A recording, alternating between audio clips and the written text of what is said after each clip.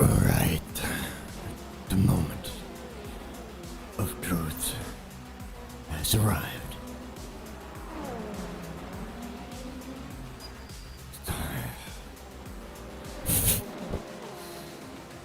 God damn, I hope this is the thing. It would be nice.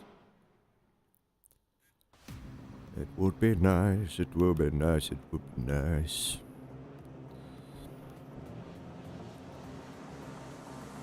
Go on. Switch desktop off. Boop. Boop.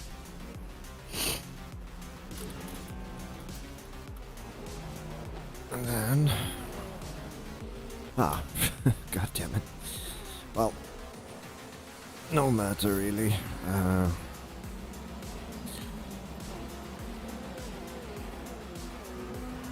It is a opener, but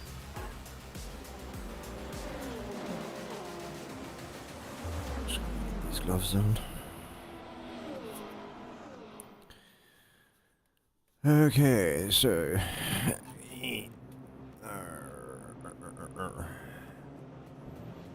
let's see. Yes, I suppose.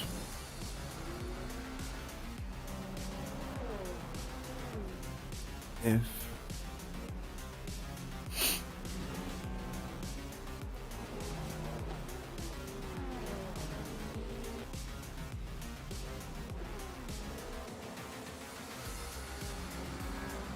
oh, why can't I see things?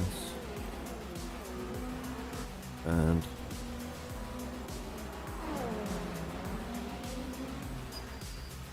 you know what? This is simple. You just hit shift there, and then you can do this. And then this. And right, let's go. There it is. Yank that there. What the shit?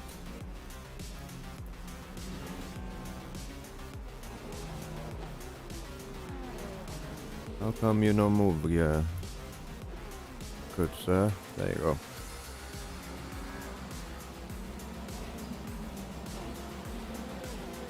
Alright, so. Oh wow. Why am I... My storage, I have 20 gigs left. That's crazy. Oh well. So Steam app data. No. Come on. Steam apps. That's what I'm for. Come on. LMU Ultimate. User data. Okay. So, just for fun, let's just yank all of it over. And have another review, shall we?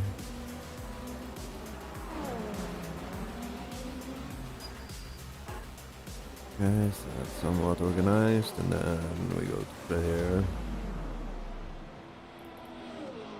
And then we have settings, current control, direct inputs. Why not include keyboard? Controller, plugin variables, nope, that is not super duper useful. Okay, so I'm gonna do that.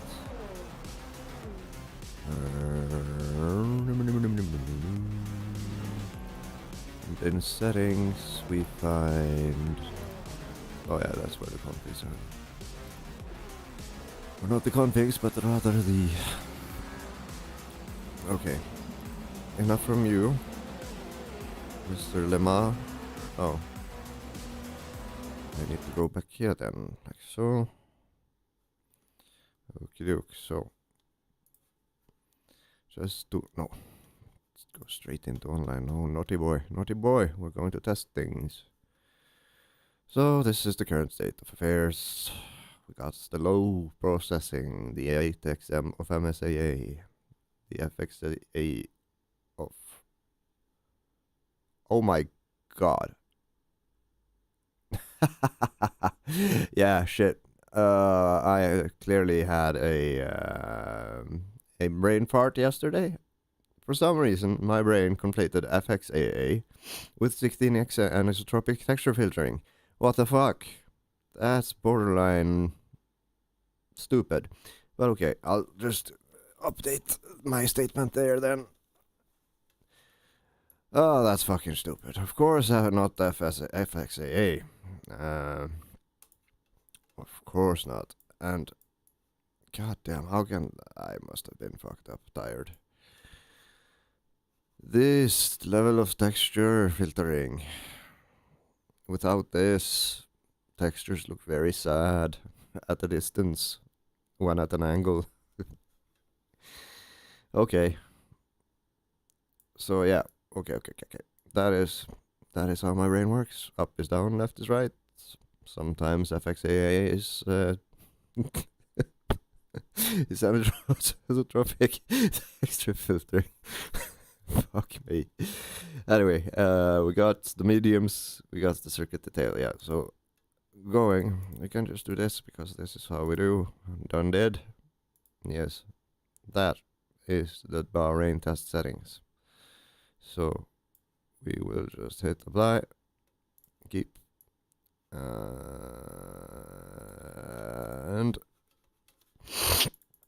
oh my god.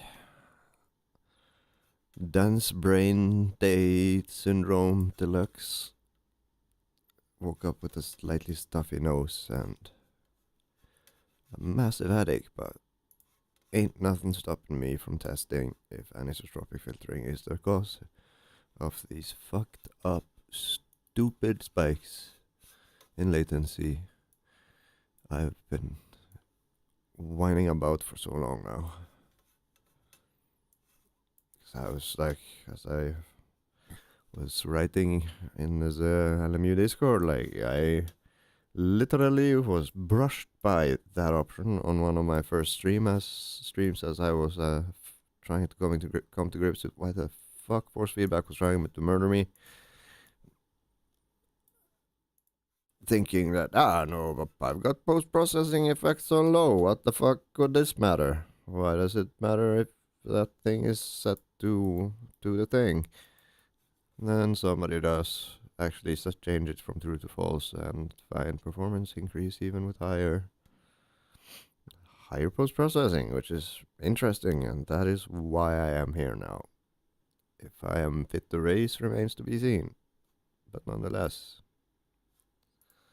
None the fucking less. No, not Sea of Thieves. Desktop. Welcome to my personal hell. And then just to verify. Come on. Just to verify that this actually works, we're gonna move you along with us over to desktop 2, and fuck yeah. Okay, so then just minimize, and yeah, then we just reload. Okay. And this might be the one of the uglier, but still the nicest GTK theme for Guinea. I cannot be arsed looking into the proverbial sun, which is about every other GTK app. No, non-GTK app, which also is a text editor on this platform.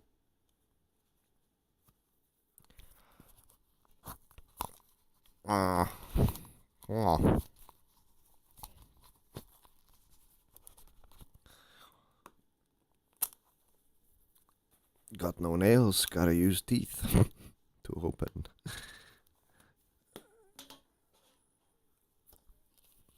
This news box, but anyway. Alright, so In particular, let's just start super duper simple. In fucking allegedly in JSON's settings, we have ambient screen space, ambient occlusion, alpha channel of screenshots. Yeah. Right. So okay. So god damn it, why do even my headset feels like it's stuck on the weird angle in today. Anyway, false bitch. Uh, uh, uh, uh.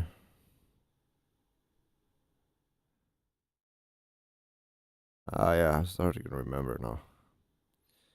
There is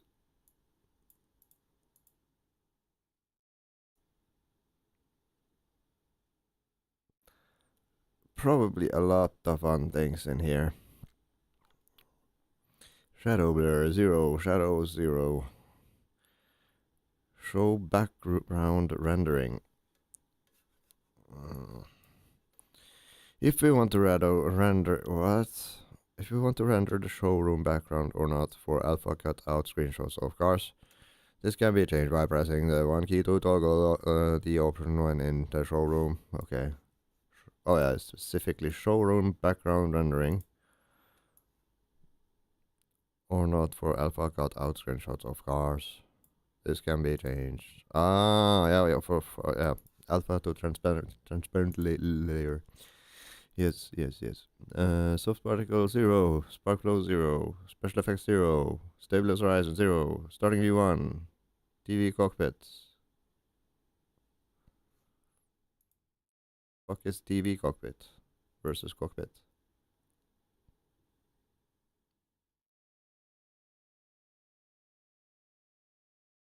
But yeah, starting view. I would guess this is like oh yeah, okay. I got you. The TV camera angle inside the cockpit. So this one is already good. I wish there were settings for this for when connect to server view. Because the fucking default hovering above thing is so loud. Oh boy, it's so fucking loud compared to everything else. But anyway, steady frame rate threshold. Allow threshold in seconds to try to catch up when falling behind using max frame rate. Use 0 for origin and behavior. Yes, I vaguely remember testing this and it sucked balls. This helps steady the frame rate, but may introduce more latency.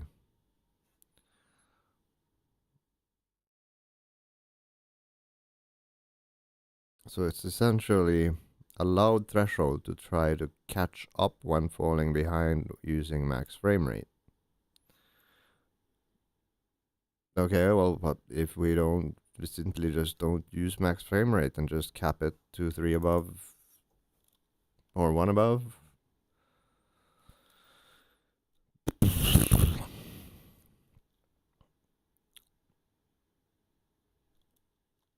So yeah, I'm just gonna do a quick little copy here of this file. So we can get back because I completely forgot to do that. So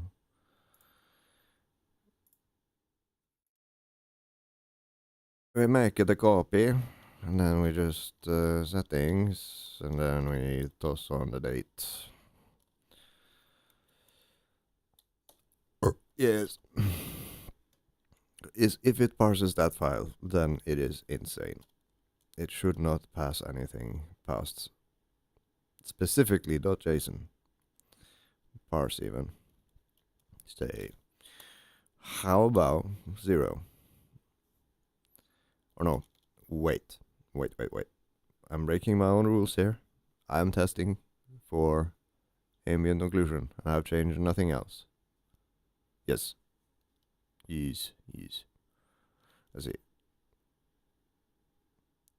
Where am I? Okay, so just Control Z everything, and Control Y.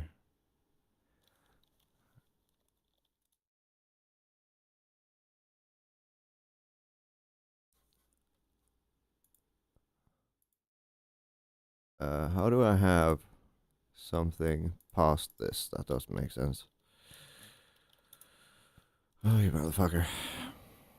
One thing that's not great about Guinea is the search, but everything else is great. False. Save. And then pop back to main thing. Start. And of course, I forget to switch it to the scene. Dear God, don't start on the wrong monitor now, please. Doesn't really matter, but whatever. Where the boss is you. Move you back to your rightful position. And then where the heck? LMU. Woo! Alright, so let the fun begin. First, just straight up. Return to our beloved Algarve. It did start on the other screen, didn't it? What the fuck? What? Nope, it didn't. There you go. I was just in VR mouse mode. Alright, so race weekend. Gonna replicate everything identically to what it was the last time. With Algarve Autodromo Internacional Portimao in the what was it? It was GTE Porsche. So now we get to experience the full joys of shaking our hands off. Hey, maybe we could tune for that as well while we're at it. Oh yeah, now we have Tiny Pedal, which shows. Speaking of, where the fuck did Tiny Pedal go? Oh, there it is. I am still using the built one. Let's see. If we go to Tiny Pedal and trailing, config, and then we can turn on. There is a value. Show force feedback. Yes, please. And then we turn off show clutch and show throttle and show brake, so we just get the force feedback line. So I'm sure it's going to be hilarious. Okay, so we are alone on a local session. We have 3.9 milliseconds while in the pit. Looking at the other way, 5 milliseconds. This is already looking promising. Unless I remember incorrectly, which is entirely possible, because I frequently do. Worryingly so, much so. Okay, so just try not to kill myself on the curbs. Jesus fucking Christ, this thing is heavy. Yeah, whatever. You got a penalty for that. Oh wait. Yeah, just being in the pit lane should give me straight up 7. I'll be surprised if we pass 6 down here now. Coming around the corner, all is good, all is good, all is good, all is good, all is good. And then, shrubbery, slight spike. And then we park it on the apex. What do you fucking know?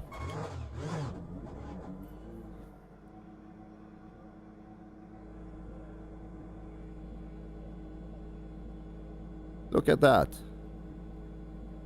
Look at fucking that. This was 7 milliseconds.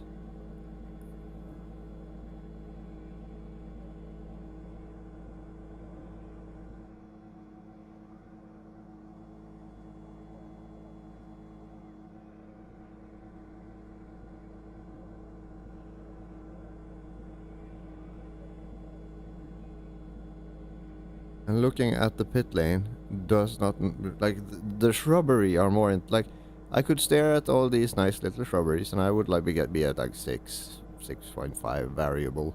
And then I'd look that way and it'd be like at least 7. So even staring in the direction of the pit lane now does not seem to phase it. Okay, so let's go up onto the straight then, where the thing is still culled, or should be culled. But like this geometry is still visible, it remains 5. Looking at the pit lane, this should be like 7. And it is 5.4. That is fun. Looking at the building here, still stays well below 6. Looking at that, it would give me like 6 point something if I remember correctly. It'll be fun to see how bad I remember. I did say I do not remember things well. So there's that, but I know that staring at the pit through the ground here was higher than 5 before. For sure higher than 5, guaranteed. And especially now when the windows start coming into actual view, nothing. It actually drops. That is hilarious.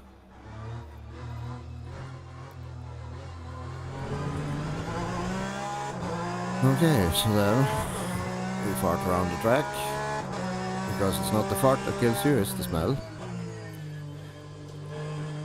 And still 4, 4, 4, 4, and then around about here we should see a spike again to 5.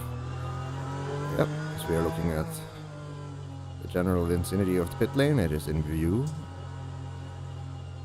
So there's still kind of like evidence supporting the theory that culling isn't quite as effective as it should be. It is perhaps an artifact of like VR, because like if you look away from something, it's like engine is like he's looking, the view is not pointing out the expensive thing, let's not draw that thing, and then and you can even see it like as you approach, even though it's not in view, the CPU is starting to prepare the geometry and the textures and all that shit. And then as you look towards it, then boop. And still, like, that spectator stand is not the cause. I will show this when we get down to the lane.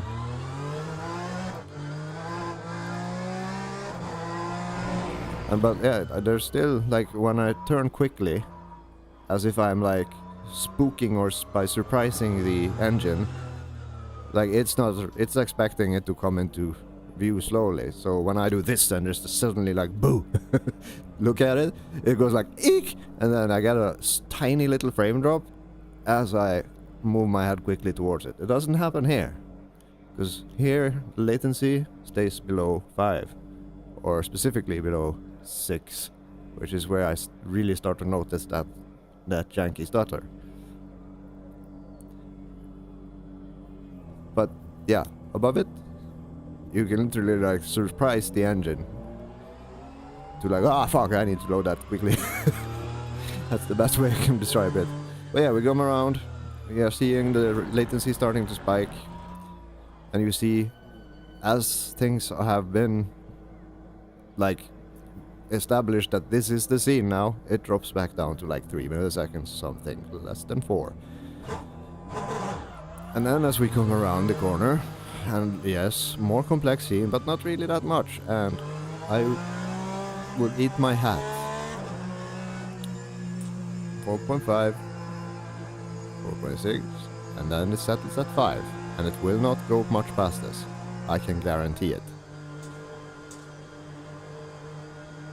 I'm looking straight ahead.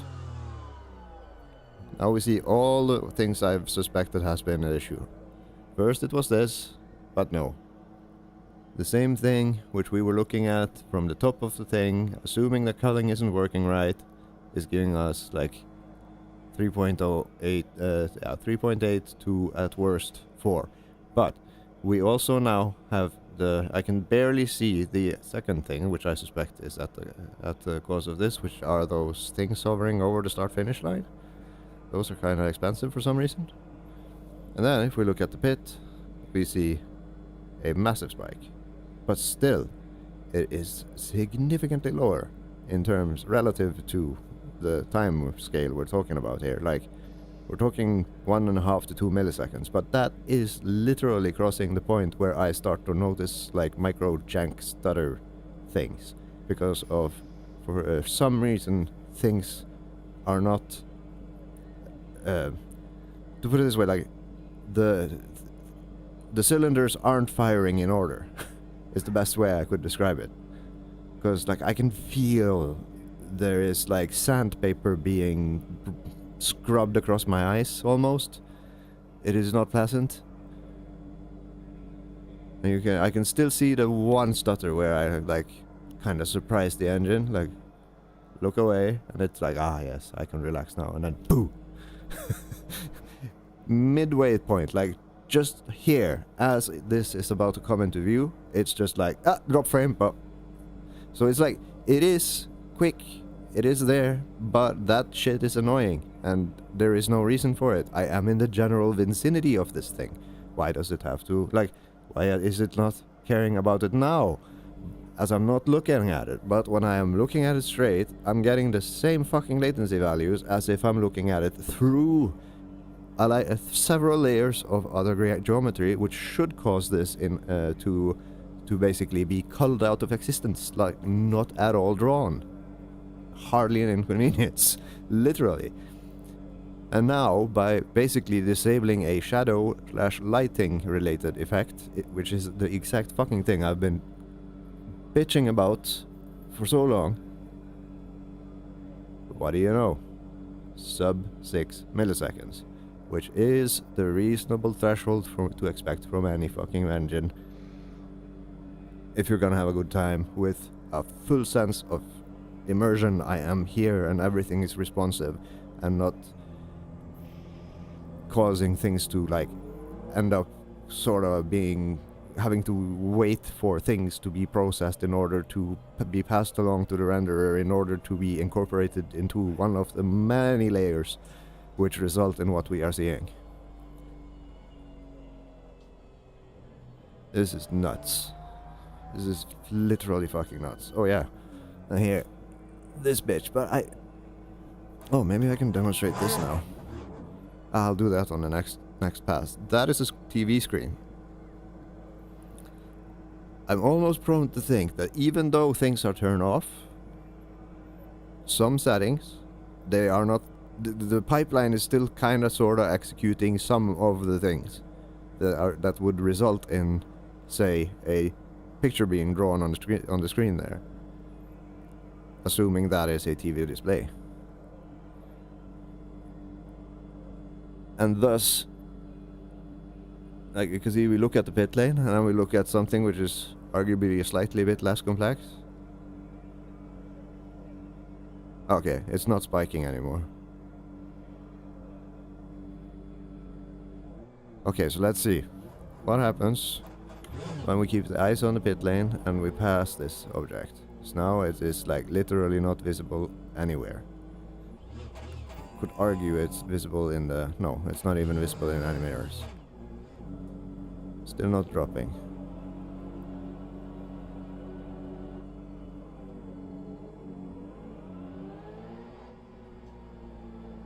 There is something here though.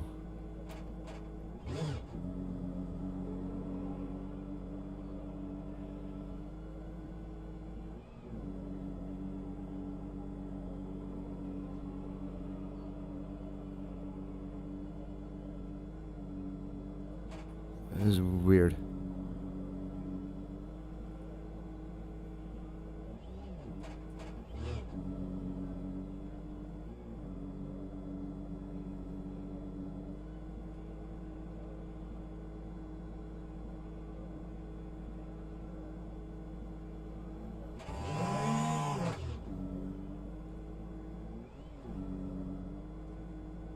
Like a millisecond. Yeah, like, why does it spike by 0.2 there? Which value. Like you can see the CPU wait time increasing.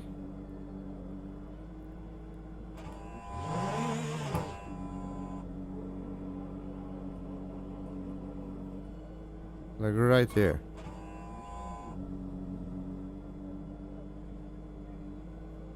Is it you? Is it that box there? Or is it that box? Or something in between them? What is that object?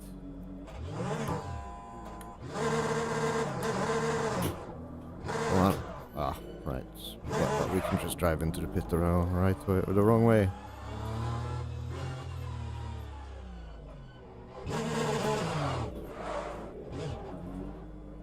Oh dear fucking god, this is so heavy compared to the hypercars at the same settings.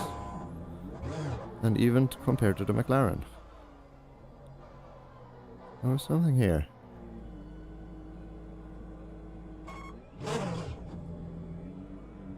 I was just below there, so it's gotta be...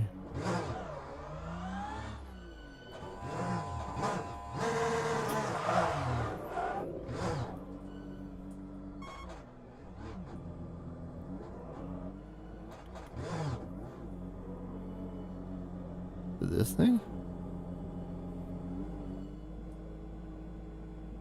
Hello, miss. You gotta be fucking kidding me.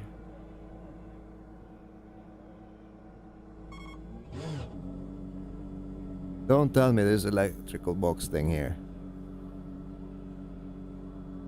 is the thing. So there's no electrical box here. This is the same model, different color. And it spends 0.2 milliseconds on less. 1 millisecond, 3 milliseconds, while bringing far more of them into view. So all of this costs up to as it loaded, that's fine.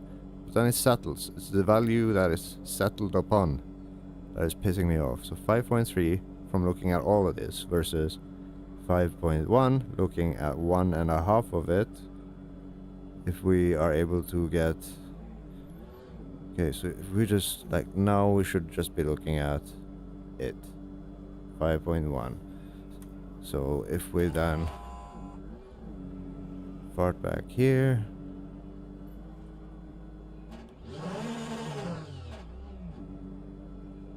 Then we look straight ahead at the box. Nope. That is peculiar. Okay, so again, yeah. Okay, so of course, there might be, because culling also in the opposite direction, and we are literally looking towards... Yeah, this is looking towards all the shrubbery. That's what this is probably. Because the shrubbery should be in that general direction. Go on.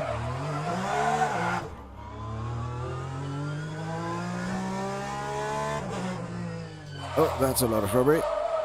But no, it's not even remotely as taxing.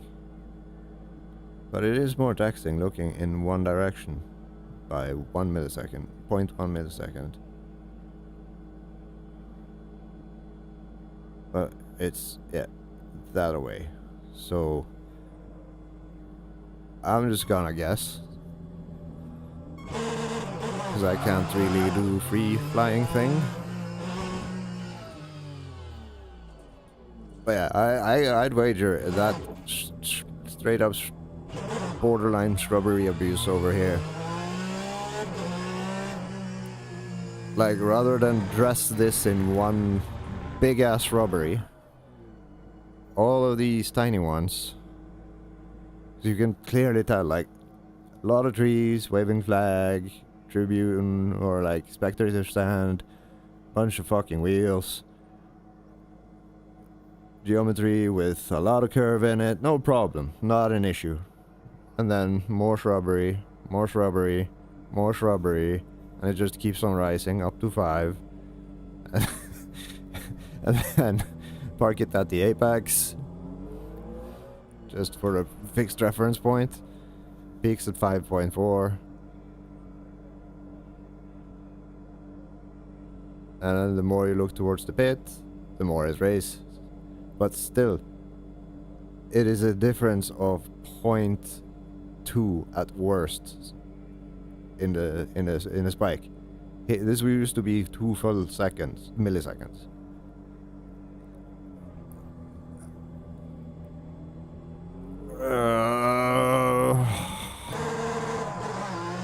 And the fun part is, I'm pretty sure that while I was looking through the settings, I verbosely said, I was looking at, oh, interesting, screen space occlusion, ambient occlusion. Nah, I'm gonna basic Andy this shit, and only do make changes through the UI. And then just like completely failing to even attempt turning it off. And then, yeah. Had I just followed my instinct rather than attempting to like, oh, I'm gonna approach this from a normal user's point of view, because I don't want to end up becoming the Quake World config guy again, where I spend more time editing text files than I do actually playing the game. Arguably, I already spent more time attempting to not adjust things via the config files, and by basically dropping resolution and testing myself to death while annoyed. It's like, it's the same values over and fucking over and fucking over. And then we drop to 3 point something as we get around the corner. And then, because like now the scene is settled, there is no, not the CPU isn't preparing anything for the renderer past what is already known, and thus it is like it's just a loop feeding the GPU, which spits out frames at 4.2, which is like a third of the time, which would secure me 90 FPS stable within a 1,000 milliseconds. So no, yeah, within 12. 11? I don't math well. Yes, I'm gonna math. Oh, let's see.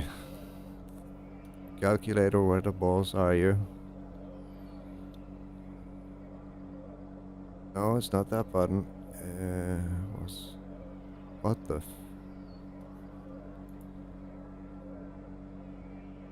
Oh, it was already on screen. It's just tiny. There you go. Alright, so essentially 1,000 divided by 90 equals 11 milliseconds. If my GPU can spit out a frame within 11 milliseconds, it should, in theory, not be perceived as stutter. Like, at all. If you're at 70... Fucking hell.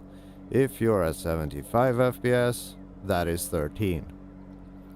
If you're at 120 Hertz or FPS, that is 8.33. And so on and so on. You get the picture. So long the GPU can spit out a frame within the time, within the display or FPS cap, within a time period of 1,000 milliseconds, there should be no perceivable stutter. But alas, here we are, in this title, where this is no longer true, where it used to be true, in the other title, which preceded this title. And is totally not the same title, because no, this isn't our Factor 2 with the update to UBIS. No, not at all. And physics. I'm not saying they haven't put work into this title, but there is so much bullshit escaping certain people's mouths, and I shall leave it at that. But anyway, we are back at the pit lane. Arguably, yes, a more complex scene. But I mean, while we are staring at the shrubbery towards the direction of the pit lane, why the fuck do we get the exact same values, more or less within a couple of milliseconds? Because we are, and the difference between these two scenes versus the shrubbery scene, and the difference in latency could be accounted by, you know, shrubbery. Speaking of. So, it's like, to me, it's like just fucking blatantly obvious what's going on here. It is literally fucking blatantly obvious. But being able to pass the shrub this at 5 milliseconds rather than 7 without anyone else on track, that is a significant improvement. Because the difference between everyone else on track is like 2, maybe 2.5 milliseconds at 20 cars visible of app CPU latency, which is literally where everything starts, and people have been arguing against me to the point of driving me almost up the walls. Oh, it shouldn't matter. Of course it matters. If the application running on the CPU, the game loop, the thing that feeds the renderer, the thing that does the physics simulation, if that thing is not able to do thing, which you can see renderer is just sat there like, I'm doing nothing, there isn't the render on the CPU running, it says render CPU, but it's really the thing that is being passed to the GPU. So essentially the process that feeds the GPU is just sat there doing nothing at 2.8, which is literally expected, because, you know, it's we're not feeding it a super complex scene. The render time is not resulting in the renderer becoming backed up and therefore the latency increasing. So everything past the app CPU value is kind of flowing as it's supposed to. However, no. When looking at shrubbery, not even in view. Pit lane over there. Pit lane is not even in view. Looking at shrubbery and whatever is beyond this point, which I assume is a fuck ton of shrubbery, so pardon my French, we have 5.1, we have 4.9, we have 4.3, and we have 5.5. So it's like, I get it. It's not maybe super duper apparent if you don't have like a lifetime worth of trying to understand game engines that are, let's say, not optimally optimized. But there are patterns, and they are clear as fucking day. I mean, come on.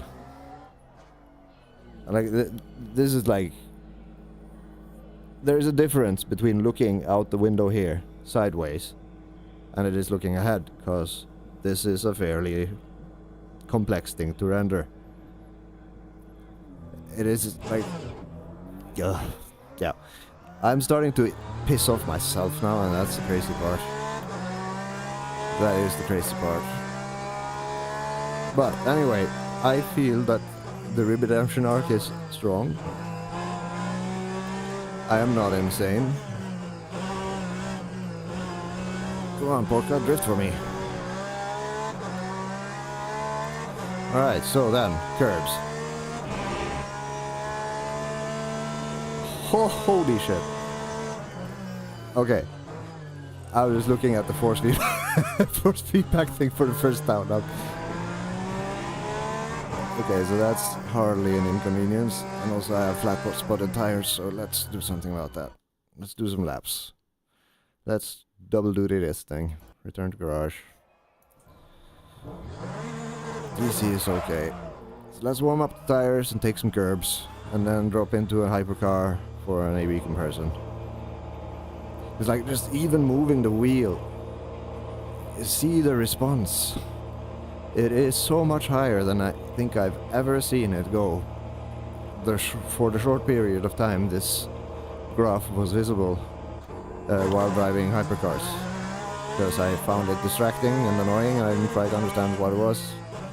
And when I found out what it was, I turned it off because I want pedals. Not force feedback.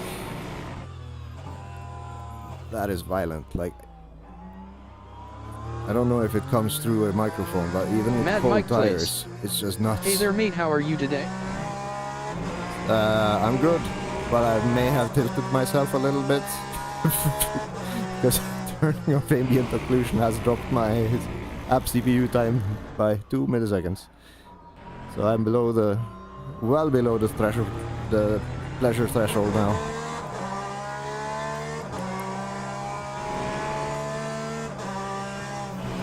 And this is even running at I'm still running low, like same settings that I tested with last Mad time. Mike plays. Did you try the JSON you found? No, I didn't find it. Like, I found it sorta.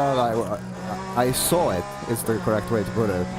I saw it when I was hunting for FFB stuff, but I was literally like, no, I'm gonna use the UI only. I'm gonna be basic candy and go for the full user experience, not change things via configs. And oh boy, do I regret it. But also, if I had, I probably wouldn't have been vocal about these things. Annoyed that I couldn't get around it without approaching the configs, and so on and so on. But so far the lore is concerned, this is Eric, or what the heck his name was.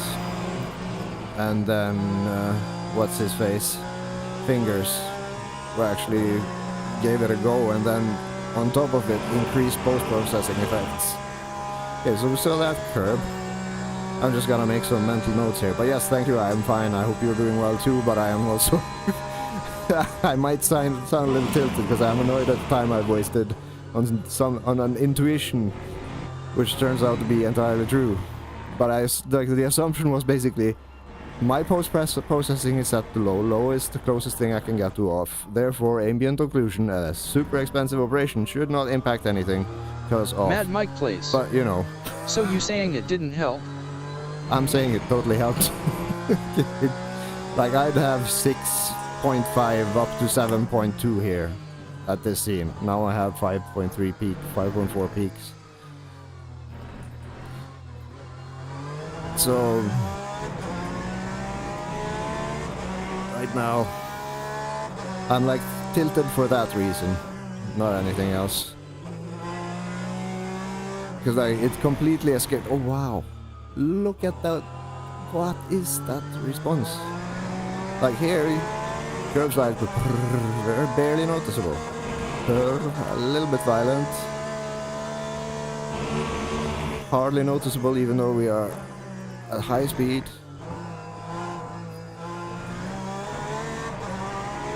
Not a problem. Not a problem. No problem even during braking. Still very violent though, compared to anything else.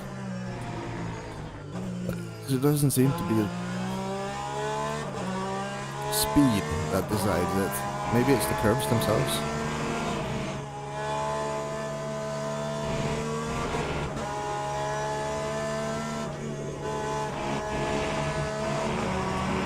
Yeah, this is super gentle. Nothing over here, but then down here, this one. Here I expect pain, but this might be where... No, it wasn't that bad, but oh yeah, that's right, I'm running high smoothing now. Oh. I'm gonna do this just to be able to turn the car. So yeah. Like, the difference isn't huge, but the difference is big enough to put me just outside of the millisecond. What the actual nutsack? Do I really need this 0? But then I'll fuck up the tires, and that's just boring.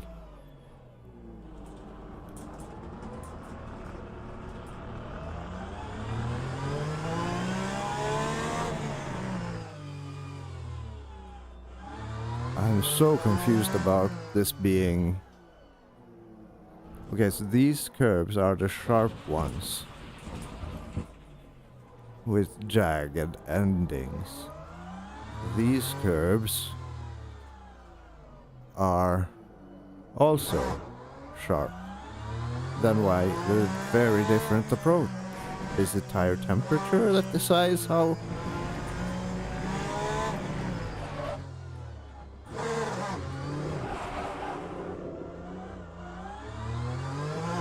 It's like, yeah, no, even they're worse at slow speed, it seems. Which kind of makes sense.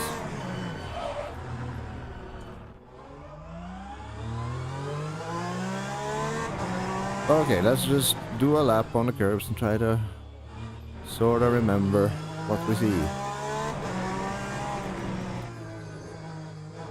And try to do curbs that are on straights only, not corners, so that it is apparent in the graphs. Ah, and then I missed this set. That is a lot of vibration. And mind you, this is with like smoothing 7.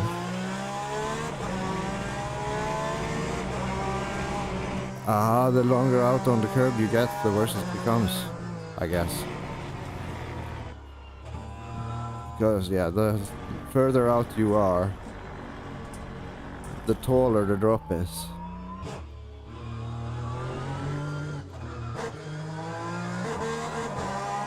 But still, it's weird, because, like, it should be... The effect we should be feeling is that... Mad Mike plays. I have it at smoothing too. Mad Mike plays. Still trying stuff. Yeah, no, in hypercars I drive 4. But it is simply the only reason I'm doing... Oh dear God, what the... This one is nuts. And the only reason I'm doing it is out of respect for my neighbors. In the hypercars, it's no longer a health concern, like, at all. It is in particular in the Porsche. Also, it is worse in the... As mentioned, it's worse in what's special about you? Oh yeah, it consists of much smaller segments. This is like tiny jagged edges.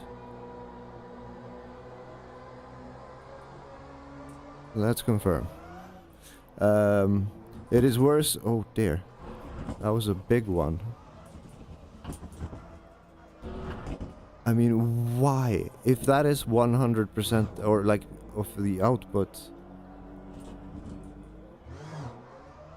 why would it ever do that? If the user is on a 23 Newton base, that is fucked up. And the thing that kind of made me angry last time, but I'll try not to get angry this time. I know better. Okay, so it is when we roll across it with the wheel turned.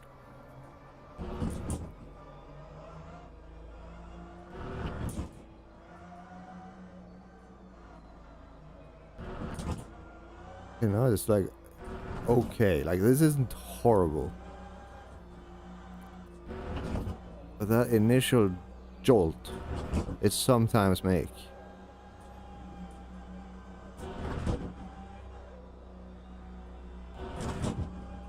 It is felt like that initial bang.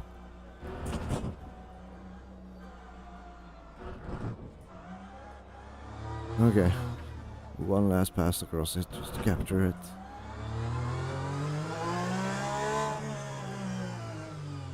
Oh, these are also... Oh, wow. Can you hear this? This is my wheelbase alone, which is not cogs. It is a electrical motor. Mad Mike plays. Wow. Like, it's super violent.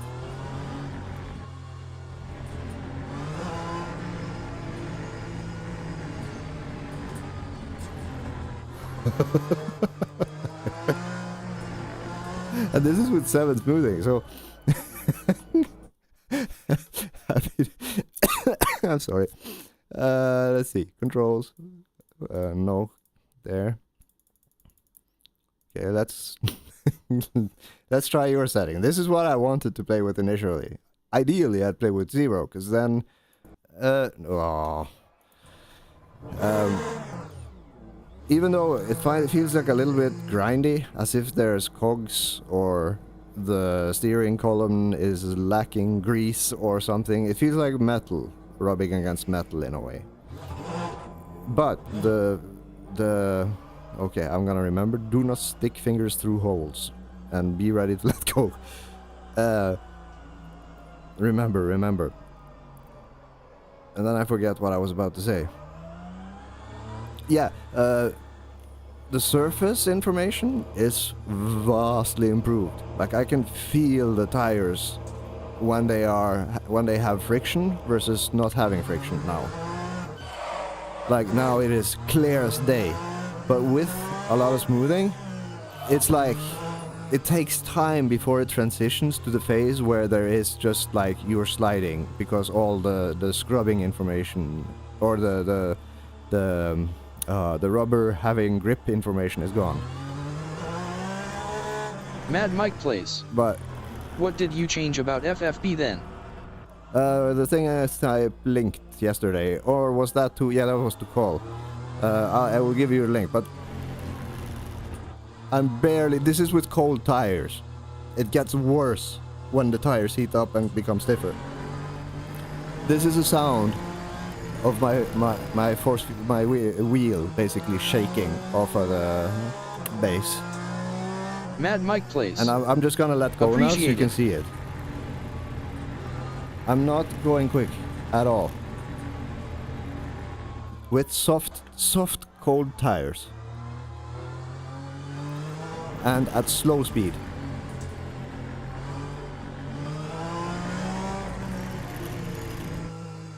It is irresponsible at a rate which is highly alarming, and I find it amazing. And this is the thing that makes me angry isn't so much the thing from a technological perspective, because that's just like somebody fucking up and can be changed in code. The thing that pisses me off is everybody that's defending this, because this is literally dangerous. It is literally fucking dangerous.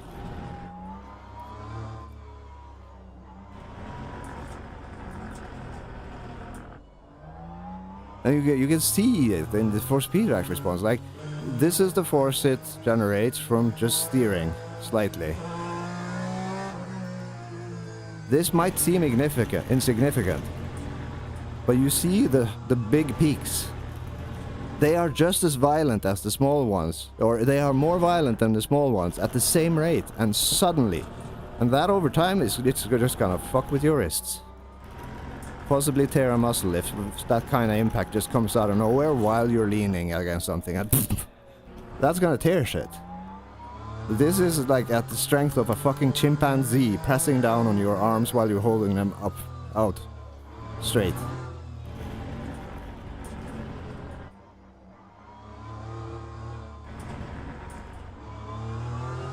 Oh, you can't please everyone. Then why try to make one default setting? Or in the form of a slider and give. It's just, it's so fucking illogical and rage-inducing. But I mean, this is again slow. So okay, I'm gonna try to remember to not stick my fingers into any holes, because right now when I'm on the surface here, this is fine. It's when it suddenly snaps at you. And there is no moderation at all, because, oh, it's the simulation that's generating the force feedback. Ooh. Look at this shit. That's at speed with moderately warm tires. And it gets worse.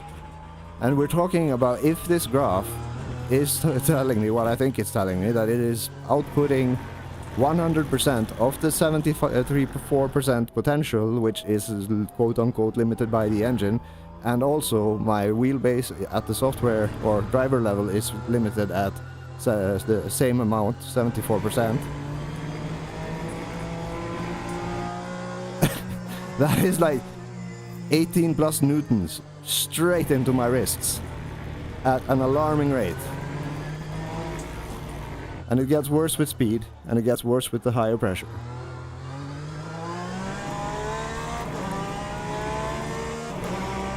And I mean, you can hear it, like, okay, like, I'm gonna try to take this one. Oh, shit. That was, I thought that was longer one. Lost track on where I were on the track.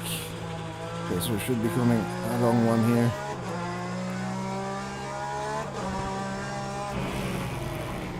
That is insane. That is fucking insane. That's what that is. Literally fucking insane. That is under braking, loading up the tires, the fronts, pushing them into the curb, and we're like at we're at like spikes which are equal to that of which the car when the car is under load during a fast corner. That just is absolutely ridiculous. There is no way that is realistic. Like, no way. Absolutely no way.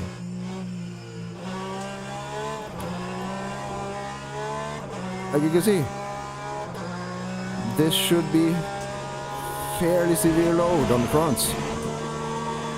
And it is barely peaking out at the same value. That was fine under full speed. Do we have tire temps? Yeah, they're cold. They're still cold as sin. Then we brake. It is literally peaking. It is literally fucking peaking. That is absolutely fucked up in so many ways. What the hell? Come on.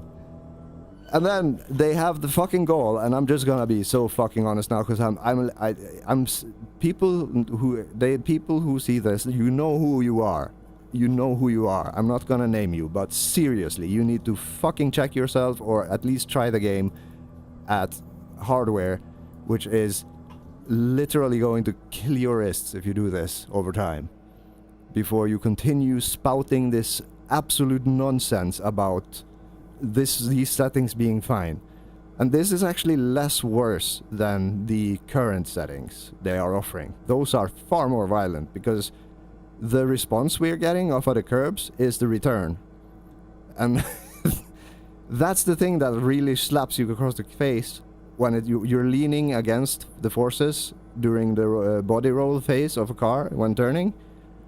When that is double the amount of the force you're leaning against, that is ridiculously much more. Anyway, like I don't get it. I get so fucking annoyed by this, and I'm not even talking to anyone. I'm talking to myself and the things I've read people say in response to people complaining about these exact same issues. That's me. I'm sorry if I sound like a dick, but that is not the intent. In any case, I wanted to show something. What was it? Mad Mike plays. LOL.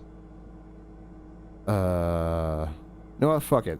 Okay, we have demonstrated the thing at the setting I want to drive at.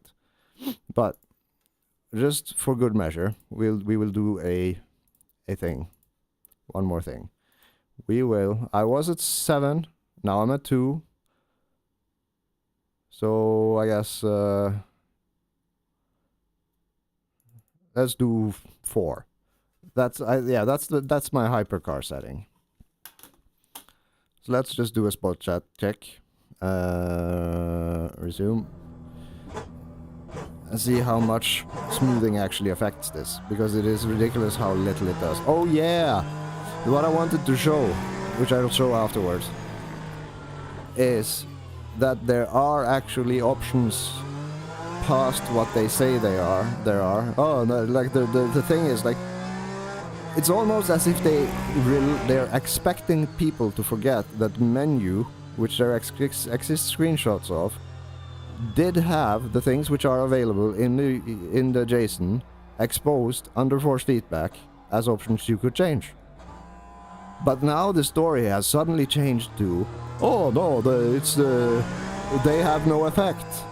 At worst, to, oh no, the force feedback is generated by the telemetry, therefore there are no options that can be changed. two statements which violently contradict each other coming out of the same person's mouth or fingers, depending on how you look at it. So it's almost as if they're relying or expecting us to just forget or not know because we don't check JSONs or configuration files. And that also pisses me off. That indicates that there's like a... I don't know. Yeah, so... This is with me smoothing 4 versus 2. And it was still violent at 7. So I'm letting go of the wheel now, just to make that clear, because like I don't want my wrists to die. And you can hear the sound. I should just mute the game, shouldn't I?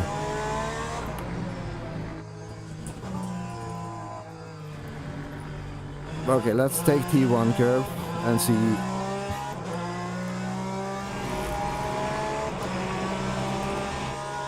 Like, not only the wrist and the neighbor thing, but what does this do to my equipment over time, I wonder.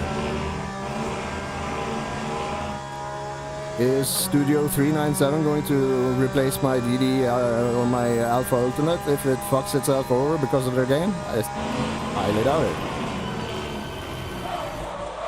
Yeah, so doubling it, we had a peak there, but I suspect that this is also tire temperature to a degree, because now they are 50 and they were 80 prior. So let's heat up the tires a bit and do it again, just for a comparison. It peaked at like 60% versus close to 100 when the tires were at 70, I believe. And let's just do all we can to bring these fuckers up.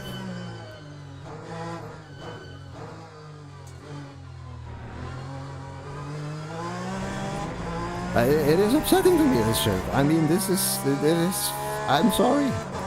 I do not mean to sound like a rampant cunt, but I just cannot help it. It is literally pissing me off. Not only is it stupid from a technical perspective, but it's intellectually dishonest.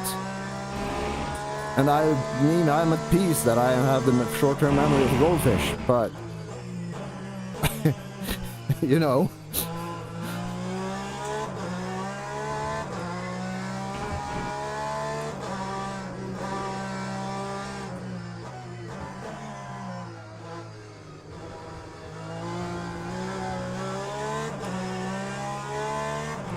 Oh, ow, ow. Ah, I was holding onto the wheel as if I was driving for real. Ah, that's literally fucking painful, that force smoothing.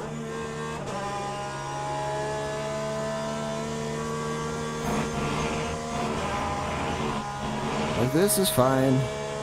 Well, then you come here and then you load up the tire, push it down into the ground by pushing the nose down under heavy braking. And I let go and it peaks. So it's masked by me resisting the force. If I had driven down there without keeping my hands on the wheel, we would still be seeing 100.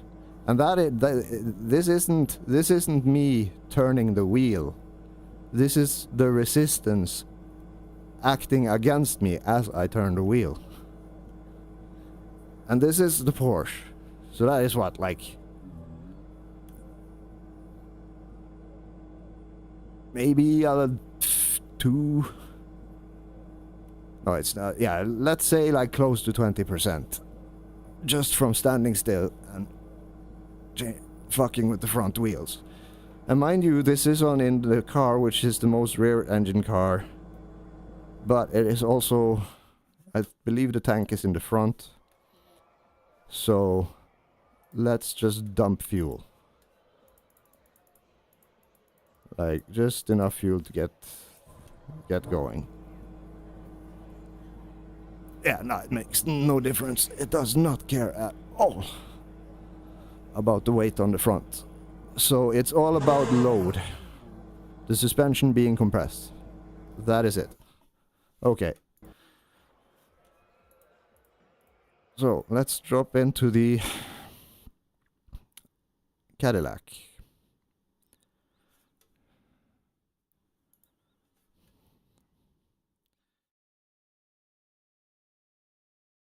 I like literally, like physically spent a little bit simply by oh, hypercar, like, well, Cadillac, like just the action of sitting there and rotating the wheel at whatever strength is generated there when running a 23 Newton base at 74. I can feel my tits. They are puffed. They are puffy. It's amazing. Okay, so established weight matters fuck all. Maybe it does in this simulation, but now. Okay, so those peaks are me hitting the soft lock. So those doesn't matter. So this is me just moving the... It's the steering wheel. Look at the difference. What the fuck? And of course this compounds in regards to curbs. Oh, whoops. So now with the same smoothing, I can barely feel the curbs. They're non-existent. Granted, this is with cold tires. But even so, the difference between this... Let's see, I'm gonna mute the game, just so you can hear the bass, the wheelbase itself. So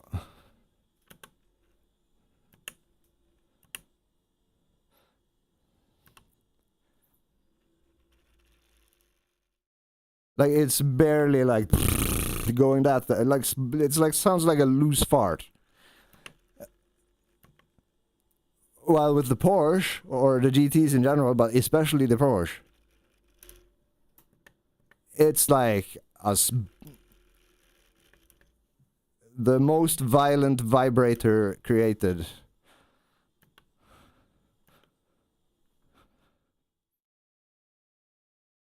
Nothing. Like you feel it a little bit more on the braking. And also I keep forgetting to let go of the wheel, but we'll do that test here. Ah, no, I pulls it off as I'm under braking. Yeah, no, it's insignificant. It is non-existent in comparison to the GTs. I'm still holding the wheel, but...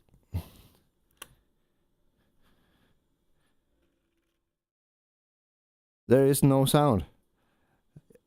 Like you can see it happening, but there is no sound. Like you can see even like this, the softness in how the wheel moves, completely different. Okay, so that was with me not. Ow! Fuck! There's that snap though. I just by accident stuck my finger. I didn't even think I was close to the wheel, but my finger was basically there, pointing upwards just a little bit. And then it snapped back at me at that peak there, and it hit my finger. I'm glad it was not in the Porsche, because then it would be fucking broken. God damn. Seriously, fuck these people that are acting apologistic about this and going, oh no, we can't please everyone. Seriously, from the bottom of my heart, fuck all of you. There is just no justifying this. There is none. And I'm like, oh, I'm gonna go into this thing and be like a super positive guy and give constructive feedback, but no, fuck you. Literally fuck you. Yeah, that's how strongly I feel about it. But anyway, this was the Cadillac. So now, just to demonstrate, and it's like, oh, it could be that the suspension is being modeled differently and so on and so on, but okay. Then how come across every car in the GT they feel more or less identical, and the Porsche feel very much not like it at all? That's the thing that's fucking with me. And the increasing what's the word? the increasing rate, the non-linear rate, or no, not even that. That doesn't make sense. Why does GTs feel so much goddamn heavier than a LMP2 versus a hypercar? And then I'm like, okay, what do these things weigh? Let's see. Let us see. Hypercar. Weight. The cars would have a weight of 980 kilograms. It says here the 2121. Okay, so let's say it's a ton. Weight Porsche 992 GT3.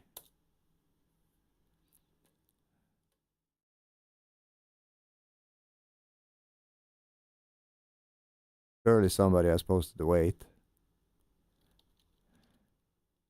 Car curb weight 1,526 kilograms. Dry weight 1,410 kilograms. So it is heavier. Okay, fine. That could explain the more violent response, as there is more weight being, you know, distributed during the whole stopping process. So okay. But McLaren 720S Evo weight.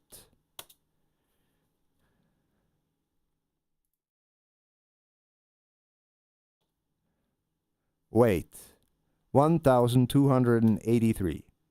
So not even 200 kilo difference. Okay, weight Ford Mustang GT3. Weight 1,289 kilograms. Okay, weight whatever have I driven? I did have a go in what's the fucking thing called? Oh yes, the Corvette. GT3.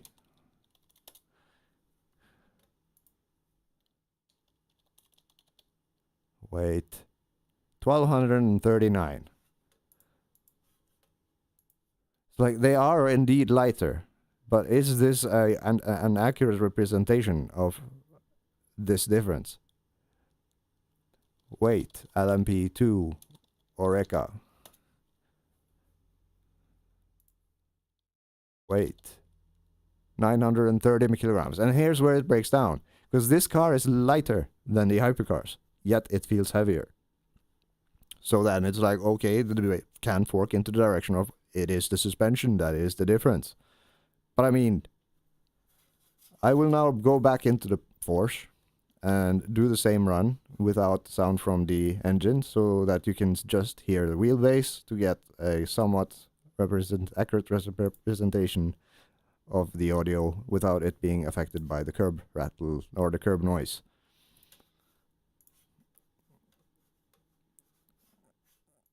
GTE and Porsche and continue and start. Oh, I can't believe it's so fascinating that I managed to tilt myself thinking about a thing I am aware of and have come to terms with. But it is like it's not the technical aspect, it's the dishonesty by those who tried to brush this shit under the rug. I think that is what's really getting to me. Because I feel like I'm being lied to. And again, note the stark difference in standing still, just moving the wheel. And this is like, and it didn't matter if the tank was full or dry. Mind you, it does not matter that all the weight of this car is further back than most other cars. It is a mid-rear engine vehicle versus a mid-engine as the McLaren and a front engine as the Ford, and so on and so on and so on. Yet this car feels heavier than all others. It is absolutely, it blows the mind. If anything, the Porsche is known for being light on the front. and the pendulum effect.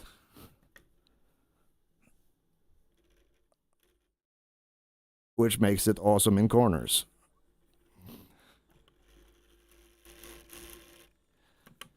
So this is cold tires. That is under braking, and I was even touching the wheel slightly, just holding it there to make it go straight. That is ridiculous. There is no other way of putting it. It is absolutely fucking ridiculous. And then they say that a thing that is a simulation, a thing that is programmed, oh no, there's no way of fixing this. It is just because the simulation is the way the simulation is. It is such horseshit.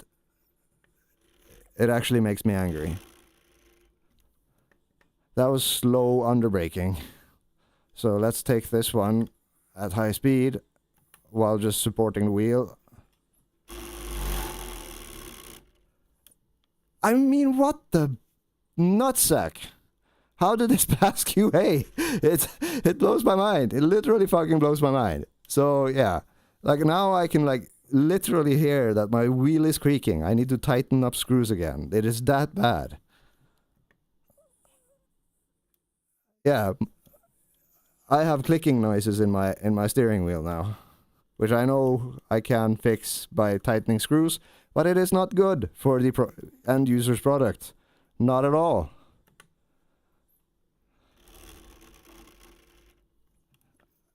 You can hear that noise, right? It's coming through. I keep forgetting to check. Let's see. Let's see. I could verify this by myself, but you know, when Mad things Mike are plays. obscured. That's very bad. Yeah. It's not reaching the point of triggering my compressor, but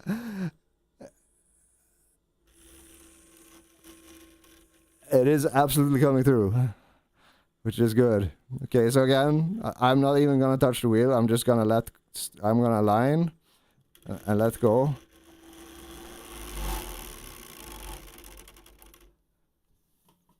I mean, fuck off. I can't. I just can't even. I cannot.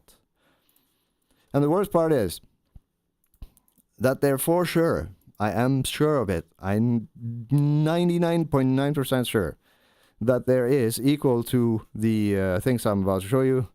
There does exist a let's say scaling value for this type of effect. There has to be. There's gotta be. I had a reason for it. But yeah, it'll come back to me as I speak. The reason I say this is because of the unequal response, or the non-linear response, like a lighter car being heavier than or feeling heavier than the literally lighter car. No, yes. The lightest car feeling heavier than the slightly heavier car is what I meant to say, which is essentially the LMP2 versus the hypercars. And then you have like the LMP2 being the middle thing, and then you have GT3s as a class above these two, and then Porsche above them again. So at some point, there is something programmatically deciding what the value, which then results in the response. It must exist. It is just not exposed to us, at worst, or at best, I mean. But, anywho, I'm not driving GTs, so this is fine. This is a good value for me. GT in this game is literally dead to me. I am not interested at all. And again, yes, this is not uniform. This is not uniform. This is not uniform or related to the curb rattle. I can run this at 0 and it is exactly the same. This is a 0 value. So I can't do anything past that point. But if we return to the desktop and then switch over to this thing. Okay, so let's see, reload. Screen space occlusion is still off. And then, let's see, where is it? Yes, here we go. So let's just reload. So we should be here. No, it's not here, is it? It's a controller thing. There we go. So here we have non-relevant device. This would be pedals, and there's my wheelbase. So here, this is basically what I've changed. The jolt magnitude, and jolt, you know what a jolt is. Or no, have I changed the jolt? Or was that something I was meant to do?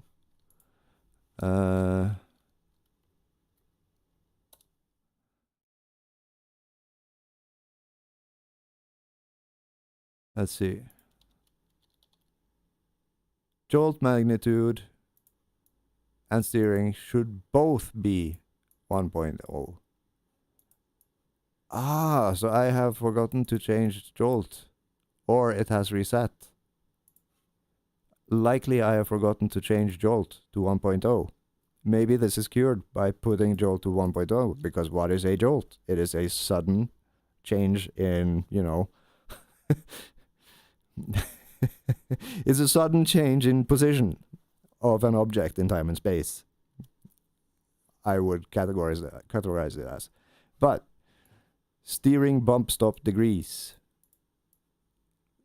Just reducing this from 40 to 30 actually had a very tiny difference in regards to how it responds to curbs. So even though I'm still running this, it's like I just haven't been arsed to increase it again. Because in hypercars, this would I'd probably be much better suited at 40. Because then you would feel the curves more. Because right now I'm driving hypercars and LMPs where the force feedback is like, it is nuanced, but the curbs doesn't wake the dead. But arguably I could have a little bit more curb rattle without it becoming problematic. But this value is basically what Mr. Ken recommends to set as 31. But I mean, it's off by 1. This is the minimum value. So potato, I guess, in the big grand scheme of things, considering I haven't tried going past 40 because that seems counterproductive.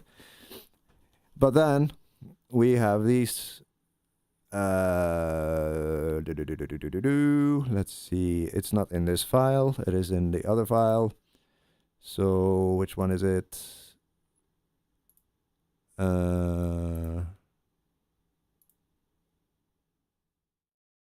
Where the heck did it go? Config, current controls. Ah, yes. Yes, here we go. Here we go. So here we have it only writes to this file when you close the game. But we recognize this. This is why I set it to before, prior to dropping it to 2. It's the force feedback smoothing. So it is a torque filter. However, I don't believe it's being uniformly applied to all quote-unquote effects, which are being generated by quote-unquote telemetry. And then we have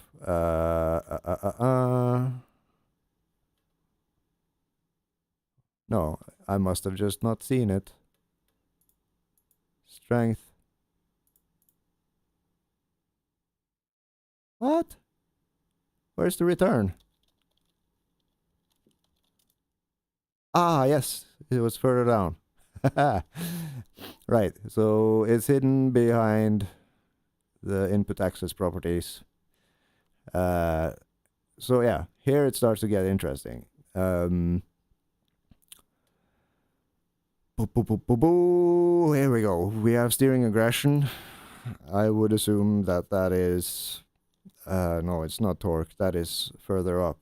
Or was it? Anyway. Might be worth checking out this one. But here we have steering rate factor 1.0. And the default...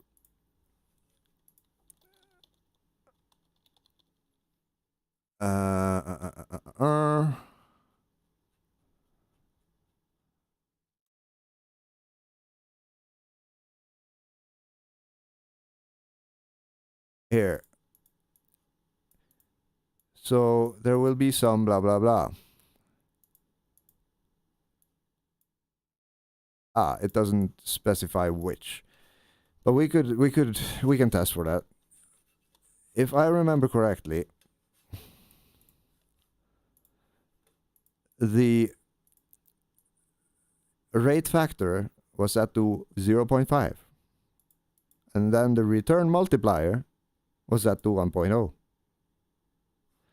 So the steering return rate multiplier is twice the value of the steering rate. So when you're steering and a factor, a given amount of force is acting against your force applied, the higher the rate at which the return is will be multiplied by a value which is twice that of the thing which it is currently based upon. Which to me is just mind-blowingly fucking stupid.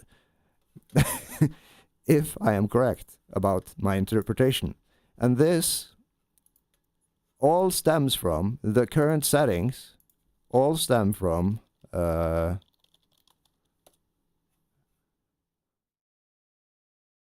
let's see,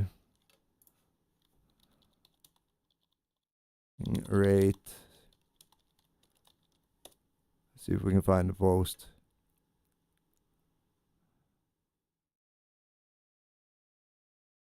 I think it's this one. Here we go.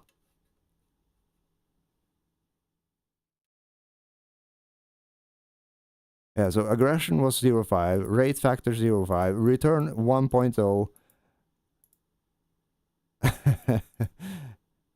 Yeah.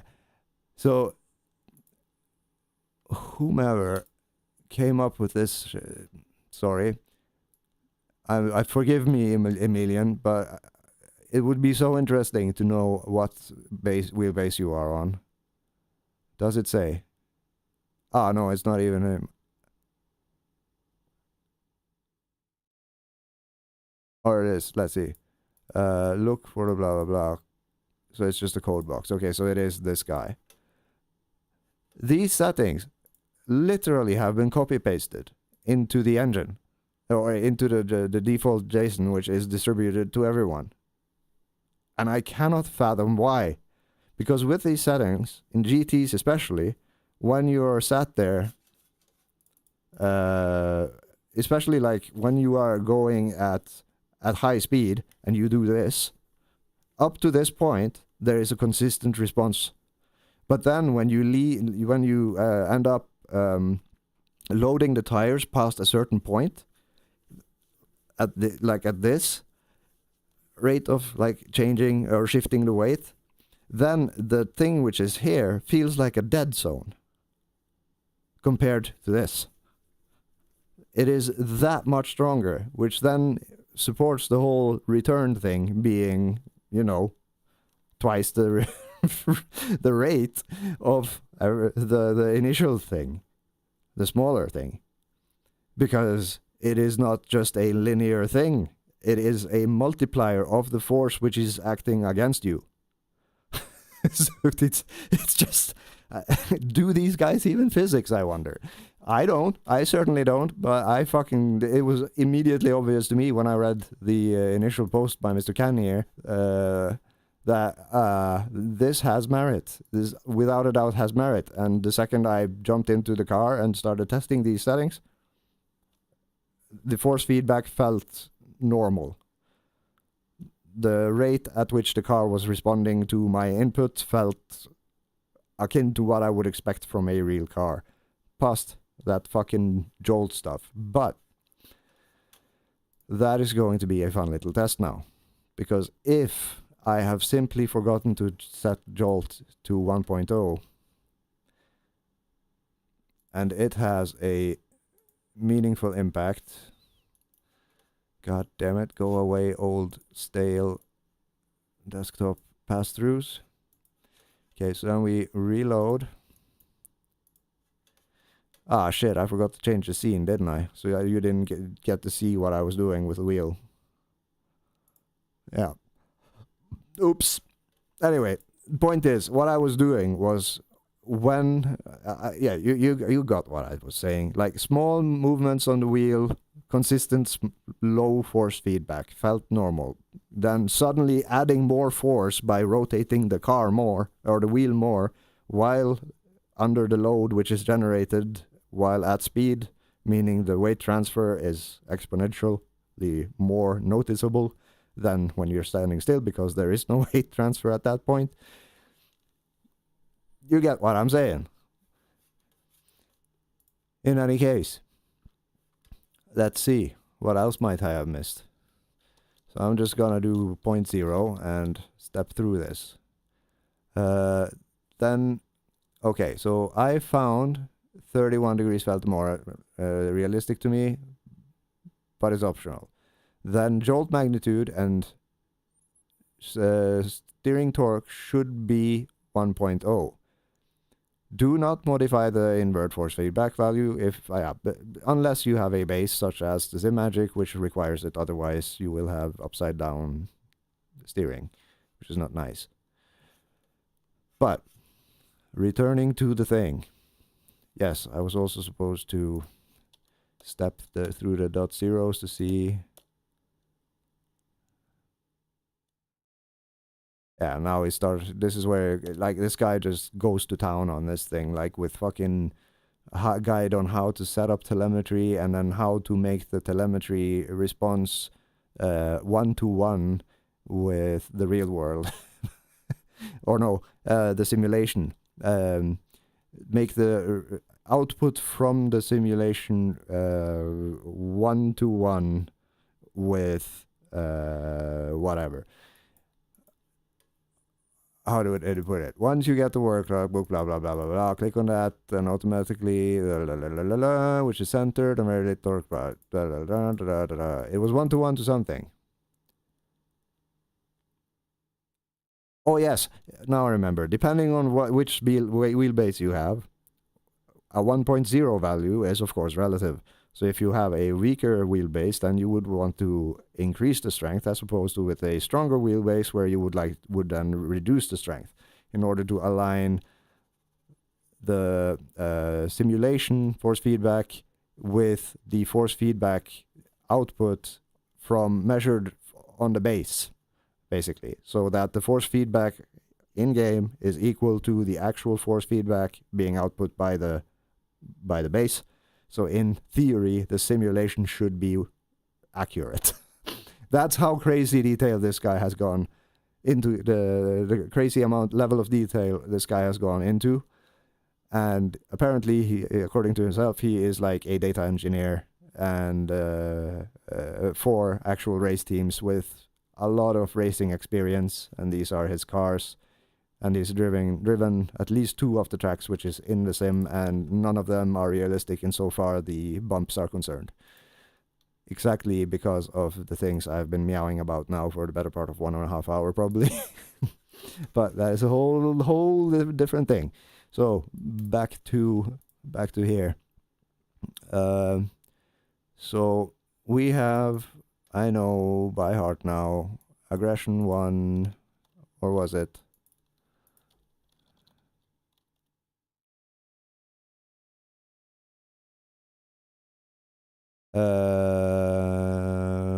The settings you'll be adjusting from our steering, adjust and down to la la la.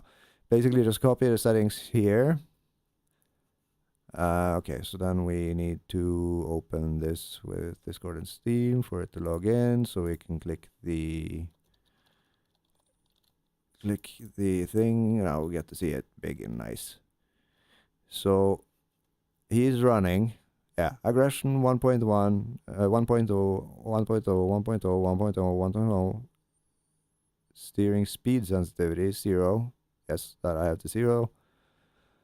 And la la la. And then also up here, he's doing the 31 thing, and he's doing 0 and 1 and false and jolt 1. So the only thing that differ is me running true and 2.0. So let's see. Let us fucking see. Why the ball sacks did these things? Oh yeah, of course. Yes, of course. These are current controls, and these are device inputs. So these are the ones I need to change. What the fuck is this? This is there's VJoy, there's the pedals, and here. This bitch is what I need to change. So we have indeed closed the game. So we then do 1.0, and we keep the thing at 30 just for consistency's sake. And then we verify that the options are saying as well. Sensitivity type 1, 1, 1, 1, 1, 1, 0, 900. Throttle sensitivity, that is hardly related. Okay, so then we save. Just double check.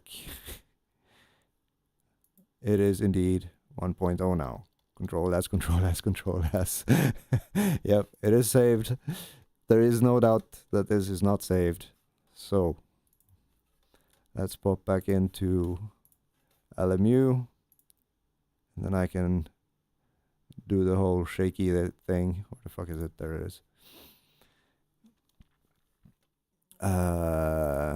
To demonstrate what I was talking about while I was still showing the desktop. Expecting it to be showing the not desktop.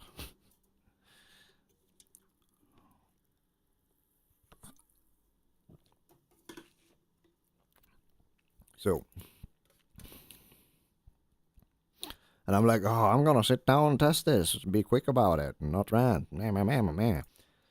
And I, all in the spirit of not generating a lot of work for myself, or having to download like a 14 gigabytes large file in order to cut it. And considering the amount of ranting I do, that is not an insignificant amount of work. But nonetheless, here we go. Porsche with Jolt 1.0. Is this the cure? Is this yet another argument in the pile against the one-size-fits-all type sliders, reducing the UI, the things we can configure in the UI to, I guess, account for the lowest common denominator so far intellect are concerned, while most people who play these games are used to having all of it exposed. And those who do not care for them do not seek them. For the sole reason that those who do seek them have opinions and needs that are unmet by the insane defaults, for lack of a better term. So I've changed nothing. Still on 4, still on 74. Collision, oh, so collision strength is jolt. But then at 100, I feel nothing when cars bump into me. Like literally nothing. But I also, and I hope I'm not wrong now. God damn, it's still heavy. I'm pretty sure that this will have 0 impact on the curb. 0, none, zilch. So that is what I remember. I'll be happy if wrong. I will trade. If I will ever drive GTs, then I will trade in the collision strength for the sensation of being tapped. Nope, none at all. None whatsoever. So collision strength is basically just when their butt or something is shifting your position longitudinally, you kind of sort of feel something in the wheel, but not really at 100. At 200, yeah, you kind of know it, but not really. I've been given so many like, oh, collisions with driver, blah blah blah, and I've felt zero fucking things, even though he's apparently on the replay slapped into me on the side at an angle, and I felt nothing. This is I'm gonna try not to touch the wheel. It is insane. Like, it feels like I can feel it in my butt, and I know that this sounds like me going to town on concrete with like a jackhammer or something.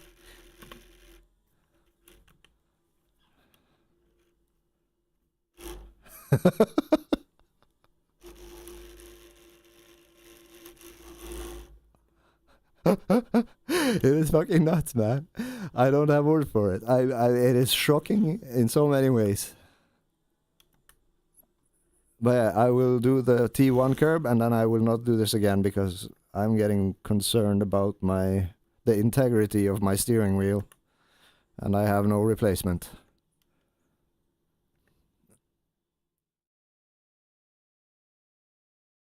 But you can see, like, fully loading up the car, it's like 50%, not even, on the front.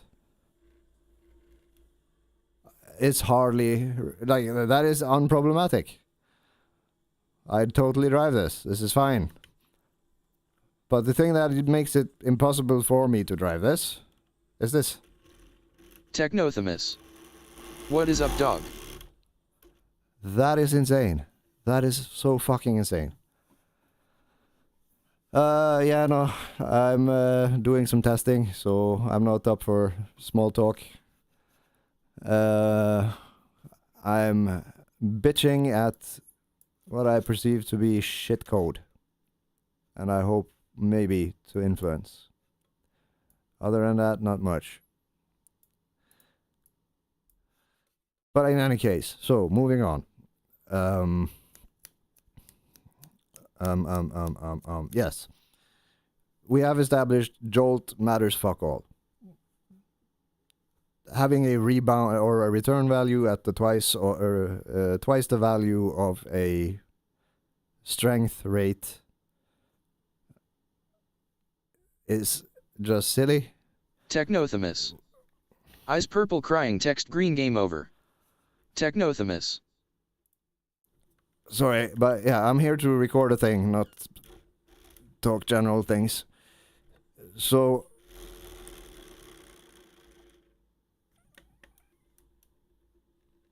we have established all these things.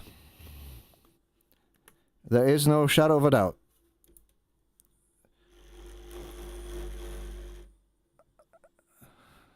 We have 5.4 milliseconds here now as opposed to the old 6.5 to 7.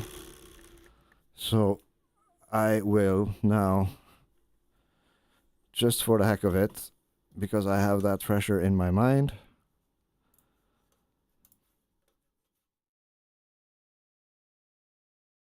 jump into hopefully what is still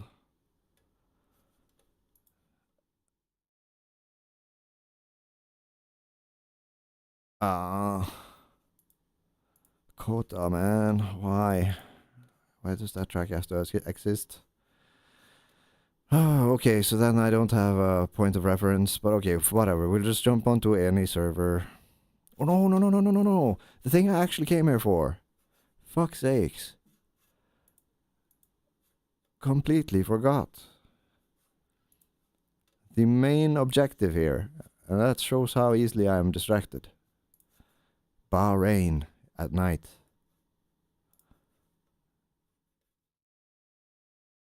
Let's see. Event settings. Advanced.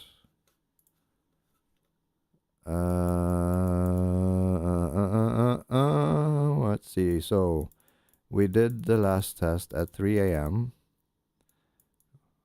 And just to save ourselves from some pain, saturated, and then everything else was default. So, God damn it. I was in the Porsche, wasn't I? Yes, I think I was in the Porsche. Doesn't matter. Oh yes, it totally does matter, because I don't want to destroy my wheel. So, we'll pick a thing which we know we have been in before. I might even have been in this car, because this was what I was driving on Bahrain and Day. Probably. Let's go with it. Verify, 3 a.m. Everything else okay. God damn it. So it does remember and continue.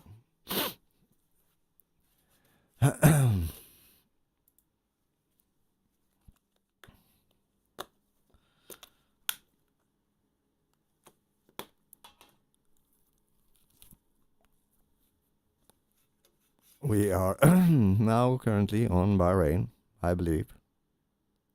We are not. We are not Garfe. Oh my god, Geir, you fucking bin. Let's see. Season 2023. And I guess it's this. Just select all the things like we did the last time and do. And I guess now it's gonna reset to 10 a.m., right? Because it doesn't save in between sessions.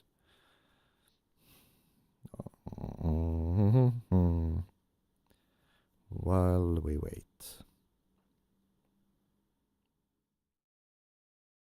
Yep. So then we got the exit. Race weekend 2023. Continue. Continue. Advanced. 3 a.m. Car. Continue. Start race. Oh, so you can go to event settings and then start race. Okay. The menu is nice to look at, but it feels like it gets less and less intuitive the more you use it. At least I get more and more confused as time passes, but that is on me, I guess. Okay, so we are at night.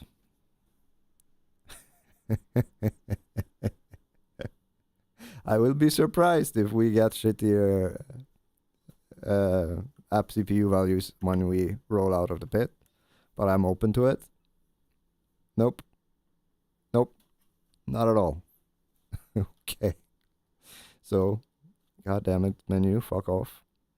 So, if we then, just not to sully the results, if I turn off preview, and then I move this shit out of the way so I can just look at things as they are. Come on. Mouse, stop being a dick. What the fuck? Why does it just... Oh, okay, so it was still in VR mode.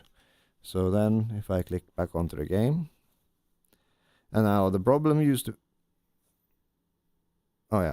The problem used to be looking at the floodlights, which are currently in view, and on my last VOD, I would be having like 10 milliseconds app CPU latency here, just sitting here. Doing that would cause it to spike to 13 minimum, which is like I'm already below a frame per draw of my display panels. And just staring at it, the value would go higher. And then, the more of these things, and regardless of me having the mirror, which I cannot disable in in VR when on local sessions, but I can during multiplayer sessions online, which is another thing. But no matter how many of these fucking floodlights were in view, it would not resolve the latency issue in the form of less, meaning lower latency. Now we are nearly at the end of the pit lane. Galgar at night is just perfectly fine. What the fuck? And they even have a little bit of the glow. Like it has like the transparent texture thing going for it, but it doesn't do the light simulation operation stuff. Because the other thing that was fun about the lights, in particular when looking in this direction for some reason, let me just move the window out of the way. In particular, the lights over there, for some reason, but not necessarily compounding in a lot more latency. Even when standing still and like looking towards them and then looking away, you can see that there's like a gradient there that's strong around the light source, and then it fades out. When I would look away from the light source, it would almost look like a wave of, like a ocean wave, like pulsing, well after I had stopped my head for like up to 3 seconds before it settled. If I kept my head still, it wouldn't return. But if I did this and then this, then the waves would return. And those are not at all present now. Neither are the flicker, which alternate between the left and the right eye, which were really uncomfortable to look at. Those are gone. And if we then go and come on, I guess we have to clutch at slow speed and turn the bitch around. Come on, no. Oof. If we then go, I guess, bonk, and look at this thing, let's see if there are still... Nope. Yeah, no, they're still there. Yeah, that's deeply concerning and unpleasant. It hurts just looking at it. The flicker effect from the reflection of... Yeah, there it is. Because I'm looking at it from 2 different angles, now when looking at it with the right eye, what you're seeing, it's flashing. But looking at it with the left eye, it is not. If I move though, it'll start flashing. But at the same time, like when I look at it like this, then I have 2 shimmers that are flickering on and off. There is no logical reason why it should be doing this. Zero, none whatsoever, fucking ever.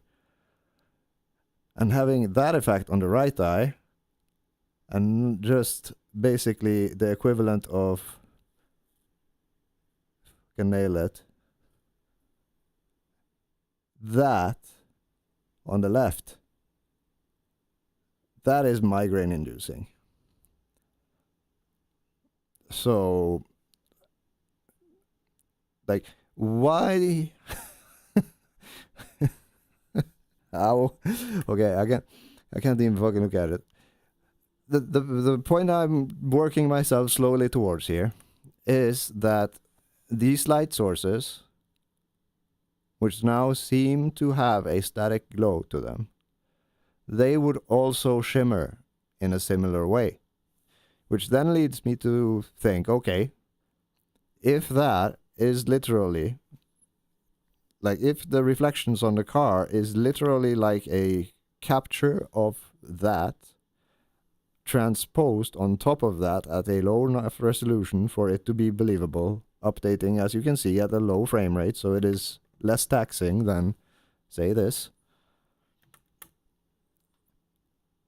Why does this include the shimmer, even though ambient occlusion is off? And it has literally removed the same type of blinking effect, which is different on each eye, because you, like, each render, you're only seeing what I'm seeing on my right eye now. So the flickers on the left and the right eye are not in sync, which is, from the brain's perspective, like, oh, something's wrong here. Seek medical attention. Feel unwell.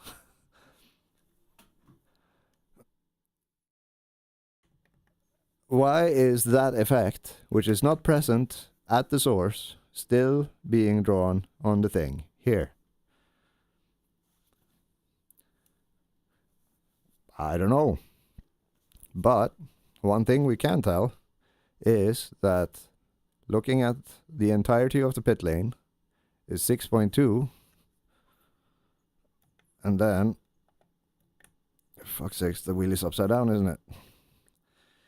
If we then introduce the complexity of a car, we spike up to 6.7. So basically that thing, and I would almost bet money on, if there were not being the shimmers, it would be a far less taxing operation and be more akin to this. So this is like why I keep saying or writing on the Discord that I don't think the options are being uniformly applied so far effects are concerned. Like, even like these light sources here, just looking, it didn't even have to be the floodlights. You could just like stare at these light sources.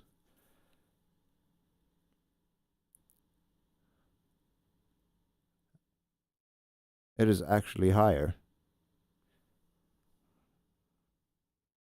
Looking at one compared to the far more complex scene with all the light sources. That breaks my brain a little. Is it you? And why would there be a difference past... Ah, okay. Yeah, it's probably... Yeah, this whole... I'm preparing to look at a thing that is more taxing. But at the same time, if we just look at two of these at the end here... Yeah, they are about a millisecond more. 3 milliseconds to... No, 5 milliseconds more. I mean, there are more lights, theoretically. That should maybe be reduced to a single thing. Maybe. Maybe that would be good practice. I don't know. Okay, so at least then we can say that the reflections are kinda... They're not the source of this, as I speculated. But, I mean... Okay, one thing we haven't tested for. Like, this was the place where everything just broke down, though. However...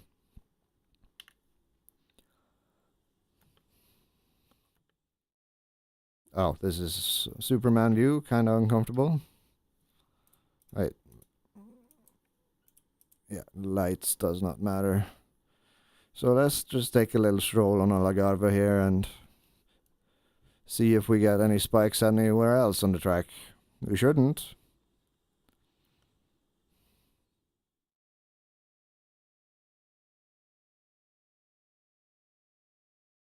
But the second we come around and see the pit lane,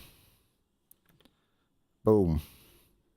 We are in like borderline outside of pleasure. My pleasure threshold, as Jakar puts it. But still, 7 milliseconds. That is just at the edge of what I consider acceptable. And with 20 cars on track, if averages are a thing, I should be looking at like 8.5 to 9 milliseconds peaks. And at worst, maybe 10 when at the starting line. Which is also interesting because, like, the second you pass the starting line, the race actually starts. When we go out of formation, boom, latency drops significantly. Nothing has changed past we are in race, which then makes me kind of suspect the whole you need to stay within this box animation thing, which is overlaid and, for fuck's sakes, written in goddamn Java. It's just fucking mind-blowing to me, but whatever. Java is an efficient language nowadays. If you only knew what I knew. Oh, boy. Yeah, I'm not gonna say that. But yeah, let's say. You'd be surprised.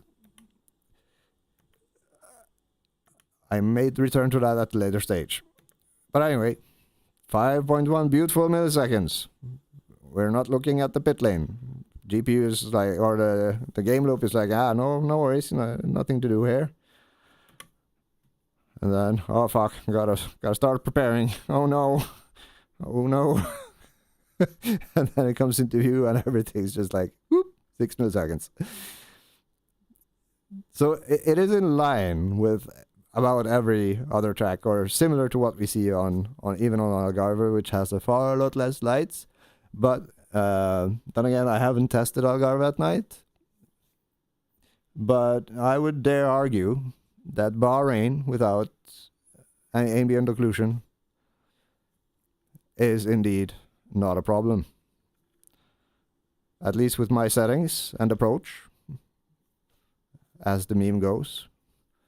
Hardly an inconvenience. It is far from optimal, and it is an inconvenience in a slight sense, but this is drivable.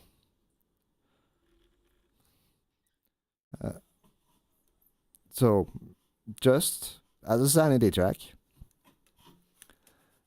we are going to close the game. And then, just for the sake of evidence and such, we are going to return. Let's reload it for peace of mind. Ambient occlusion. True. Save. And go back here. Switch to LMU. And play. And then load back into Algarve at night. At 3 AM. And watch my GPU scream for mercy. That is what we're gonna do. So I guess it's vaguely safe. I see there's Brian. Alright, so let's go back to Algarve and then post a clip to the Discord. Cause this is fucking ridiculous. Oh yeah, oh yeah. Advanced options, 3 AM. And cannot see. Oh, I can use this as a. Can use the OBS capture to see where I'm going, because monitor in the way. Alright, so everything is as was. And then. The worst part, I did suspect lighting. I did also suspect reflections. And it seems both of those things are indeed fucked. It just annoys the shit out of me that I didn't even go back to do the thing, which I'm 99% sure that I said I'm going to be a basic Andy and only rely on the UI to improve things. Oh my god. So, what?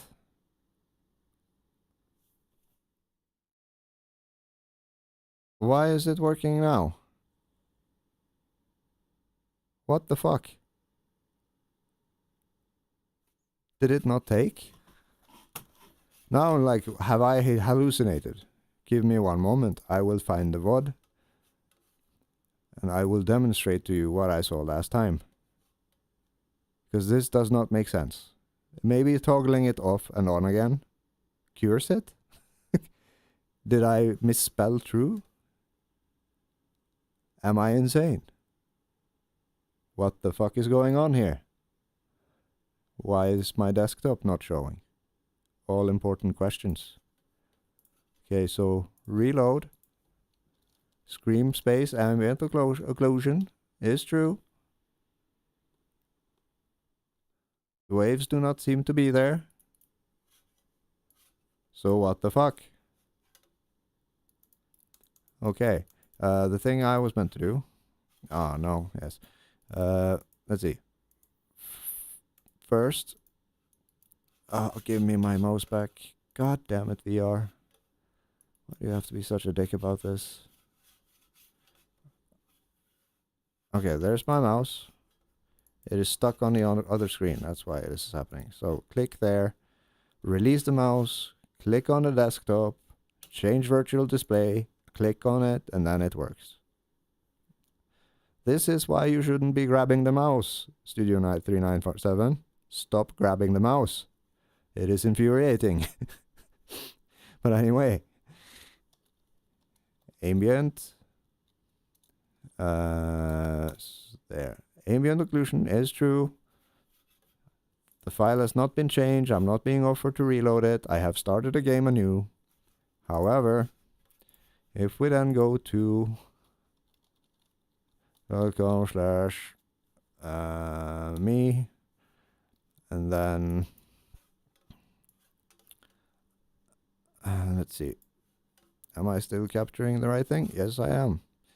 All right, so then if we just close down Tiny Pedal and then we search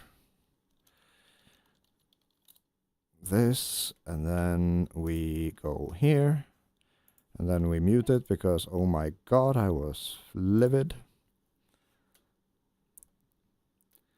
Let's have a look. Yes, here we go.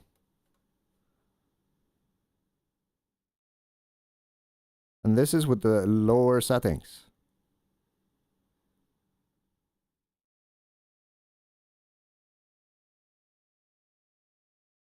And let's see. Here we go.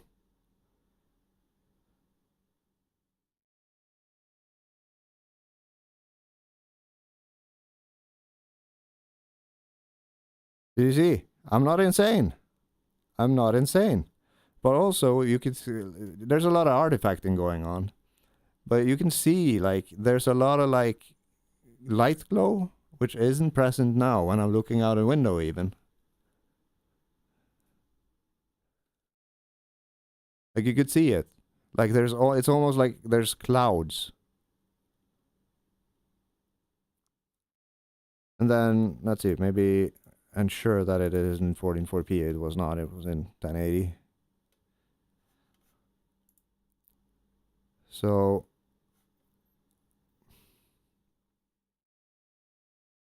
oh, you two can be such an asshole. It's like, Chrome not detected, better be slow.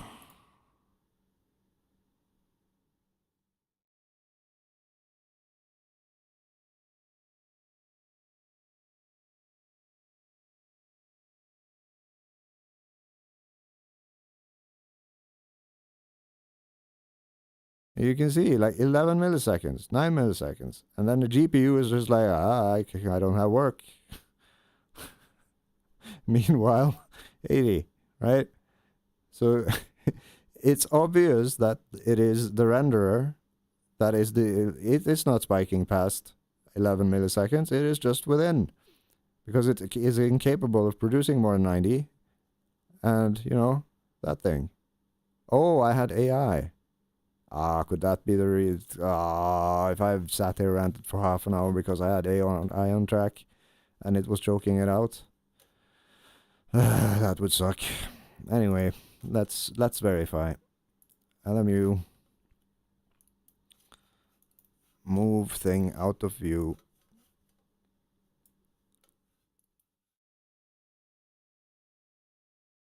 And just do a sanity check. Yeah, and now the waving effect is back. Like, oh yes, and also the whole thing where, like, okay, this is fun. This is a fun one. If I look down, you can see there is lighting being applied to the ground, and there's light. The walls are at a specific brightness. Now look at this. For the longer I look, the brighter the whole scene becomes. Which is like, okay, one could argue they're trying to sort of like simulate that you're being blinded. But if that were the truth, or that were the case, your pupils would be closing and everything else would become, past the thing you're looking at, would become darker. So it's like the opposite of reality. And also, you can see, while looking at the light sources, and then up, and stopping, there is a wave moving. And it keeps on moving, and then it stops. Right there.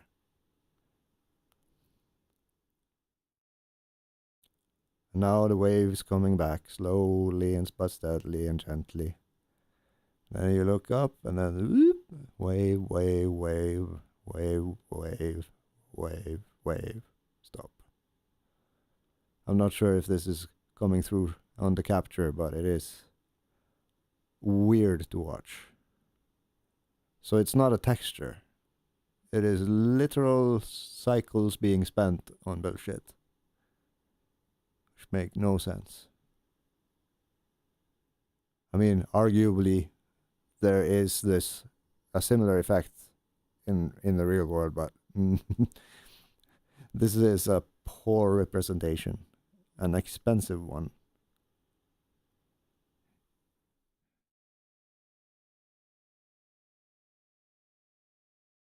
And then look down, bright, look at the light, entire scene's luminosity increase. It is insanity.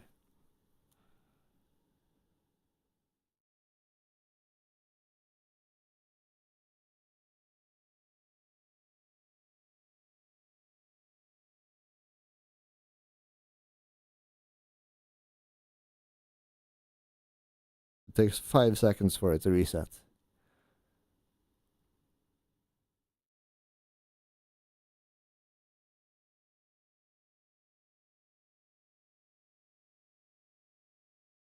Anyway, this is what eats my days. It is frustrating, but let's throw some AI on track. Hey, oh yeah, that was just me popping up the Java menu. But it is 5.5, 5.7, just a couple of milliseconds higher, which is surprising. But let's try and put some AI on track. I think I had a lot of AI. Wait, I can check that. I've got the VOD. Let's see what settings we used, just to reproduce it exactly. There we go. Let's see.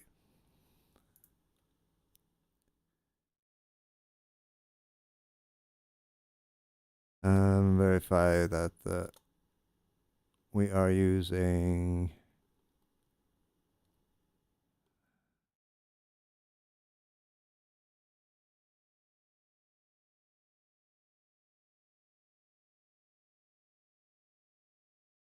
oh wait, hey, I'm demonstrating my resolution. Oh yeah, and this is with much lower resolution as well. Much lower resolution, like not even close. Okay, so here we go. That's where I'm setting up the session. We are choosing the red. We are at 3 a.m. And oh, we are filling the track with, god damn it, we are filling the track with GT3s only. Yep, fill the grid with GT3s. Okie dokie. So just for to make it truly one-to-one, we select this car. Come on. And that's livery. And then continue. And it's practice. And we had GT and fill grid. And it was at 3 a.m.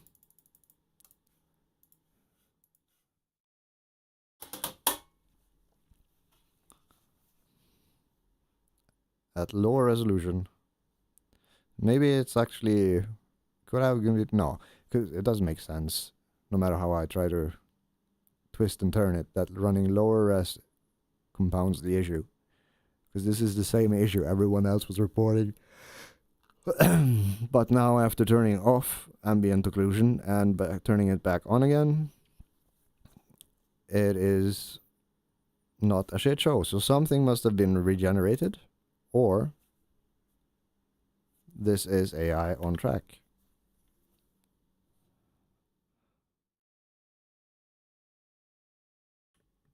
It is literally fucking AI on track, isn't it?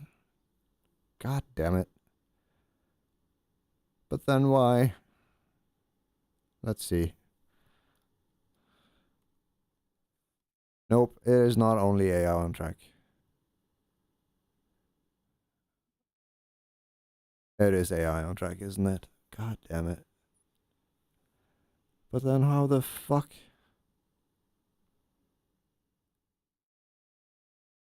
Something must have changed. I cannot... Because now, like, I'm getting the CPU bound message, but I'm not getting the violent stutter.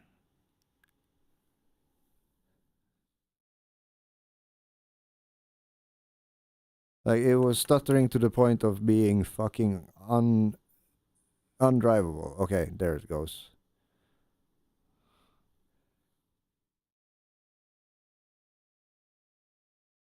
Yeah, stop and look at the light source for a bit. It is 11.3 milliseconds. It's just within being able to do what isn't perceived as stutter to me now. So something has changed. Because now the environment is identical. And then I wonder, okay, what does this mean for Algarve? And also, did I remember to change back to... Yes, I did. I'm a good boy. Okay, so just for fun. Nothing makes sense. But that is software. So let's do Algarve in the Porsche GTE. Continue. And I'm gonna just drown the signal in smoothing because I do not want to destroy things.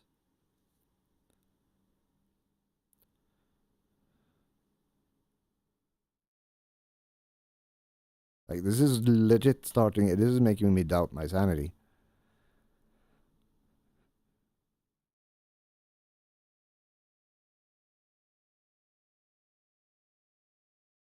It was like big motion reprojection type frame drops because motion reprojection is off and you just get the nothingness for whatever duration.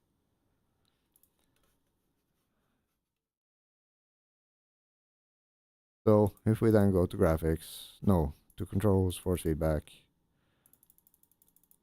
max out this shit.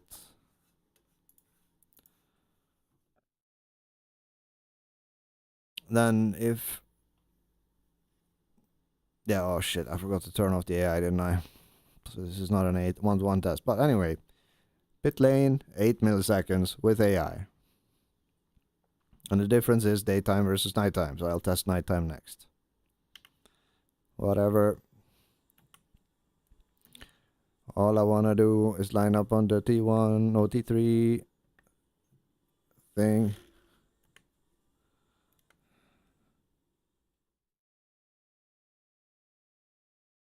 And then we stop here. Oops.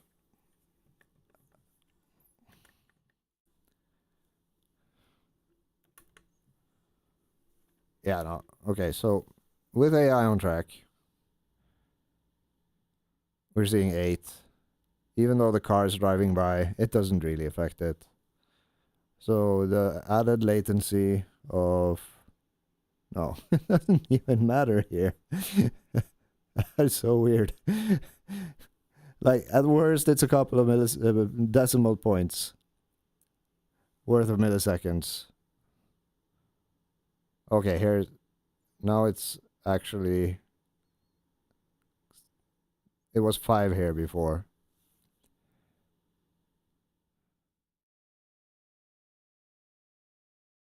But I mean, we are simulate the act of simulating cars is taxing. So just for fun, let's test two scenarios. 3 a.m. with cars.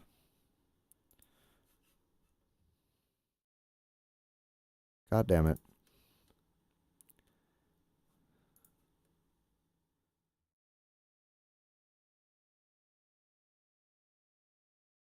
Three a.m. with cars. And then 3 a.m. without cars. Or no. Let's test again. 4 scenarios. God damn it. So we'll do 12:30 with no cars, just to spot check the latency compared to what we found earlier. If proportional, it should be within a millisecond.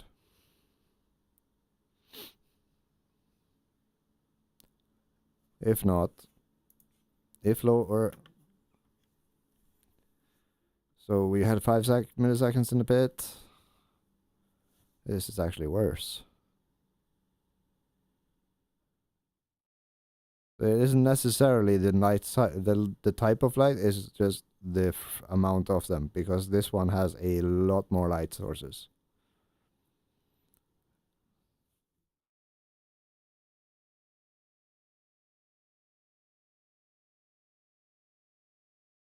Okay. So then we have to basically test this against ambient occlusion at night as well, without cars, just to get the baseline. So like here, 4.4, 4, about the same as when in daytime. So it's without a doubt the amount of light sources.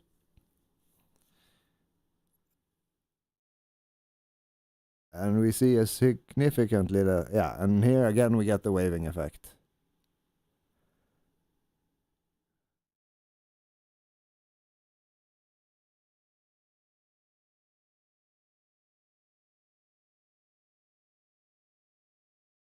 Light should not behave like this. Pupils do not move this slowly.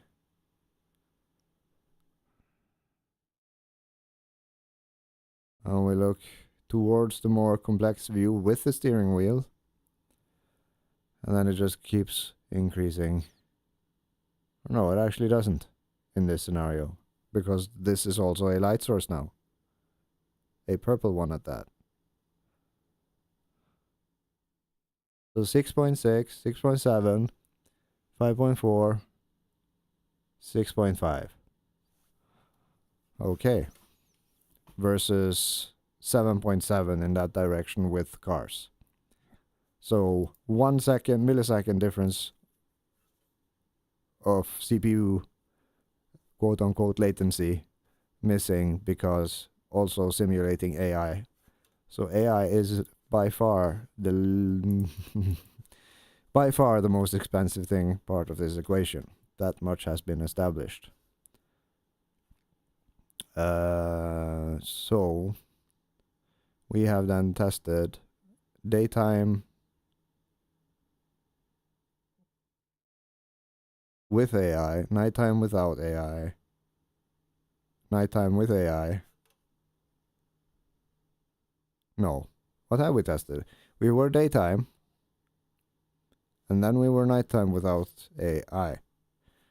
So let's test nighttime with AI and see if we breach 9 or 11. Because then that would be compounded further by, of course, cars also being light sources. Yes. So all is pointing towards this being light.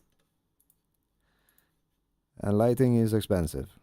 Always has been, always will be. Therefore RTX. This game does not have RTX, and so on and so on. Oh, my brain, I can start feeling, slight headache. As demonstrated by my return to habitual clicks. Wanting to go race. Okay, so event settings, full grid, advanced, 3 a.m.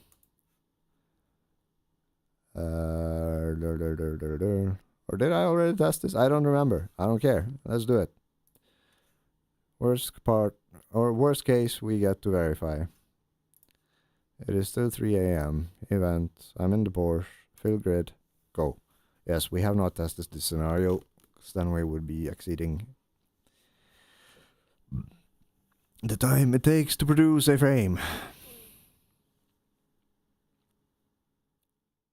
per draw of the display.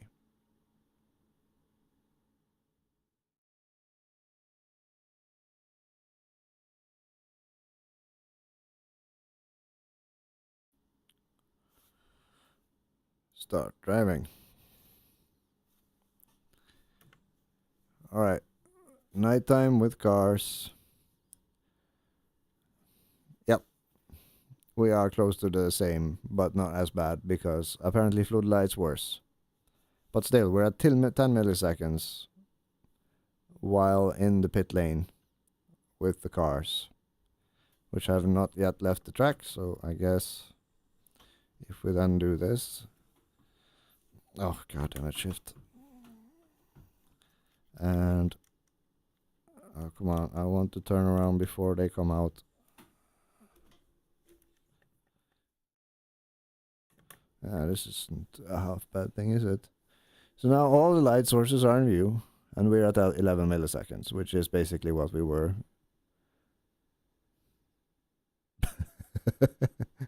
Hey there, mister. You look confused. What's up? Okay, so we're just gonna wait here. What button is it? No. Don't you dare escape. You are cattle. I am a collie. And there we go. I just want to be outside of the car and look at all the sizes. Yes. So here we go. We're at the 12 milliseconds of a full grid of cars with 20 of them visible, and all the light sources provided by the... Yeah, and it compounds the more cars coming out.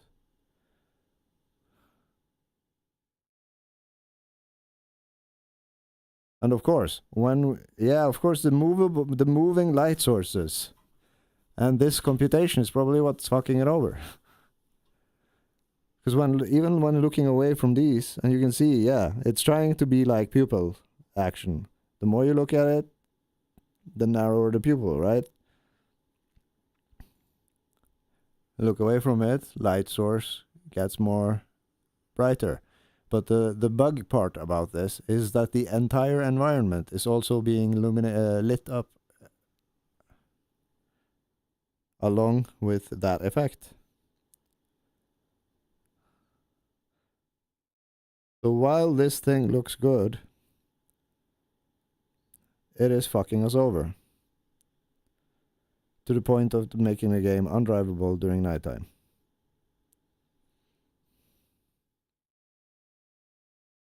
That's gotta be it, because it's the 12 milliseconds. There they are. And I'm guessing the more cars that will eventually come out of the pits, the worse it will get.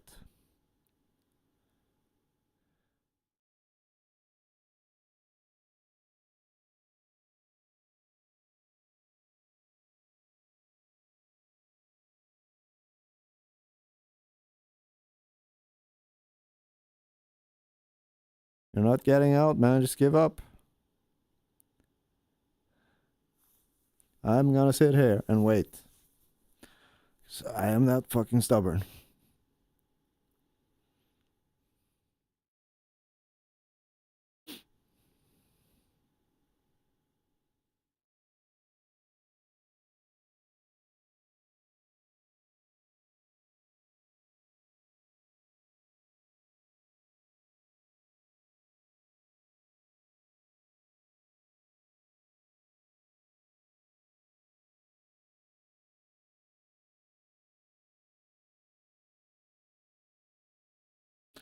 I really doubt it's going to exceed much past 13.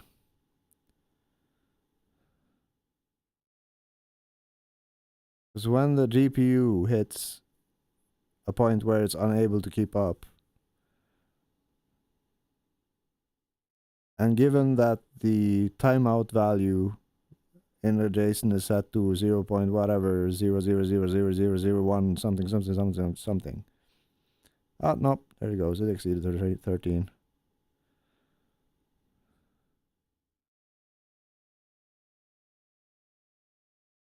And there we go. Like you can see, brightness at one level, light mimicking the thing, and then fade to black. There you go. And that's not the light source. Suddenly changing. This is just engine confused. Oh, no. Don't you dare. You stay right here, you son of a bitches. I just want to see more of you. Oh shit. That is a Aston-sized hole. No. Go stay there. Yeah, so more cars equals more things needing to do the whole wavy light thing. And also that pupil shrinking thing.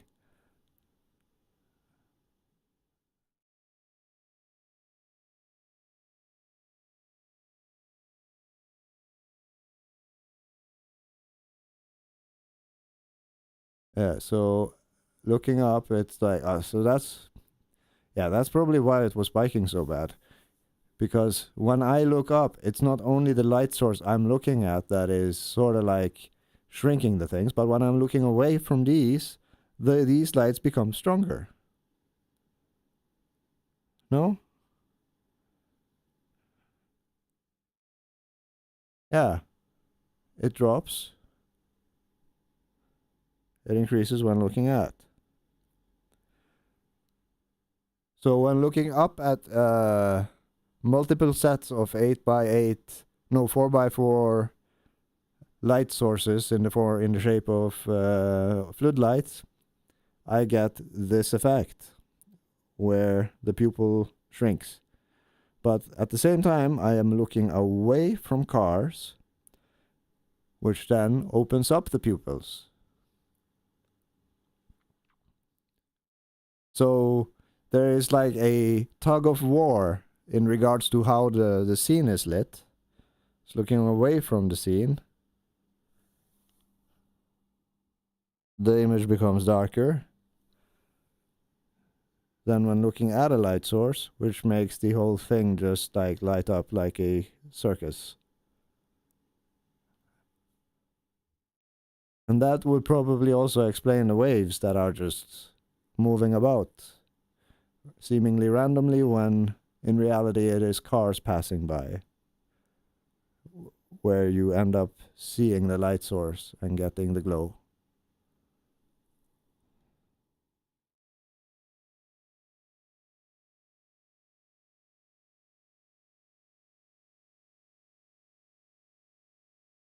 All right. So, just a quick sanity check then.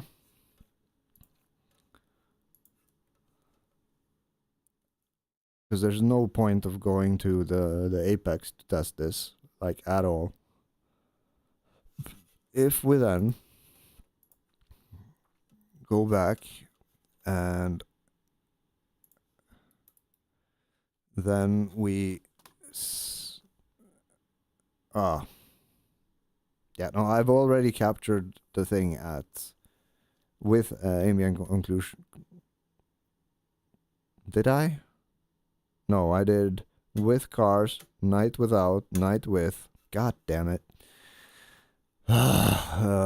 Brain, why are you being so hostile?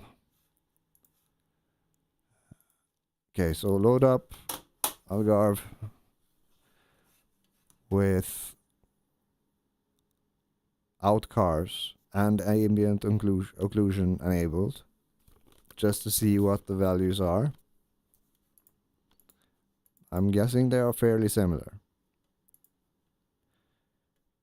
because we've established that with cars looking in a direction where there generally is not cars and a car passing, the car in of itself, when not looking at the headlights, produce no significant increase in latency. But when looking at a bunch of cars, oh boy, it spikes. Which is in line with the whole thing with the things. But significantly less so without the cars, because simply there being fewer light sources, even though they are parked in the garage, they compound. It all just breaks my brain, and now I have a headache. Which also then returns us to the whole culling thing. Oh, okay. Porsche, continue. And do not fill grid. No, there. And we will do daytime. Yes, we will do daytime, so default. And settings, and race, and... Oh. I legitimately had it. I started out with it on one, but this has made it worse. This is frustrating to the point of being detrimental to my literal health. That is okay. Okay, so don't need to change anything, of course. We are daytime. We have 3 points. We have 4. Yeah, it was 3 in. There is for sure a difference, but it is minor. It is the number of sources of potential light.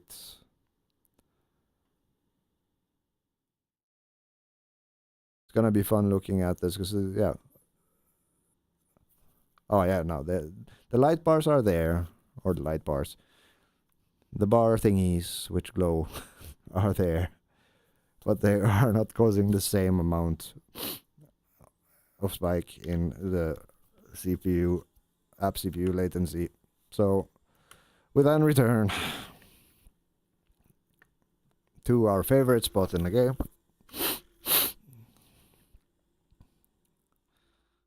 which is the apex of C3, with all the shrubbery, staring straight at it. Okie doke. So we are looking at... Yeah, no, it's not... It is a millisecond more.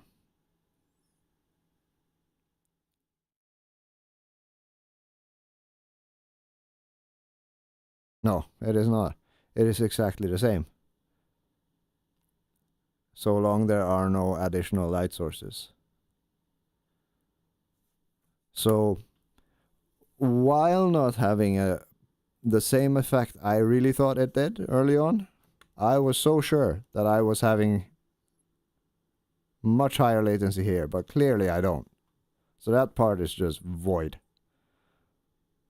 I must have misremembered the early stages of testing where I still had much higher resolution than I have now with these values, because these are literally the same. They are identical. Okay, so then moving on to the claim we came here to test, past the suspicion of it having a positive effect on Bahrain.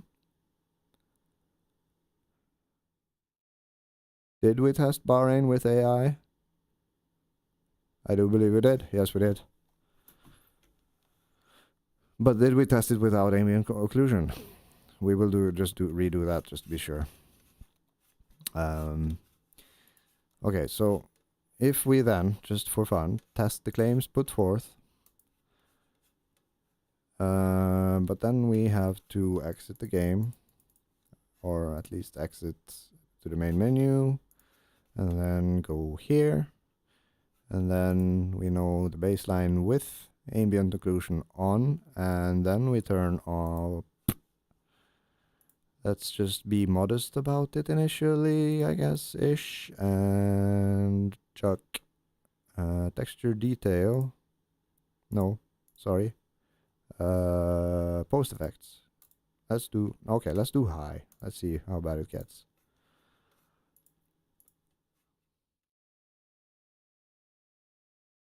And then there, and then there, and there. Let's do daytime, no cars, just to see what the engine alone does.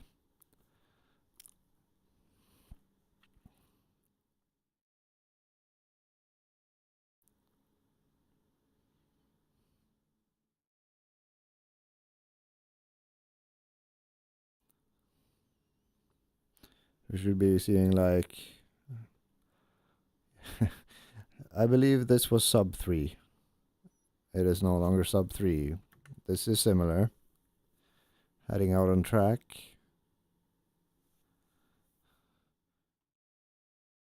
Very similar numbers.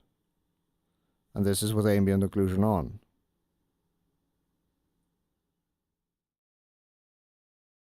Okay. But I guess this is not the best time to get God Race. So this is with post-processing high. Lighting is massively improved. It feels like a much more vibrant scene. What the fuck? Why is the... Oh yeah, light reflecting off the ground and hitting the roll bar. Okay, returning to our little spot here.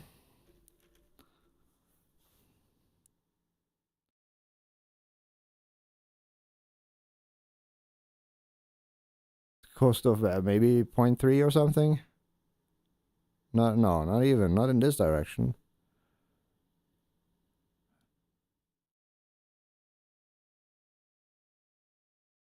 Oh, I'm so confused. I remember turning down this specifically because it was just unfucking drivable.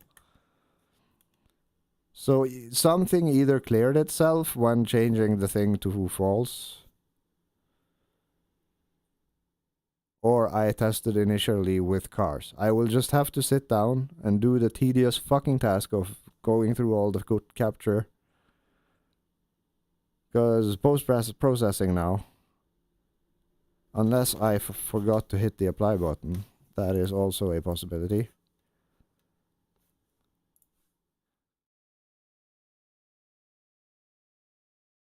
Nope.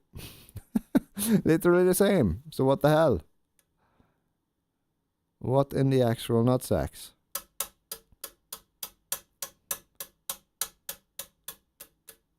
This is annoying. That's what this is. We have established a few things, but still, it is annoying. It is so fucking annoying. Because this also begs the question, alright, what does this do at nighttime versus AI? But first, I'm gonna figure out what does it do in daytime versus AI. Just because less clicks.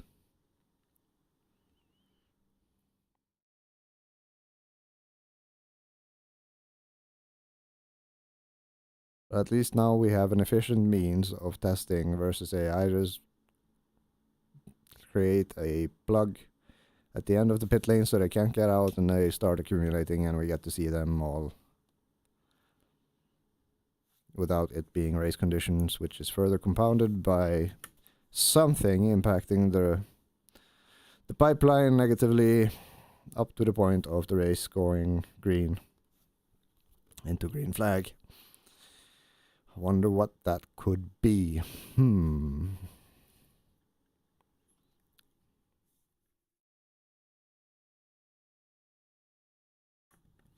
Oh, you fucker. Oh, god damn it. One got away, but it doesn't matter. He'll return eventually, I hope, maybe. No. Bad Porsche, you stay there. I guess I should just... I think this will be fine.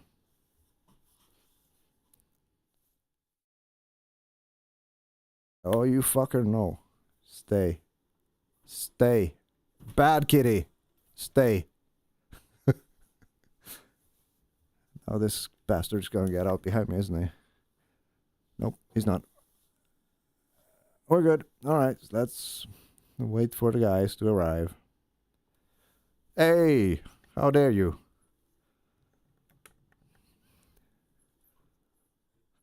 I can make myself... No, no, no, no, no, no, no, no, no, no, no, no. Don't you dare. You stay. God. So if I do this, and then... No, no, no, no, no, no, no, no, no. You stay.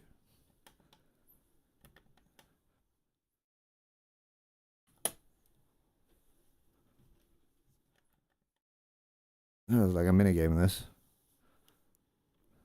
No, no, no, no, no, no. Fuck you.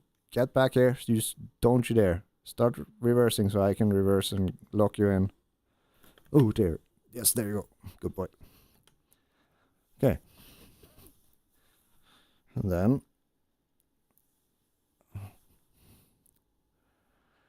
Yeah, so same amount of cars eventually. No lights.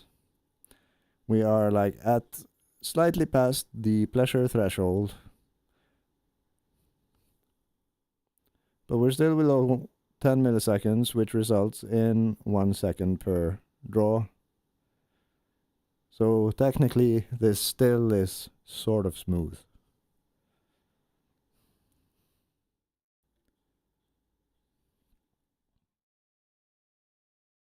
So it's there is no doubt. It is lighting. And this is 9.7 milliseconds. With post-processing at Vultr.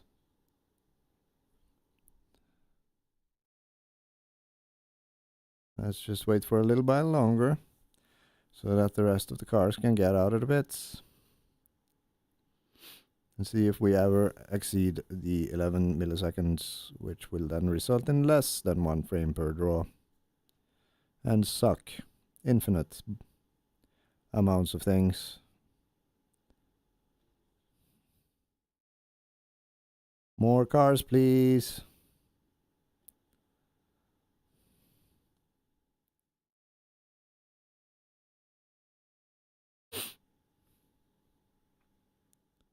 I guess we could turn on the audio from the game now, so you don't have to listen to me breathe.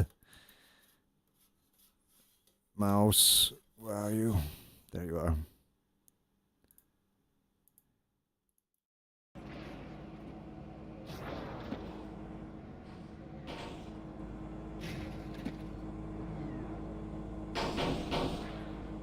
This is 1, 2, 3, 4, 5, 6, 7.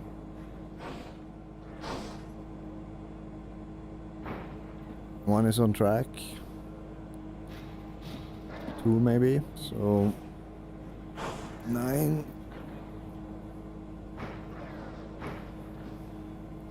We're not seeing any dramatic increase in the CPU, app CPU latency value past what it already has achieved. So it is not the act of simulating the car's behavior up to a certain point.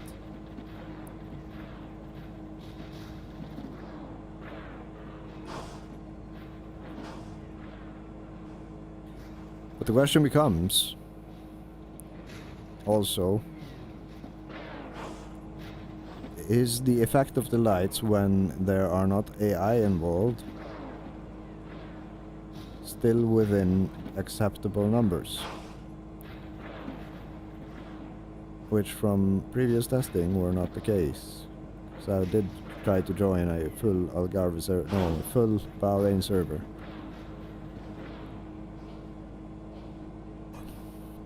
Okay, so it has spiked a little bit.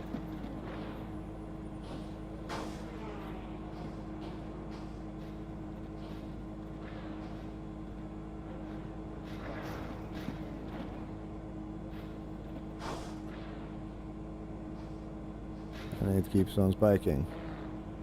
So for each car, there is a cost. Which is not surprising, considering there is... Oh, look at that. The effects on the Aston, the LOD quality seem to change.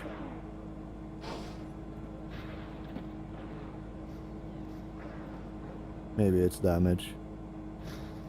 Nah, it doesn't do that, does it? Oh yeah, now we are at 10.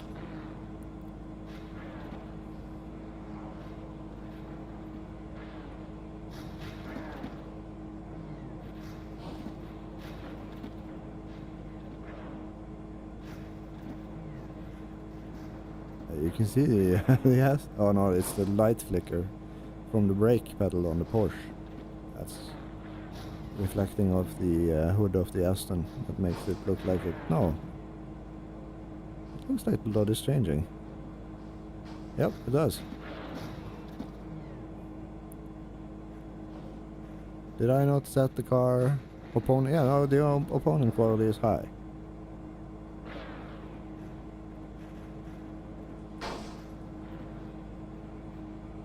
Yeah, and it just keeps on raising.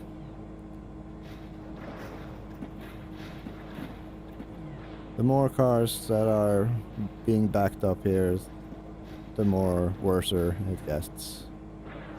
Which, I mean, makes sense. But at least we are still within 11 milliseconds at this point in time. So, it would be interesting to see. I guess we can see that by asking back to the pits. So this is boring now.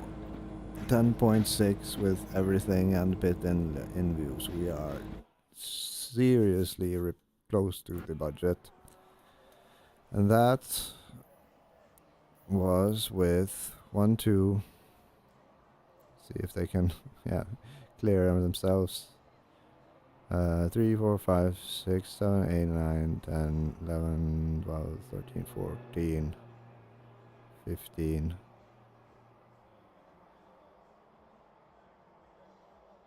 So at least 15 cars were visible to us. And my budget is 20, or the max is 20. You're chilling, you're chilling, you're chilling, you're chilling, you're chilling. You returned. So that is a total of 7, 6. Yeah, around about 14, 15 cars.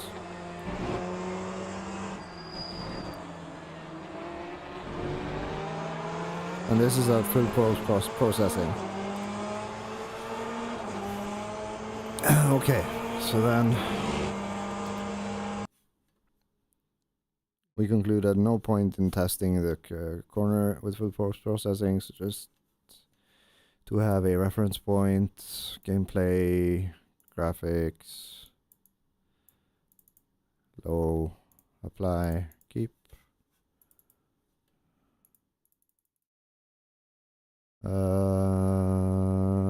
Race weekend 2023. That's a shame though. I was so hopeful that this might be the solution to the spikes, but those are either hidden behind some other value in the JSON, or an option which is not available to us, or simply scaling. A problem that compounds that scale.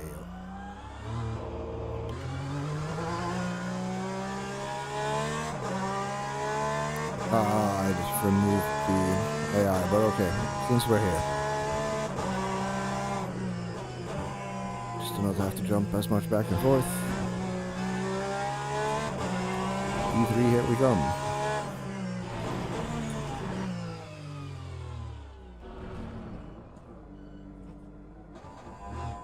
Yeah, no, 5.2 is exactly the same.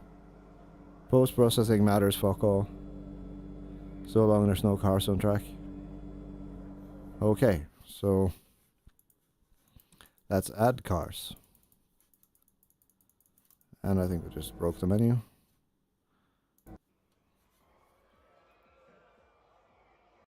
There we go.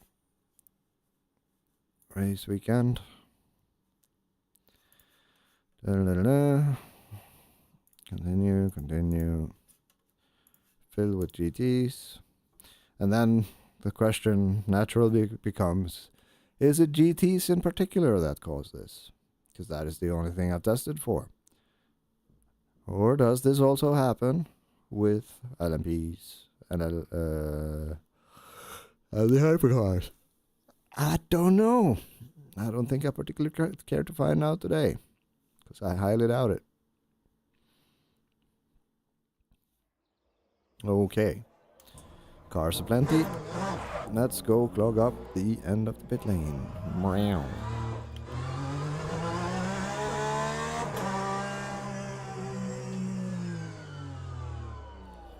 Yeah, you know what? I just do this and then this. Nope, that didn't work. Oh, come on.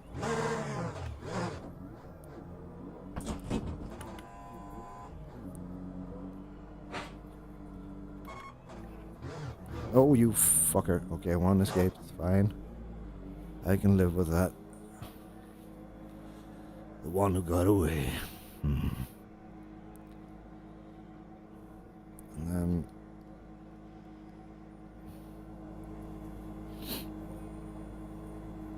hold the brakes. Watch the shit show unfold. Hello. Number one. We're already at 9. We're already at 9. So the post-processing thing doesn't matter so far my problem is concerned. However, what the claim is that with ambient occlusion disabled, we can have God Race in VR without a significant performance hit. I am starting to doubt. At least on my hardware. So the second we hit 9.9, I'm skedaddling. So now we have 3 cars out that I can see.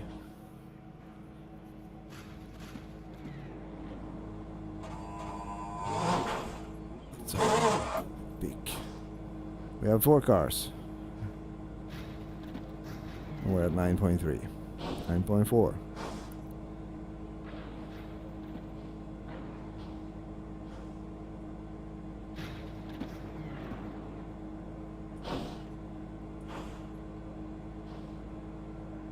You shall not pass. Right, now another one has joined the fray, and we have an increase of 0.1 millisecond.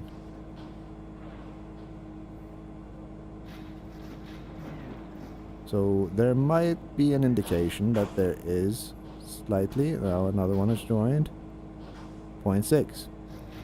So there's about another one, 0.7. I would guess we see a new color back there now sometime, because we have 0.9 and yep, there we go, there's another one in the queue. So it seems 0.1 millisecond per car making decisions. Which is, I mean, that's fair. They need to think too. they do need to compute.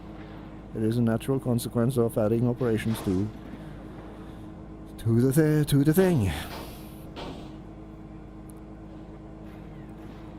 So yeah, we were at 10 point something with 14, baseline 19.2. Yeah, it scales. It literally scales, man.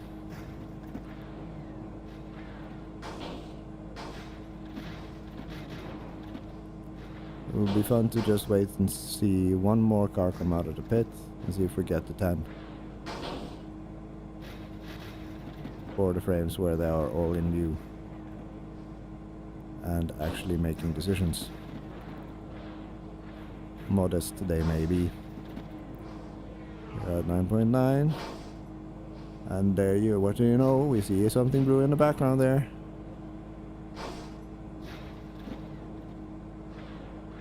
Not blue. Oh, there we go. Another one. So we should then be exceeding 9. Yeah, there we go. 10. Boom. So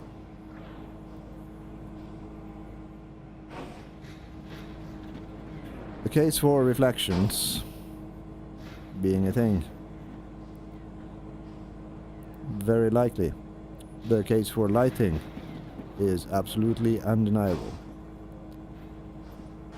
However, at which point do we get God rays becomes the question then. Let's find out. And let's see what the performance impact is without cars, because we now know roughly what the cars do.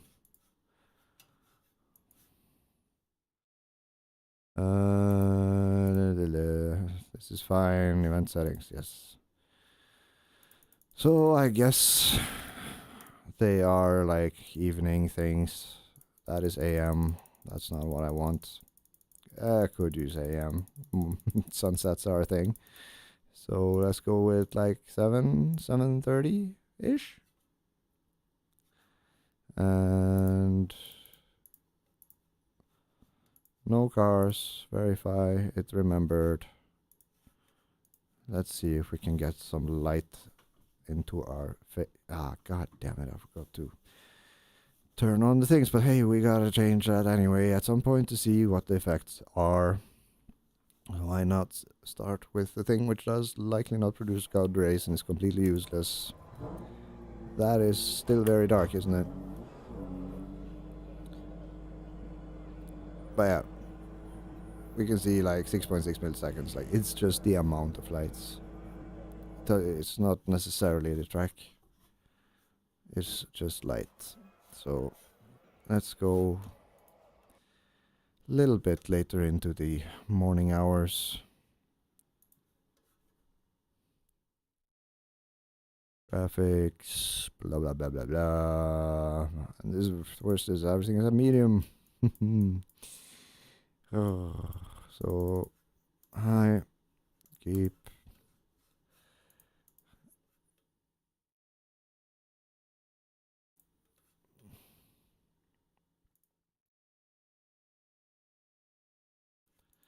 Continue, advanced. 10. Yeah, no, it's just hunt for the morning hours. The golden hour. 8:30 a.m. maybe? I don't know.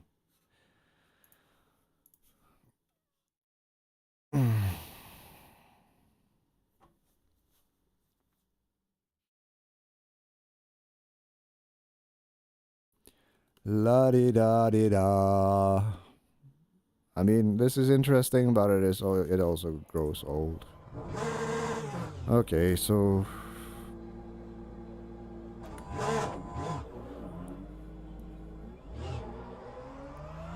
I expect God race at some point.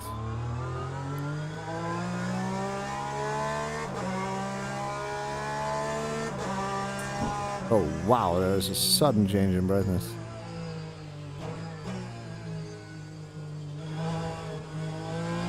We have shimmer, which is flashing on each side of the eye, and it is annoying. Where the fuck is the sun at? I guess it's not up yet, is it? Should be. I see no sun. Sun, where are you? Okay, so you should be in that direction. Yeah, no, I have seen the sun, so we're still too early. We are still too early.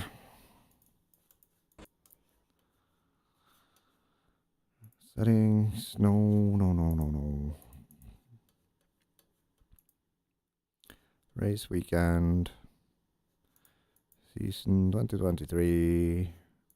Continue, continue. Maybe this is like the... Maybe? Okay, let's go with 10. No, because 10 is what we've been driving, and there has indeed not been anything I could notice. 10 a.m., 12 a.m.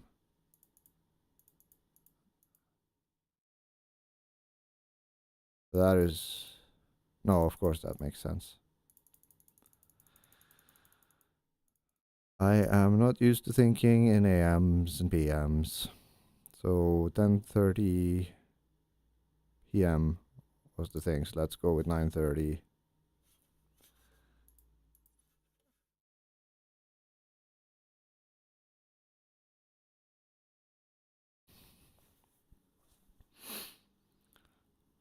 Hunting God Race.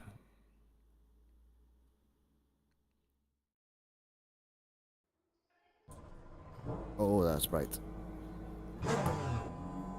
Okay.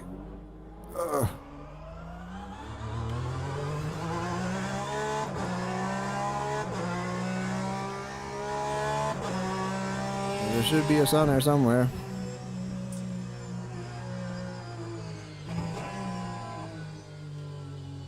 No? Ah, there it is. Okay. I see no God Race. But I guess it needs to be behind something, like trees or other structures. Smoke looks nice though. And it's only costing us what? 0.43 milliseconds? Not even? Where's that fucker? It's in that direction, isn't it? Okay, so then let's go hide behind the building here and see if we can get some action.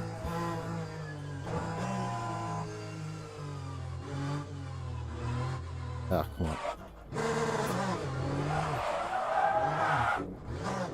Okay, so it's hidden behind the screen.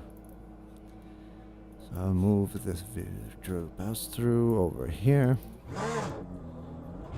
Click back on the game. And then see if we can... Where the fuck did it go though?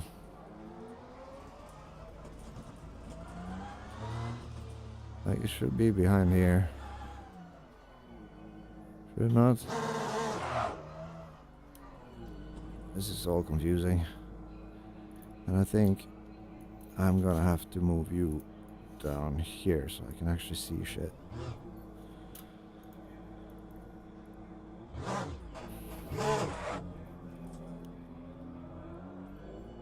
Is that the sun? No. I'm so confused. It's good. What the balls? How does the sun just fuck off like this? Like you can see the reflection coming off of the thing there, so it should be over there. Also, there it is. It was hidden behind the light thing. Looking at light makes things brighter.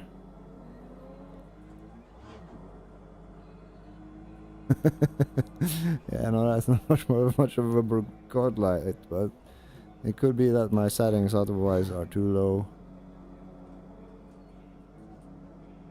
The sun, I'm literally staring at the sun now. And then it'll take a couple of seconds and then boop, it'll probably come into view. No?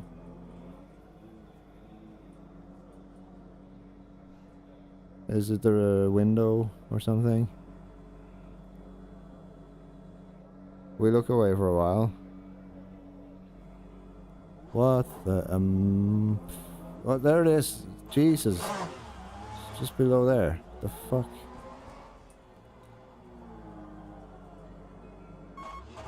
I see no god rays. I do see a haze though, like a light haze thing. And a slight shimmer. I'm looking at the sun now. It's just not visible because... Ah, could I be fucked by my settings here?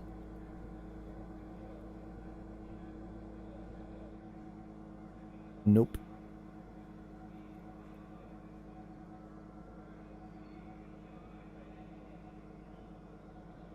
Let's run with it off. Oh, there it is. Came into view for some reason.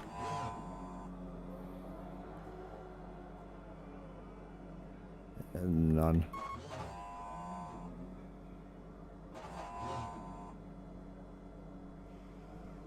Okay, so maybe my settings are just too low.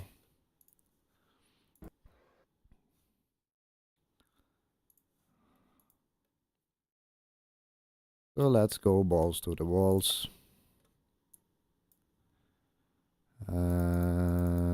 Let's just go ultra, because why not, you know?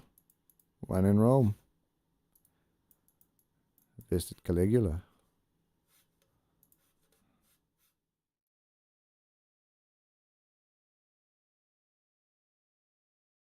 I'm thirsty.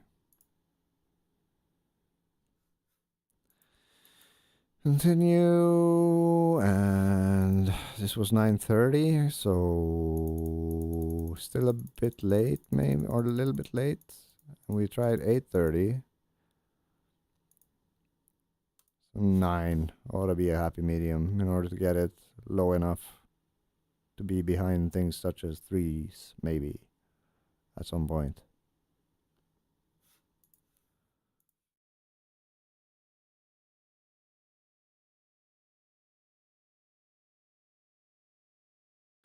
La di di da di da. La di di da di da. Okay, start driving. Ooh, now things are very... Oh, hello. Oh, dear, sweet Jesus. Oh, that's... Now there we got some shimmer.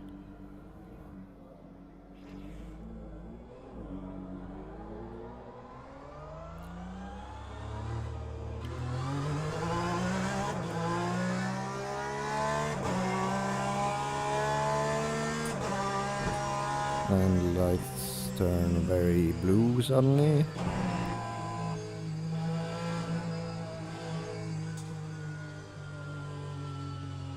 Yeah, we got significant more. Right. There. Click on game. Why the fuck isn't it?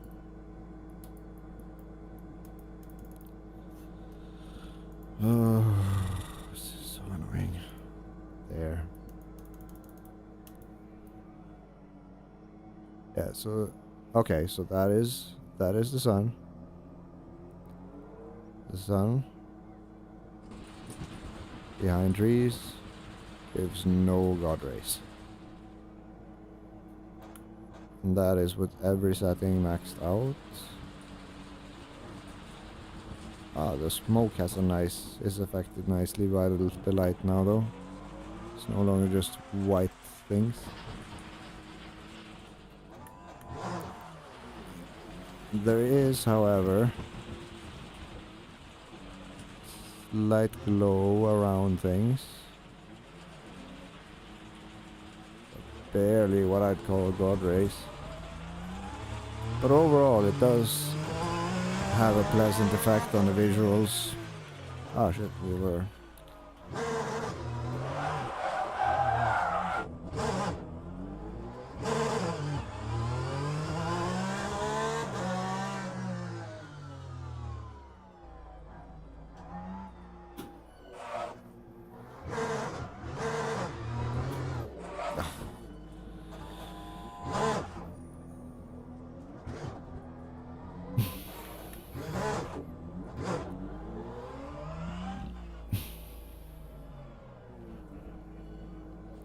So we have returned to the magic scene.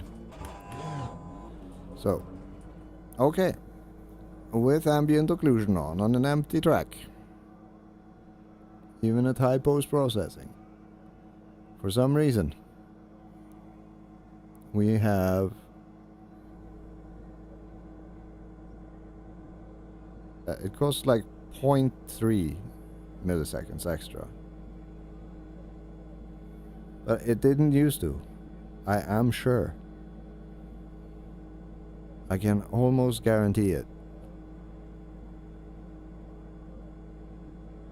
So 5.9, 5.6, and that there is like the pit lane area. So if we then fart up on the straight here, 5.8, and I need to move my overview, my head up thingy. 5.6, 5.5, 5.5. This is weird. Now the problem seems to have, to an extent, become less in the same location.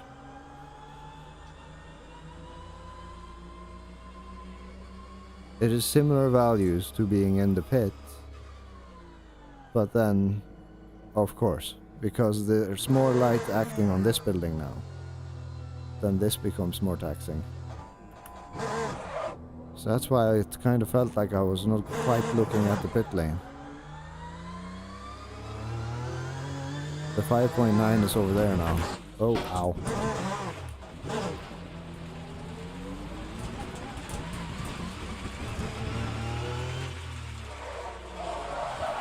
Oh dear. Could have been nice.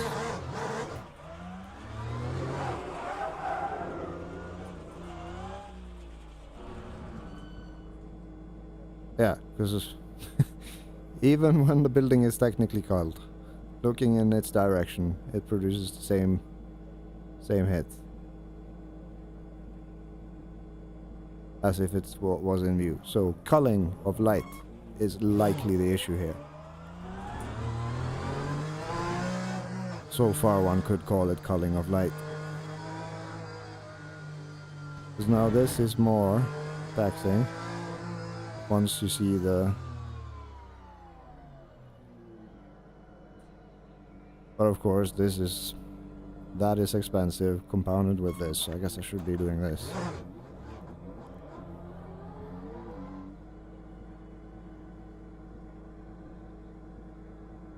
Now it has changed, but could be that the position of the sun has changed and therefore is affecting the results.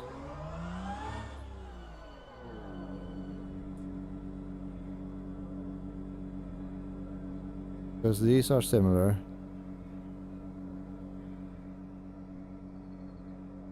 This is now less expensive. And looking straight ahead, combining the two is more expensive. I wouldn't wish this job on my worst enemy.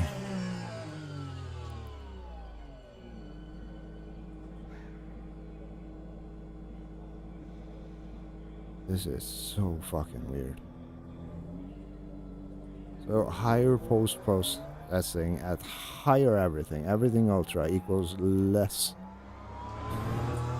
latency with the thing, which was the only thing that actually it had a significant impact on latency before changing the value to false and then back to true in the JSON, has somehow unfucked something. That is as close to an explanation I can get at the moment. But this is with only me on track, and 20 cars whereof 16, 14, between 14 and 16 were visible, would result in 10 plus milliseconds. Granted, that is forcing my machine to basically act or simulate consciousness and make decisions. 3.8. What the balls? 4.6, 5.5. This is identical.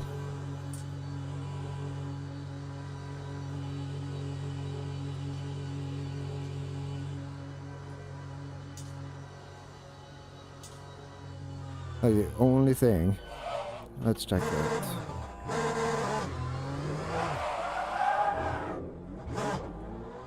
There was a window here, but I guess the sun has moved now, so we won't be seeing that reflection.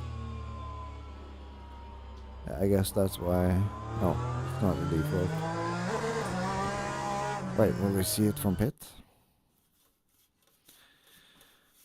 Mouse, where are you now?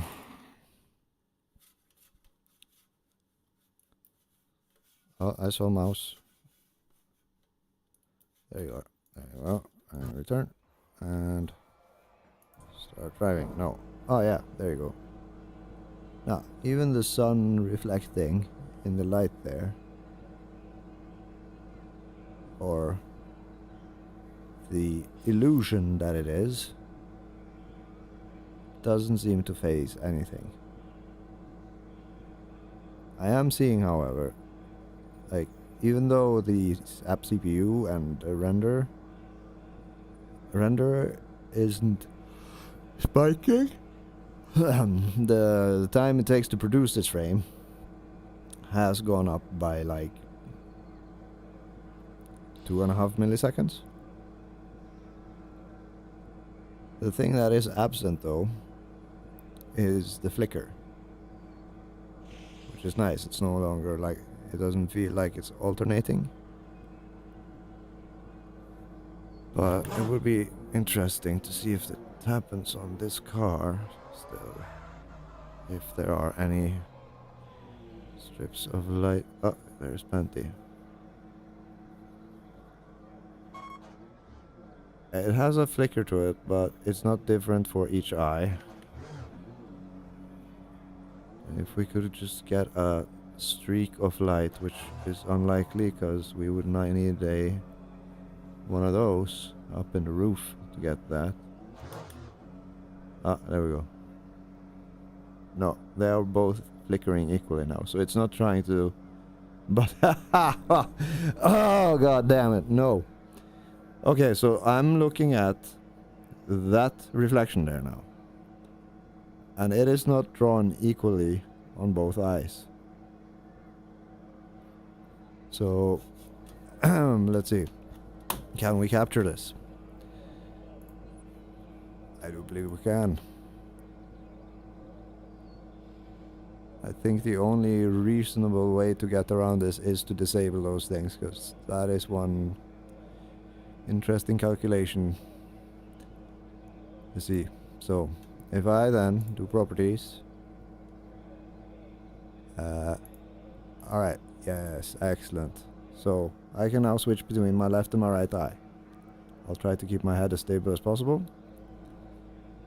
and I will remove myself from the car so that it's not obscuring, but maybe it's a useful point of reference. Yes. Okay, so looking at this now, it feels like I'm cross-eyed because the two reflections aren't overlapping. So I see. Yes, I can use space now. So I will be looking straight ahead and just alternating between the two. And you can clearly see that the left eye is further, it's like below, along the outside edge of the visible part of the windshield. It's down and to the left from the top. And this is exactly kind of the same issue that exists with the trackside cameras, and also what it feels like looking at that. And especially when looking at the replay menu.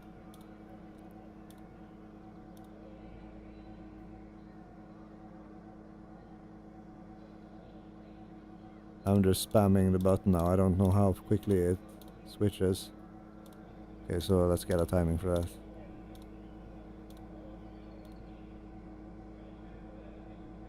Okay, so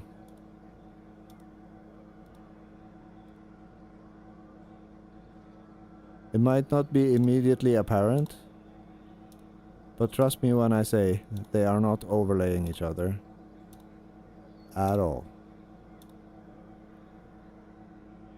And it doesn't seem to matter if I tilt my head. Like if I do this, now they are above, directly above at each other.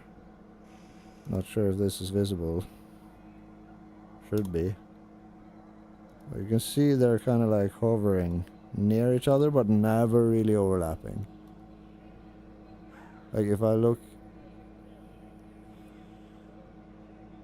No, I can't make them overlap. They are always slightly differently positioned. They're correctly rendered from the point of view of each eye, I guess, but not as so far stereoscopic vision is concerned. Not at all. Okay. The plot thickens. So, then, the last thing, I guess, since this has become like the ultimate mega thread potential edit thing. Let's go to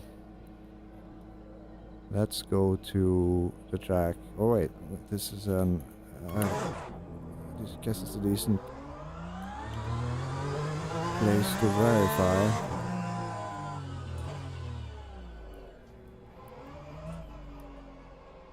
If the thing up here is actually a TV screen or if it's just like a green flag. It is indeed not a TV screen. Oh no. I need to turn that on, don't I? Can I turn it on from here? Graphics. Live TV display on.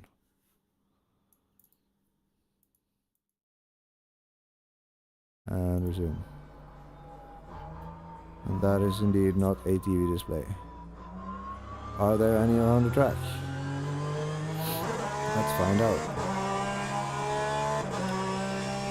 So I'm sure it's gonna be weird like the rest. Yes, I kinda get what he's saying with God rays, but they're not God rays in the literal sense. They're just shimmer or like light streaks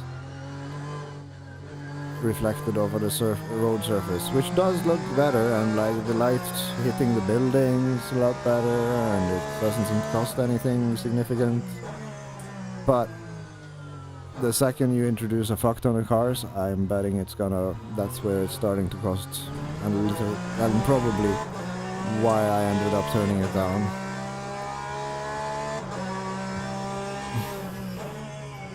I can't remember seeing any screens around these parts. So.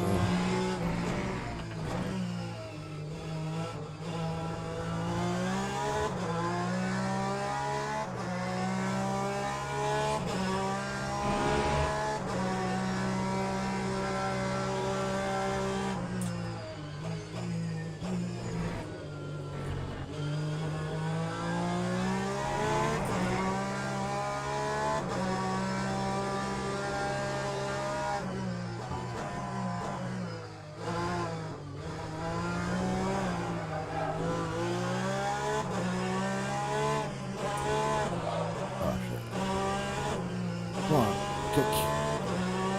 You're a Porsche, kick. Too high TC, man.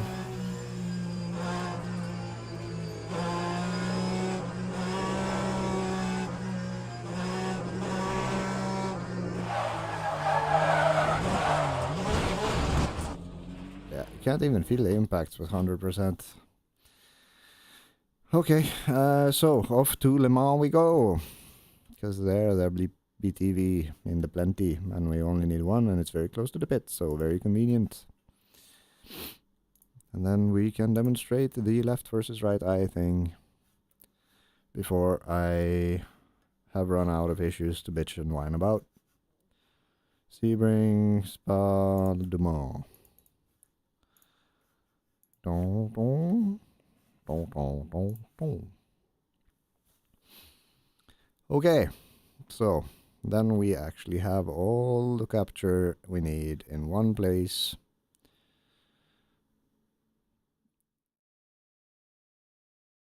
To then cut and organize and censor. Because god damn, when I get mad there's no filter. Or less so than normal, and normally there is none. But I still mean the things I say. Which is just, I wish I would be able to self-moderate or regulate to a bit better, more better extent than telling people to literally fuck off, even though I kinda mean it. Very much so. So, there should be there we go, there's the, oh, it's making me queasy just looking at it. Okay, so, here's a TV screen. And it is exactly the same as the reflection effect. They are, yeah, it's lit. They are basically exactly the same. Oh my god, it's fucking me up watching this. Okay, so just watching it with one eye. Okay, I just noticed that there is something weird going on below the TV as well. What the heck is that? Let's get up close. What is it looking at? That is a pipe, so it would be... What the fuck is that pipe?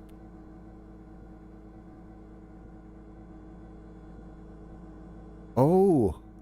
Huh? There's... Okay. So it's kinda... It's showing... Oh, what the fuck? It's showing something yellow, which is like there. And then there's a section showing the middle, the steering, what I'm looking at. And then there's a section over here, which is showing trees or something. Somewhere. Maybe... Oh yeah, no. Ah, it's showing... Yeah, of course, it's drawing the monitor. The middle is what I see. But what the heck is the other thing? And why does it... Ah, no, it's just the entire view. I'm just looking at the monitor and the trees behind from a different perspective. Even than my left and my right eye. That is weird. Wow. Okay, so... What's fucked up here? Yeah, note to self. Mirrors are very squished. Looking at this thing, I can look at it with one eye and not become violently ill. And actually, the what's shown here is the same issue as with every mirror. If I look at this with both eyes, it just breaks my brain. I just can't. And it breaks my brain for the following reason.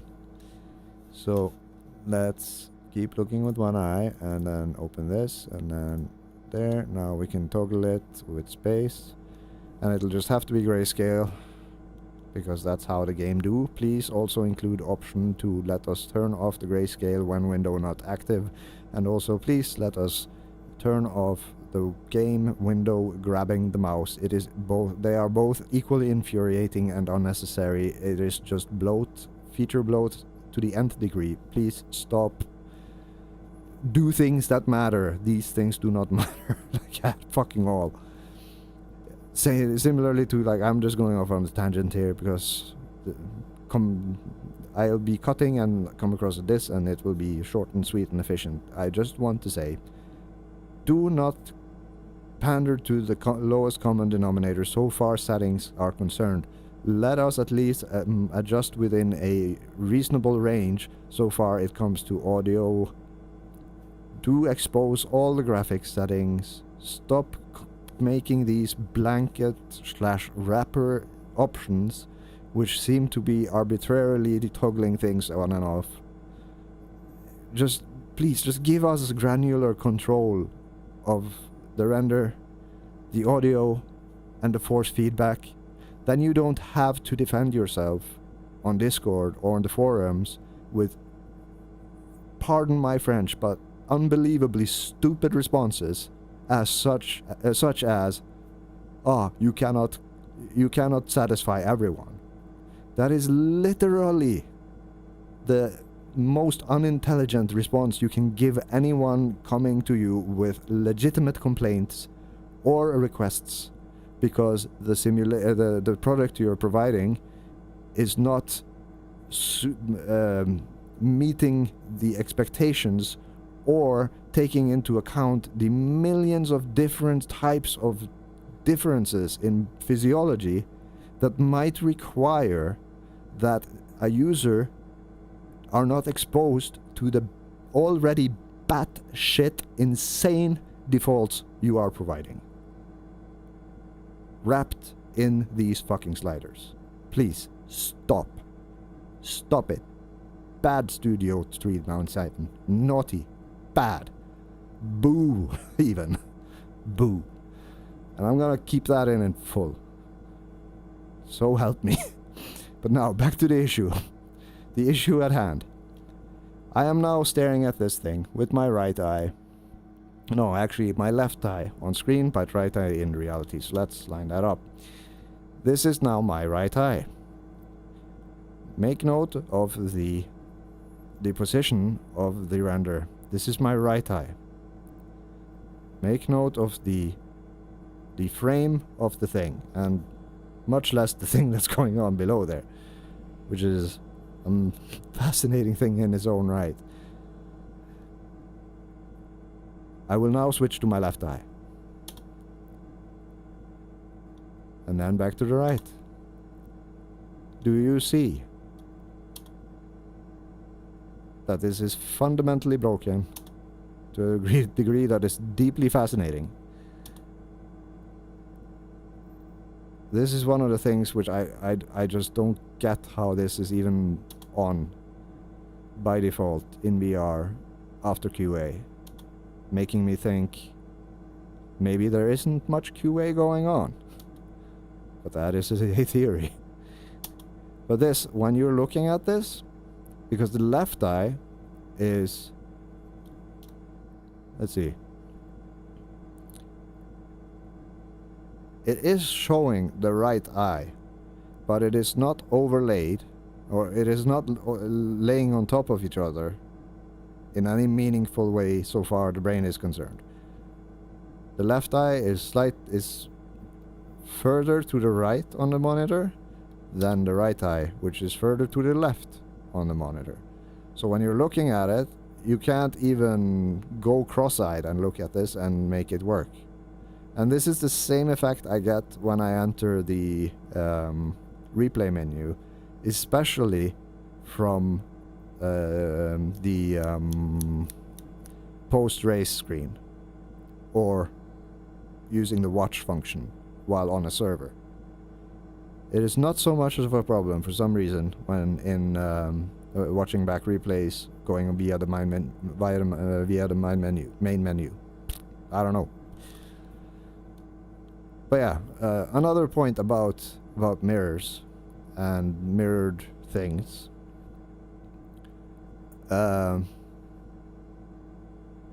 Like, I get this is supposed to be a TV camera or something, but it is not. But it is also a decent example of what I'm seeing. Because like if you in the rear view mirrors, there's nothing there now to demonstrate this. But as you can see here, like the aspect ratio of looking at the actual render versus this versus the TV display, it is very squished, and all mirrors have that exact same effect. At first I was thinking like, is this like some fancy new technology they have introduced by like refracting light in a way for the mirrors, such as you can see more, you know?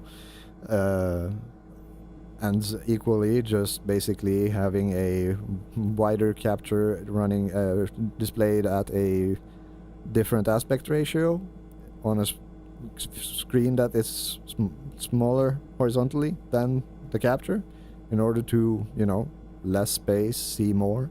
But I don't think that to be the case. It is highly confusing and probably illegal, as it does fucks with your conception of reality, but you do get used to it. But it is annoying nonetheless. So yeah, that is another issue. So I think I'm out now. I think finally I've run out, and I've gotten it all compressed into a almost 4-hour video. Are you joking me? So yeah, I'm done. I'm absolutely fucking done. I'm just for the shits and giggles going to turn off the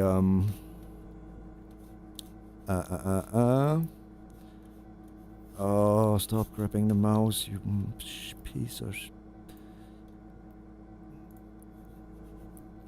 I'm going to settings, graphics, and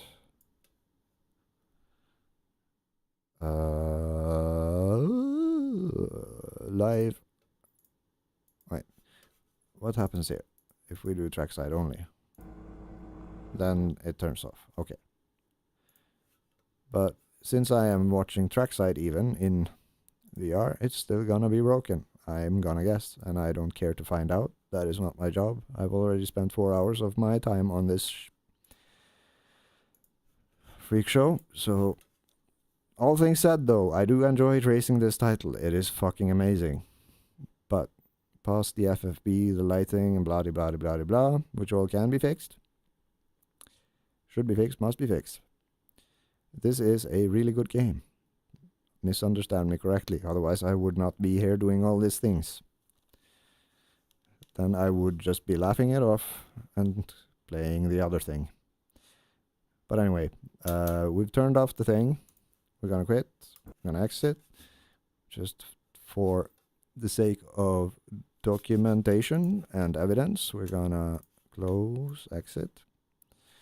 And then we will then switch to the desktop. And then we will switch to here. Then we reload this, and then ambient. And then we will set that to false. And save it. Just to demonstrate, it is saved. Yeah, so mouse action.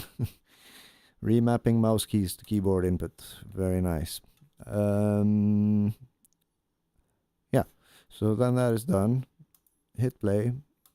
And then switch back to LMU scene and see if we actually get better performance.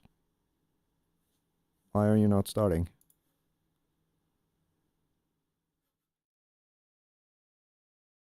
I have not done anything bad to the file. It is fine. Stop. It has just crashed. Okay. Task manager. Nope, it's not running. Play. Play Le Mans Ultimate. And here we go. Off to the horses we go. 4.5 hours. How? How the fuck? Just sitting, the thought of sitting down and editing 4.5 hours of footage is severely cringe. Equally so, expecting anyone to watch this 4.5 fucking hour thing Ah, yes, of course. This is where the probably here. This is probably where the God rays are hidden. But it is interesting that I can run these at ultra, at 8x MSAA, at this resolution, and it's fine on an empty track. But I would not be surprised one fucking bit if it would be sort of fine, even with cars on track, after the green flag has been waved. But let's go back to what we know is an absolute terrorist so far. Performance go, and then we do the thing where we put it to 9:30 a.m. was it? I think it was 9:30 a.m. 9 a.m. There, put there. I think it was 9:30. And start. Oh, I was just gonna do like a quick test, but it is impossible. Fucking time blindness. The curse of my neurotype. Anyway. So, we are at ultra. Ambient occlusion according to the configuration file is off. And what do you know? No shimmer in the window. So that effect is without a doubt ambient occlusion, unless it is just I missed by an hour or so, but we will recognize that fact when we get around to the other building.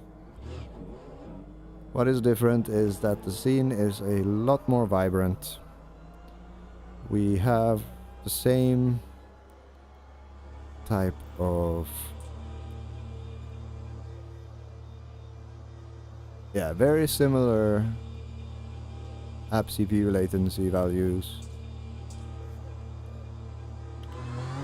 Slight bit like it is decimal points higher, 1 to 2 maybe.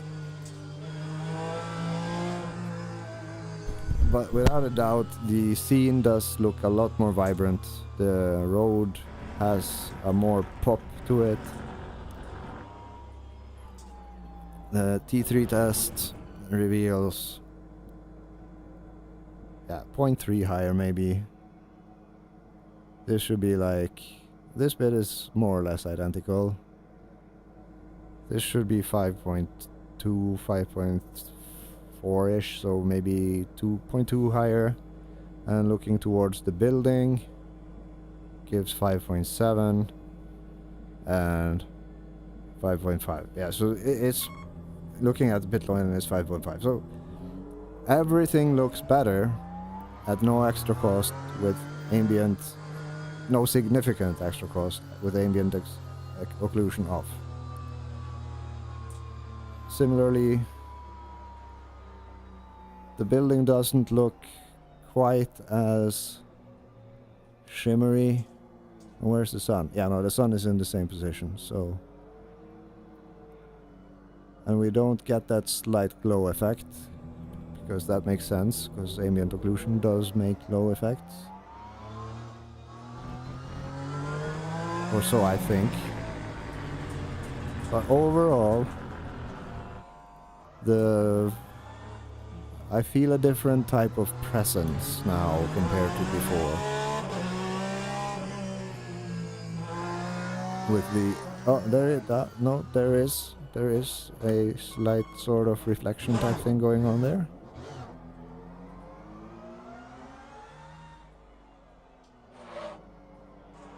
It does reflect the sun now. Okay. I just need to refresh my memory.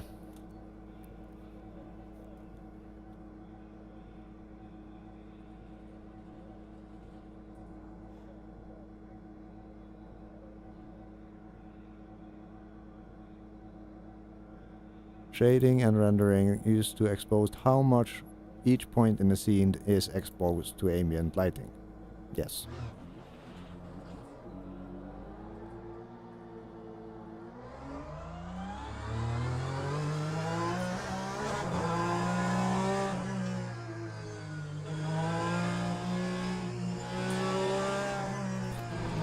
So the other post-processing effects which are present does make the things look more vibrant, I'd say. More natural. So I'm guessing it's more like a, I don't know, like a LUT or something plus other things.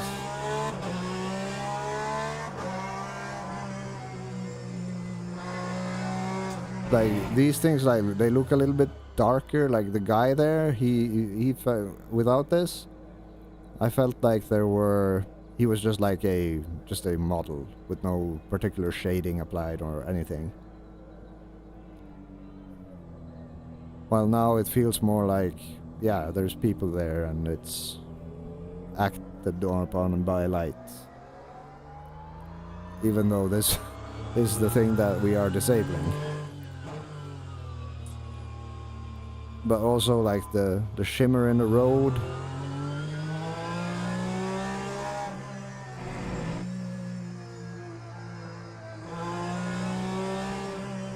Yeah, and the trees have like a little bit more pop to them. They're not just weirdly colored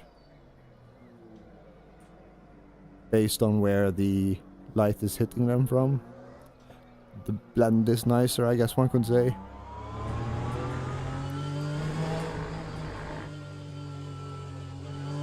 Yeah, everything basically just has it feels more vibrant and more pop to it. And that is even with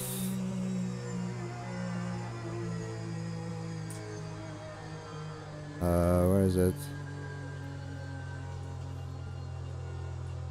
Ah, there. That is with my own post-processing settings off. And I had to run this before to get to similar. Or are they even different now that I've turned them off? Do they reset? No. Yeah, I had to do this to get the same kind of pop without it. And it would be interesting to see if the same kind of light glitch exists now. But I think I'll leave that for another time. Where by looking at a light source,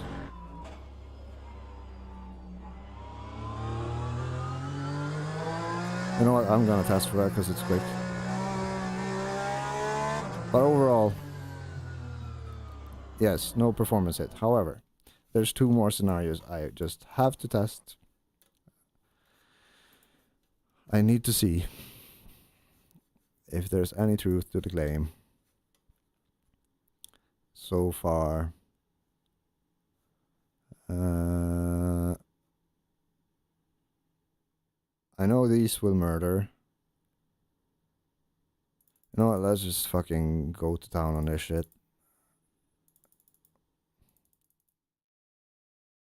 Shadow blur, no. Raindrops not reflect. There. Let's just go ultra on everything. And then no need to apply. And then we go fishing.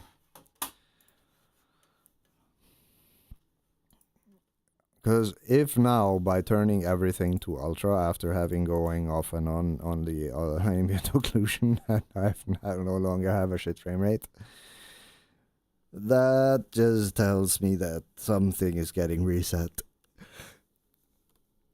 upon disabling and re-enabling it.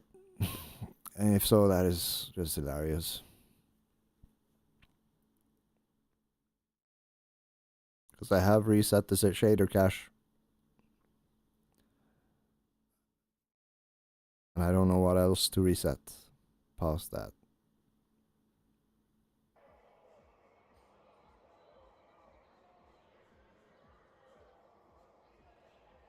Feels like I'm losing my mind. 5.4. Okay, slightly higher. slightly higher, but still within tolerance. An empty track.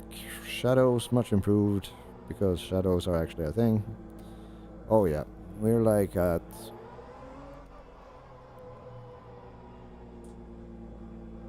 1.6 or 1.7 milliseconds more per frame on CPU, and GPU is almost 3.5 to 4 milliseconds. But still with it, well, oh, there, that's nice. Ooh, yeah, here we go. Motion reproduction shit. But it could be that it's just a lap, so I'll be fair. I'll give it a run before we stop, just to get everything computed.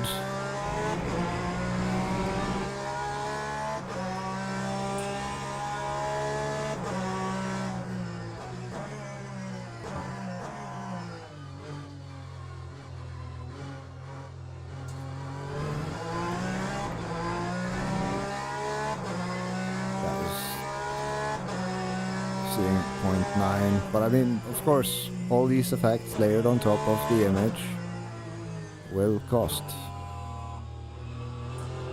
as each individual operation does take time to draw. But I am shocked to find that even with road reflections high, I could not do this on an empty track before, at all.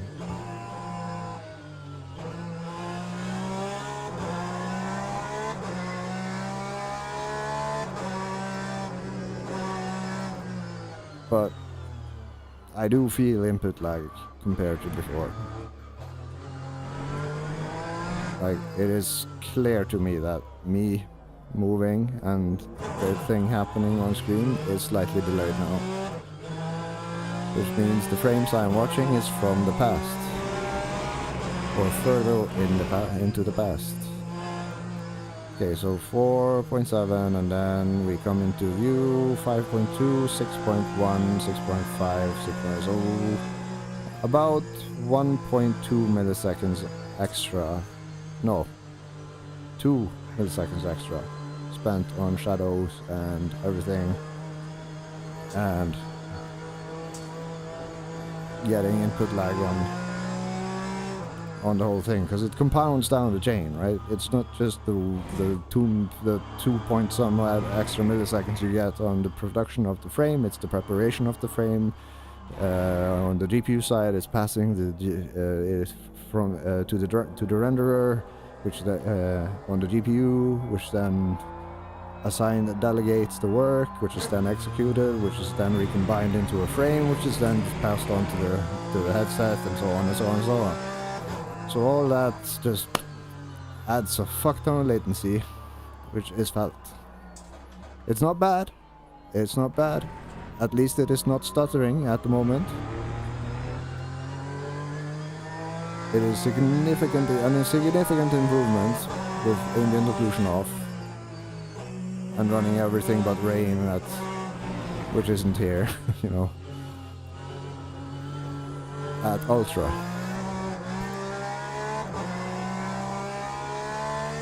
Which then forks into question, okay, what if I add an AI?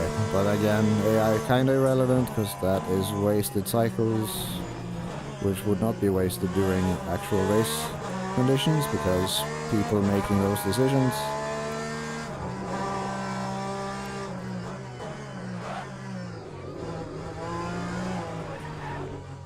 Ow.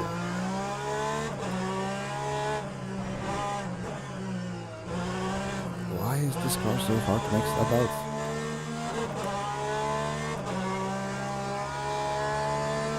Yeah, the shadows on the car is really nice, adds to the immersion.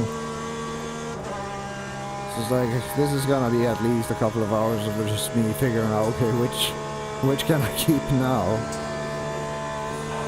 to increase the sense of being here. Wow.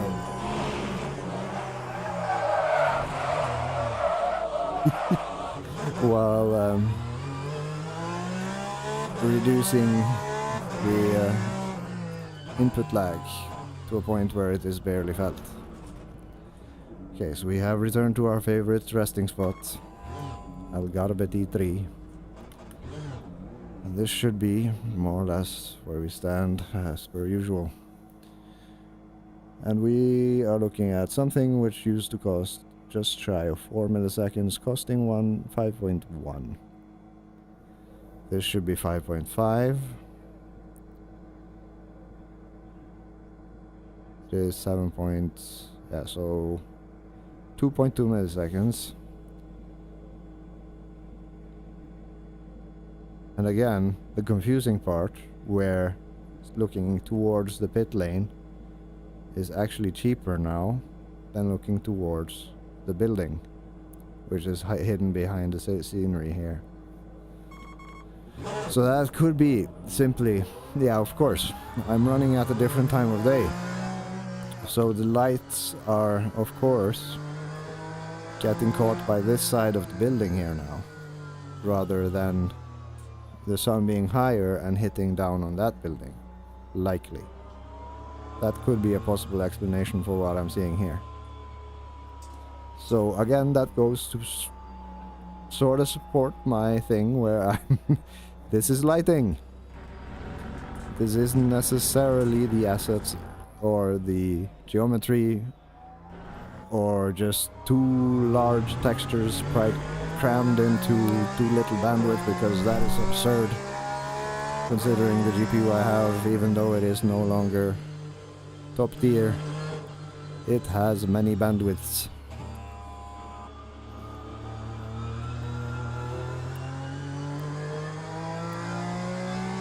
But I must admit, it is much prettier to look at now, but I see no evidence of quad race, even with particles and everything on. I think this might be just a definition thing, because there is a lot of shimmering and nice things, which does add to the sense of immersion.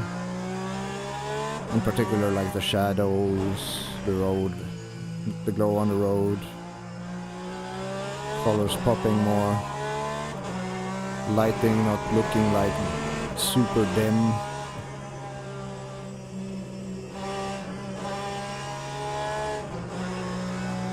So that's nice. But the cost does not fit my budget. But that is preference. If you're not sensitive to latency, then God bless. I support you. But acknowledge my goddamn existence.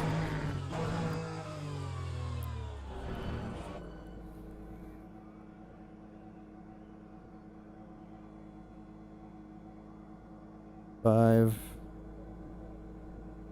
7.5 ish. There's the building probably. And then a reduction. So I'm not gonna bother doing the 10:30 p.m. test or the default. It is reproducible. Anyone who says it is not are insane. And I say that with love and as much respect as I can muster.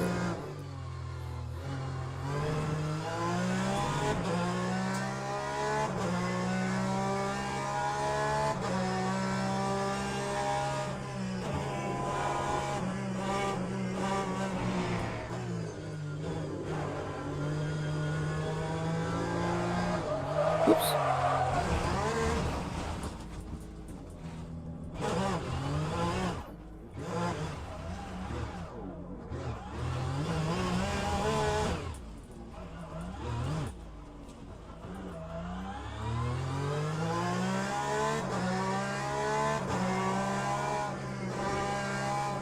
DC on.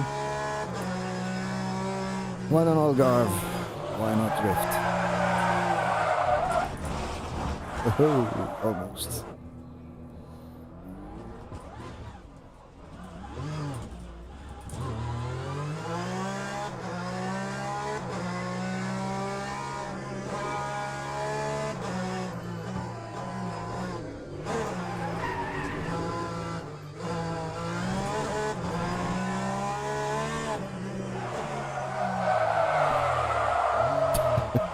Ow. Yeah, that's the return, man. It's just ridiculous. I think I should try maybe put on close to half or something, see if that helps. But that is a project for another day.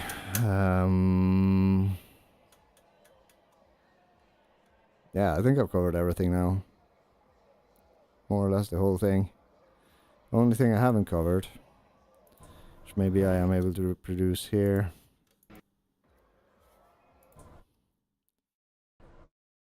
There you go. You see that? That effect there, where it kind of just pops into your face? Like this, yes, like this. This is what I see every time after a race. This is like the end of a race, post-race menu. It is like this. I mean, it's an inconvenience. It's not problematic. It's just, why does it happen? I mean, this is what it should be like. And also, if I hit escape and hit resume enough times, or at some interval,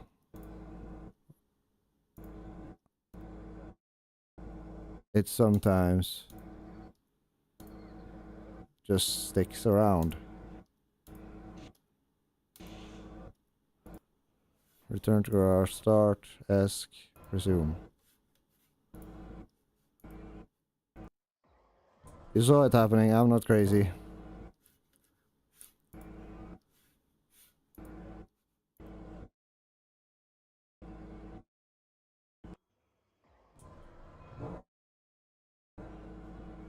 Anyway. Let's try replay. Return to garage, watch. Now I got colors, of course. But if I then click off the screen, go back, watch. I don't know what the logic is, but every time while connected to race server, almost every time I should say, hitting watch will result in black and white. What the fuck? Oh yeah, haha! I forgot about this. The blur in VR.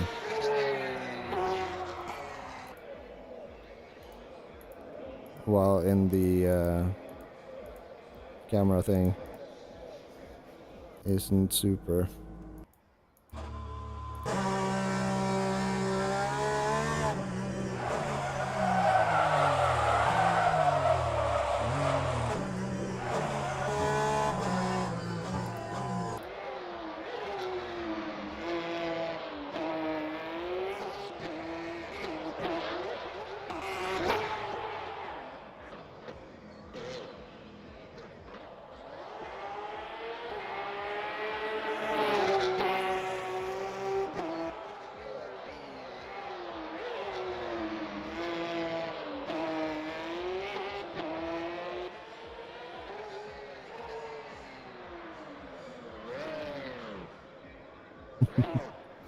Wow.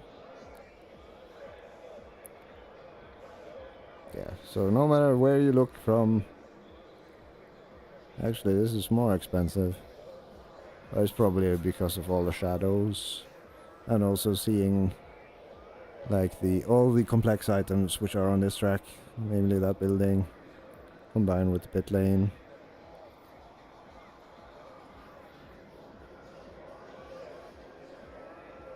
But let's answer one more question.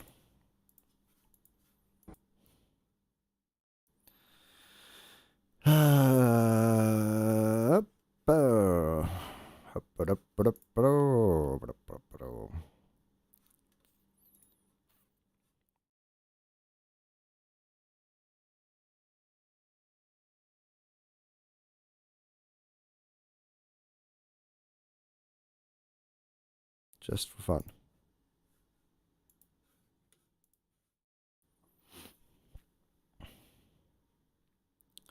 Yeet in a bunch of cars and see what happens.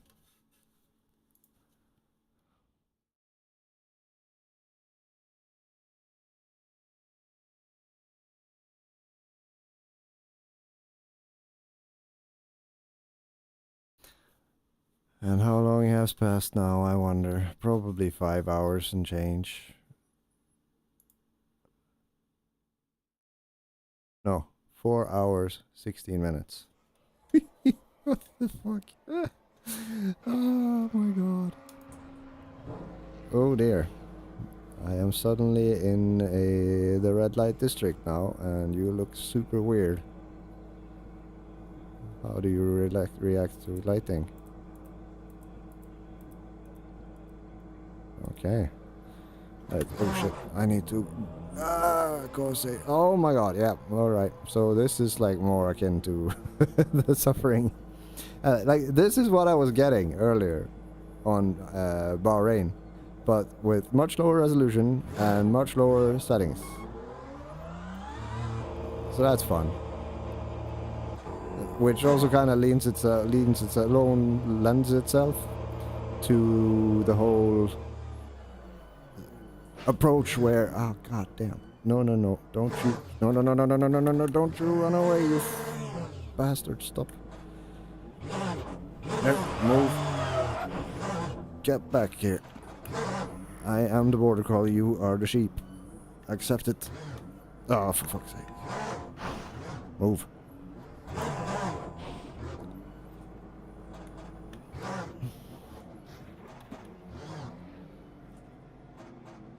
Yeah, this is... Okay, so this is with ambient occlusion set to disabled. Everything ultra. The weird part is we're running lower settings, and these are more or less they are far more severe actually. But the experience so far, the smoothness is concerned, is actually less, let's say, it makes me feel less unwell than it did prior to the act of disabling and re-enabling ambient occlusion. No, and sorry, I'm lying. This is with ambient occlusion, ambient occlusion disabled, and everything at ultra. So turning that off, even though running everything at ultra, with significantly higher latency on every metric, this feels less infuriating than with it enabled. Which then in turn sort of supports my argument that the issues here be lighting. The issues be reflections. Because light reflects. And let's see. Do a couple of tests. So looking straight at, yeah. Okay, so the thing that is gone now, with everything on ultra and occlusion, ambient occlusion off, when I stare at the light source, it is static. It is... Okay, it does increase with and decrease with distance, but the simulation of my pupils closing is now gone. So, by proxy, looking away from lights, nah, it still happens, just to a lesser extent. So when I look up, we see waves. But the waves are only relative to the distance of the light source. So that car going back, I see wave move. And closer, it moves. So that 5-second animation where light is basically producing waves, which is kind of funny, is absent. And yeah, staring at the light, it's the same if I look up as it is looking straight at it. that is the thing that changes with ambient occlusion. So I guess that operation somehow just bogs down my CPU to the point that it is incapable of doing everything else in time, which then just spirals down the pipe, causing stutters which are far more severe. So far I experienced them than even 20 milliseconds. Because now it's just like I see frames aren't being drawn. Like, it's just like, it's not smooth. It's not like when I move my head, things just stop for a brief moment before resuming. So that is interesting, because that is one of the things that has annoyed me the most, even with running super conservative settings at low res. And it'll be interesting to see where I land so far visuals go with this disabled.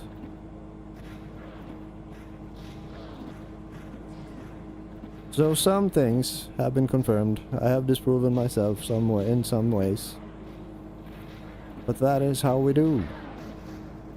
We make incorrect assumptions about what is at the root cause, and then we kinda learn from it and find at least whatever is closer to the truth.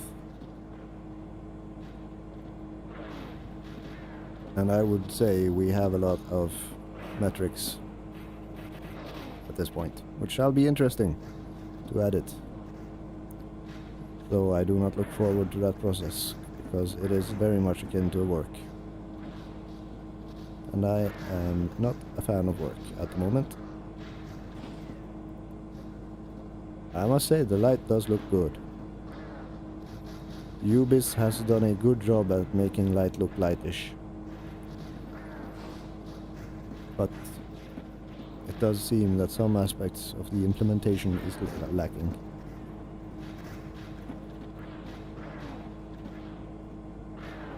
Or simply could be put down to my hardware being jank, but still. Nah, man.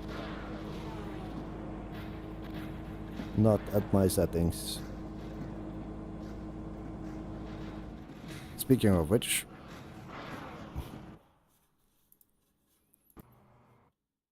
just for fun,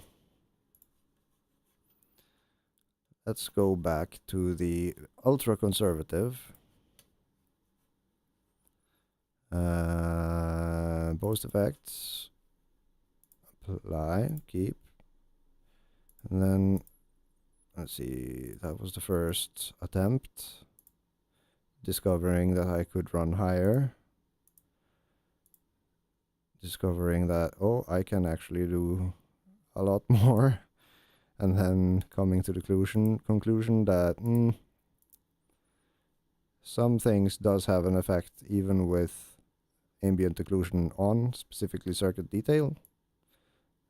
So this is where I ended up with shit being decent, but still I get like these big ass frame drops where there's supposed to be motion reprojection because frame late. So last attempt, or last sanity check at night with AI, bogging down the processor at 3 AM just to see the difference in the graphic fidelity during night and its impact on latency. Ooh, latency, yes. And then I expect I will return to bed and sleep, because I have a mild headache after staring at all these alternating display lighting effects. Not great.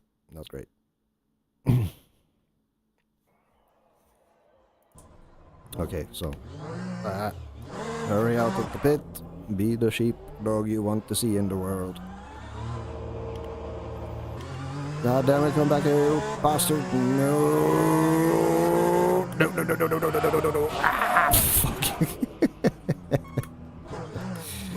Dedicated to the craft, if not anything.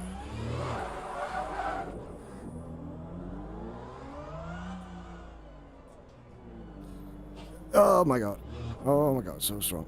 So goddamn strong. No, no, no. You bastard. How dare you run away like that? Naughty AI. Hello. Alright, so switch to this, and then boop. And then wait for these bastards to arrive. And we can already see my CPU gagging a little bit. But we have essentially gotten back 10 milliseconds, but still we are in GPU bound territory, which then supports my argument that lighting is indeed stemming from calculations performed on the CPU. Which makes sense, because every computation performed by the GPU has to have something to act on.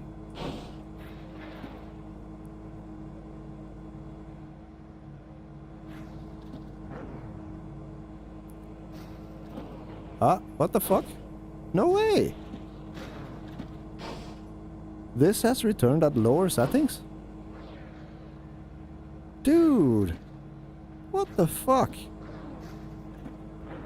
Like, if I look at the light source, pupils narrow. Look away. Pupils open. This effect was not present. If this is supposed to save time, I'm sorry, but what the fuck?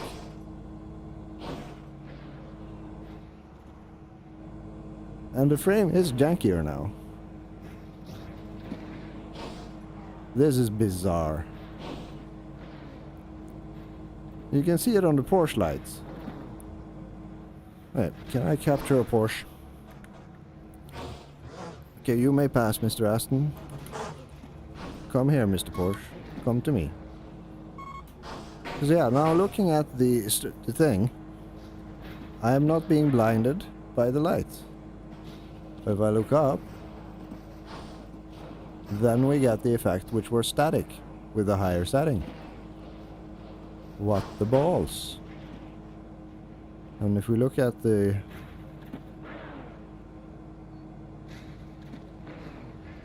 Huh? I sort of get it. Less light, less computationally expensive. But then why decide to up the luminosity value thingy of the source when looking away? Essentially increasing the cost of the frame. That is strange.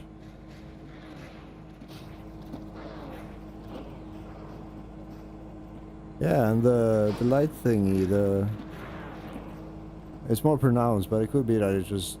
No. It is fucking back.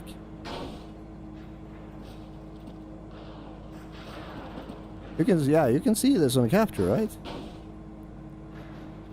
Like, even though the distance to the light doesn't change, the wave artifact is postponed. But it is not waving continuously as it is on Bahrain when looking at the floodlights. So the floodlights on Bahrain are special. This just keeps fucking compounding, doesn't it? I hate everything about this. Because, oh my god, it's gonna be a nightmare to cut and put together in a meaningful manner. Now you can start to see... Yeah. Look at the wall. Look at the concrete wall behind the car there. The cars behind these cars are fairly static. There's nothing happening to the lighting on the wall, right? And then I look down. And the brightness of the car, or of the wall, and the entire environment, including things which are behind the car, the spectator stand, the building, If I look up, all of it becomes brighter.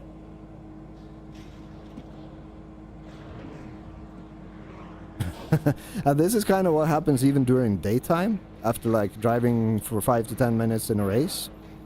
Suddenly, it just look overcast, even though the weather hasn't changed. Sun is out. It's not being obscured by anything.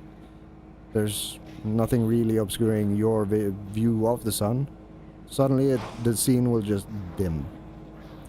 And similarly, I did have a thing the other day where I was driving and suddenly it was like a nuke went off. So yeah, god damn man, this is just getting fucking denser and denser and denser. Okay, so then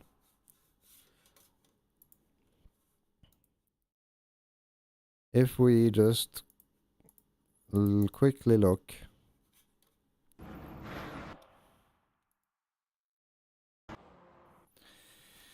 If we then quickly look at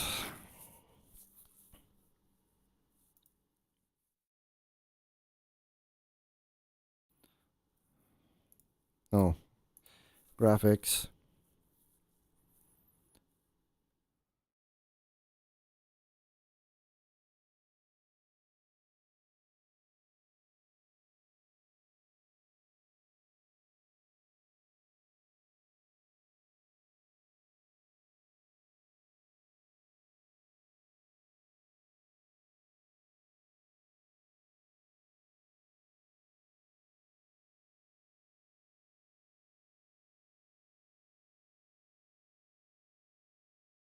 I mean, it doesn't make sense that it would be this, nor this, nor this. Maybe this. Changes details of elements in player and this opponent detail level for opponent's car. It must be this.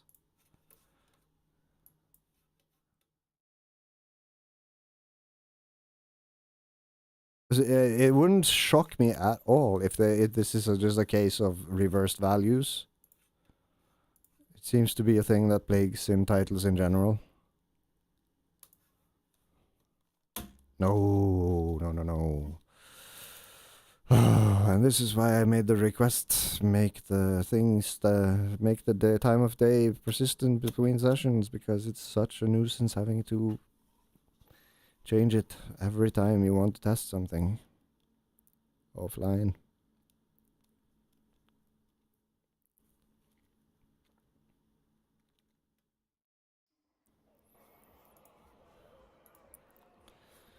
And why am I doing this? I need to quit.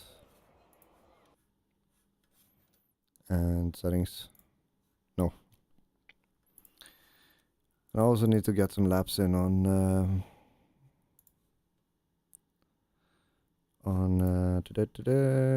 that fucking track, Hungaroring. Autodromo bloody bloody bloody international. There. 3 a.m. And event and start.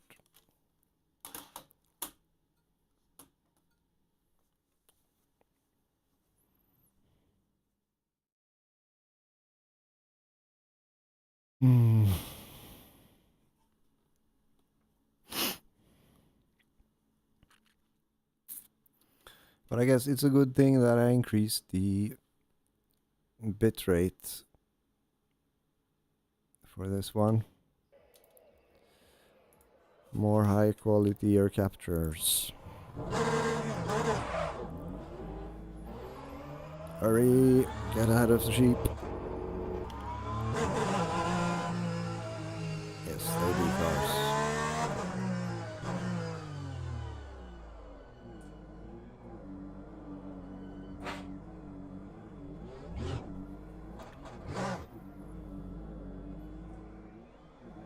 And then we wait for the shit show to arrive. Hooray.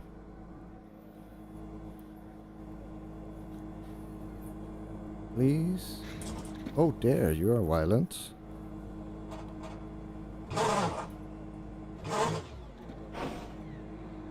So, nope, it's not that.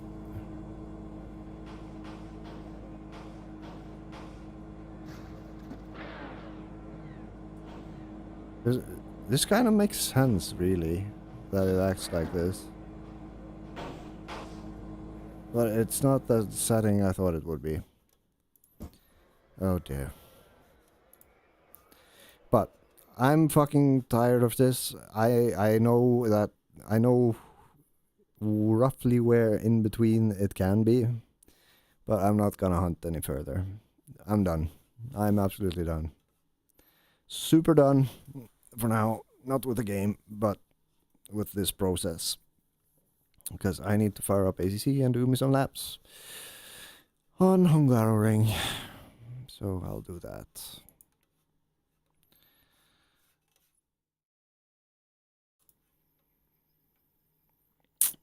And also I'm thirsty as shite. I've been talking non-stop for 4 hours, 37 minutes, trying to understand the finer points of LMU's quirks. And I think I am a bit closer to the truth. I have disproven myself and to a degree others a little bit, which is nice. But work must commence in other fields. And while doing the loading... Ah, shit, I need to sit still while it loads, don't I?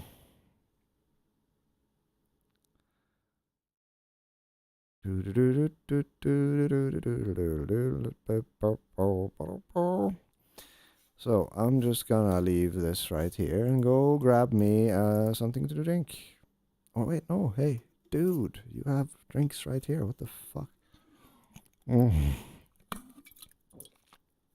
Oh.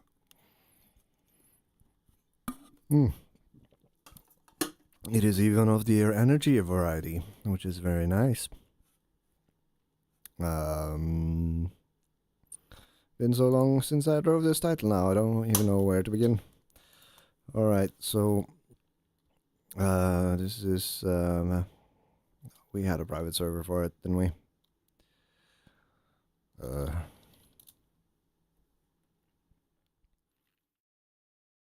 Yes. Slightly out of date, possibly, but we were driving the McLaren, weren't we? Guess I should check that. Downloading update. Yeah, we can connect meanwhile. No?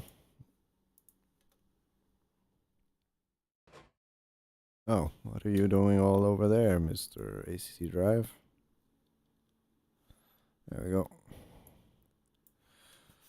Okay, so what does the scene look like? We have no game, so there you go. No? What the? Oh, I'm on the wrong. There we go. Hello. Ah, yes, the glorious mush of ACC. What the fuck am I even do? Oh dear God, stop. What am I even doing here? Oh yeah, I'm not running. Yeah, I remember now. This is my fate. Oh shit, it looks good enough on capture and it produces smooth frame rates and no stutter, so yay. Not even gonna pretend to do anything about it.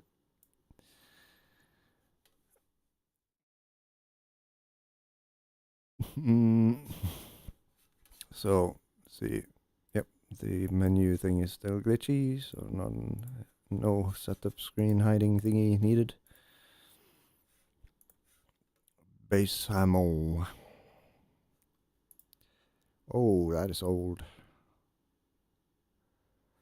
Okie dokie.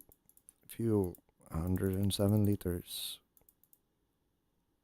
Oh no, that's 107, 106, that is 53 plus 3, that's a 6, 9, 72 liters, 72 liters, that is okay.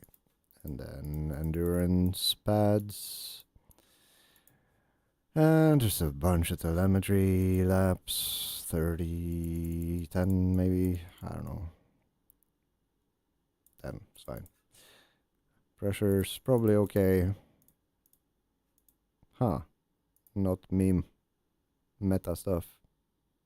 Cold enough to support Duck 2.2. Okay. And what time of day is it? It is 4. Yes, so it'll definitely... Oh, no, don't quit.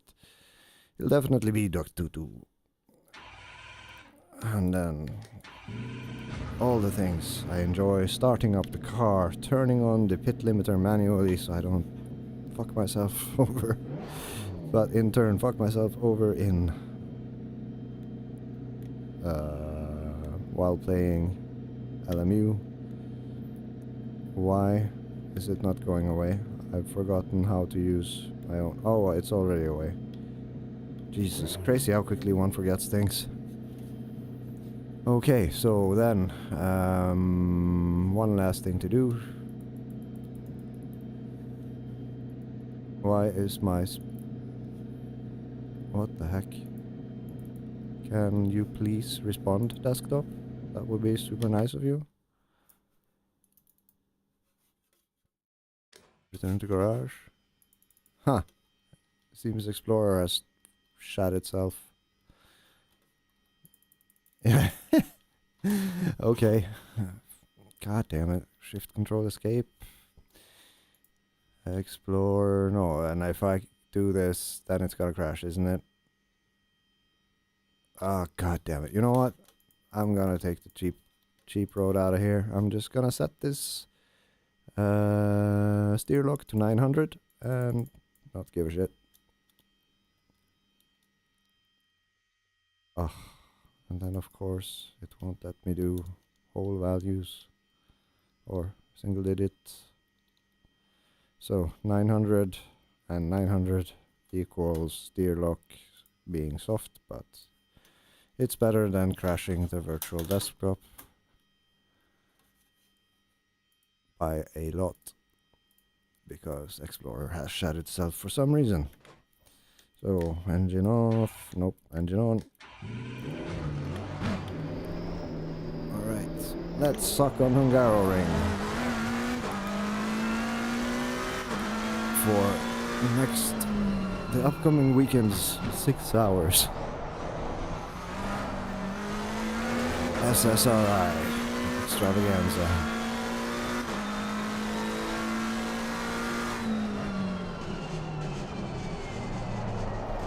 Increasing volume because low, surprisingly low compared to... Oh wow, what the fuck, that was... I had a grunt to it, didn't it?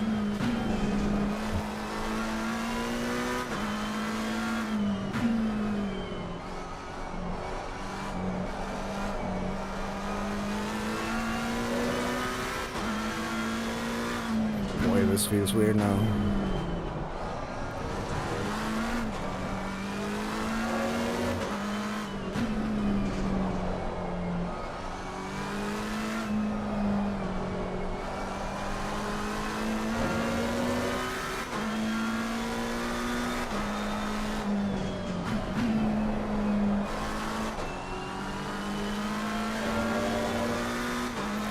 It's moving. It's just too loud for this hour. It's really weird. Like,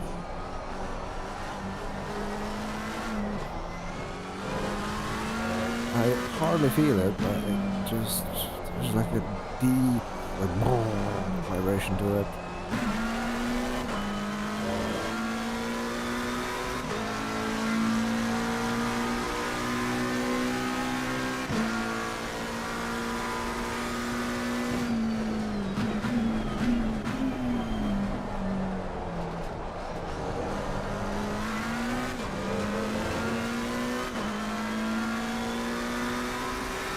Oh, that's why.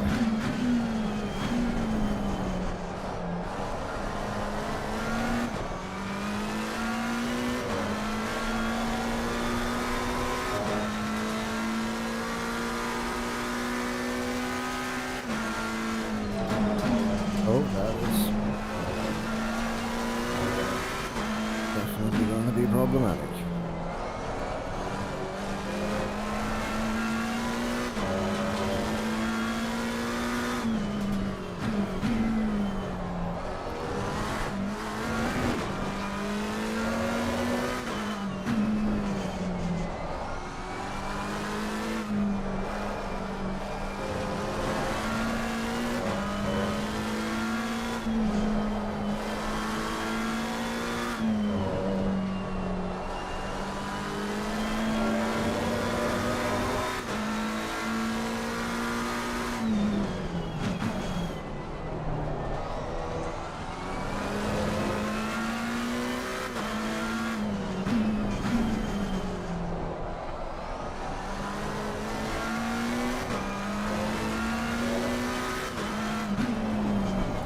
That's very deep.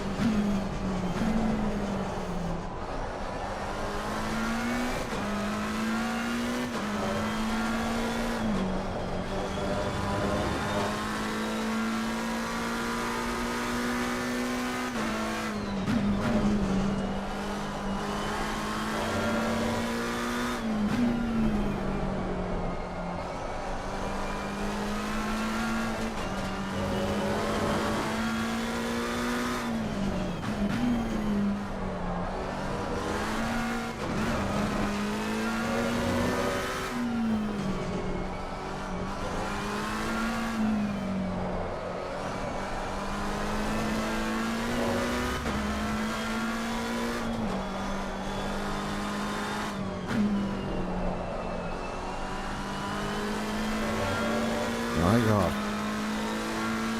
Like, it's so weird. Like, I can't even feel it, but it just vibrates like something fierce. Ah, yeah, I'm on my... Of course, I'm on my LMU profile in the application, which I am not able to reach because Explorer.exe has shut itself. Yes. Okay, well, let me mitigate it in-game.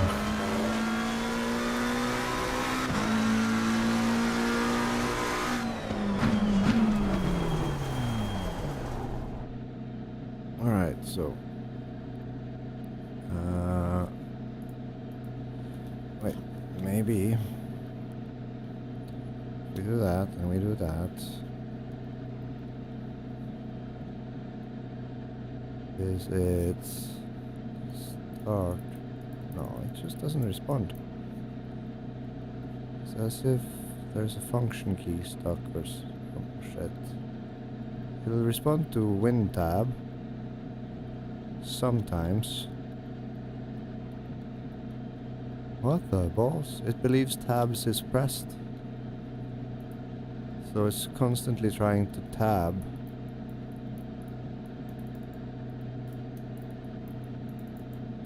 That is weird.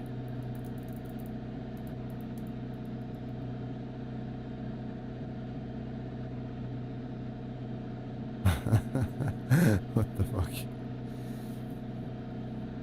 Okay, so mouse is invisible. Put mouse there, there. Options, video. Maybe it's just a matter of doing this. Nope. Not at all. Okay. If it crashes, it crashes. Control Shift Escape. Explorer.exe. And task. That did not end it. And task. And it shot itself spectacularly. Okie dokie.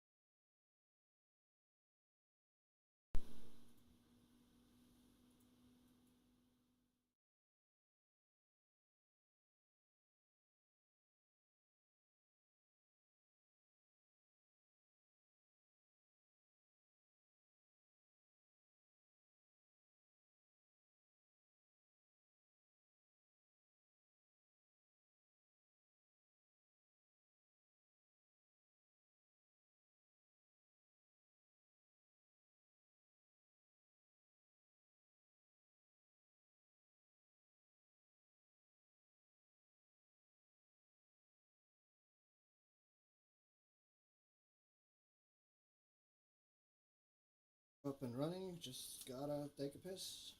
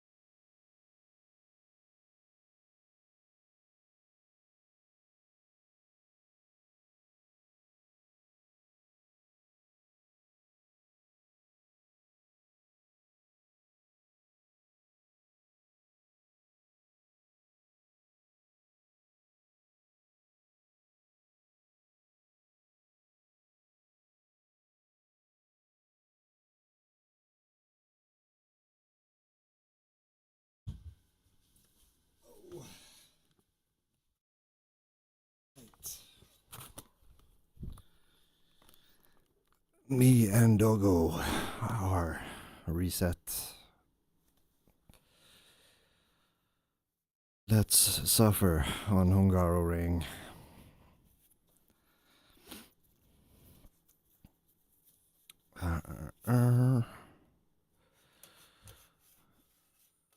Mouse bastard, there you are.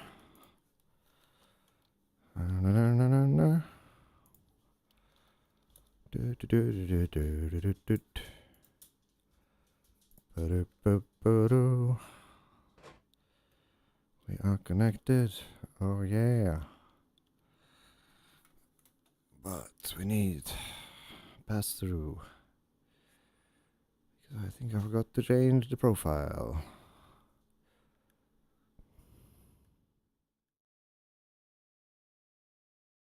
Come on. Thank you. And boop. And boop. And then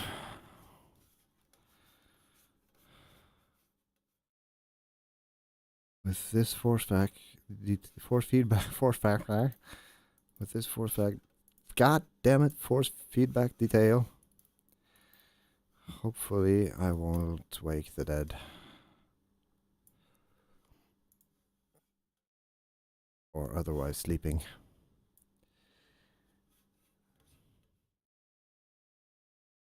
Huh. It is so nice to not be running downscaling though. In the actual environment. You can actually read what's on the desktop without going cross-eyed. Ah, god damn it. There we go. Load. Load. Minus 1, 2, 3, 1, 2, 3, 1, 2, 3, 3. Fuel strat, 74 liters, pad 22, 10 telemetry laps,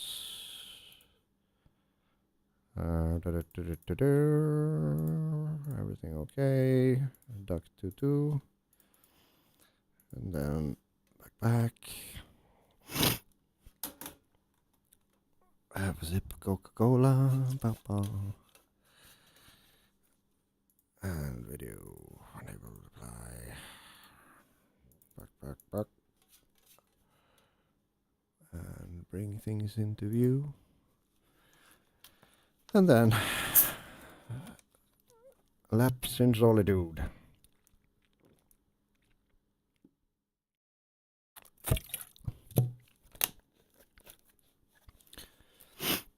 In hopes of finding at least 4 seconds and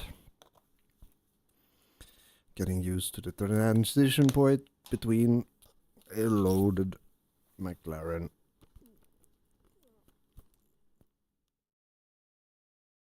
okay. I do believe that should be okay. Oh yeah.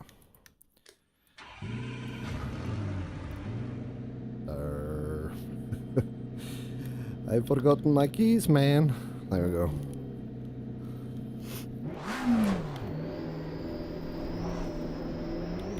My god, this looks absolutely horrid.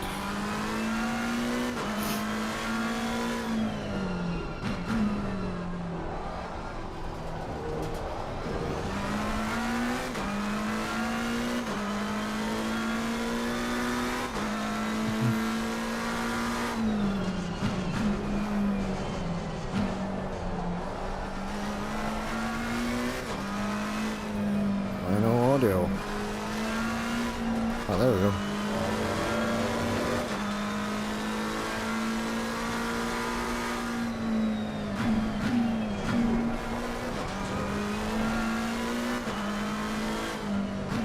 Wow, this feels so weird now.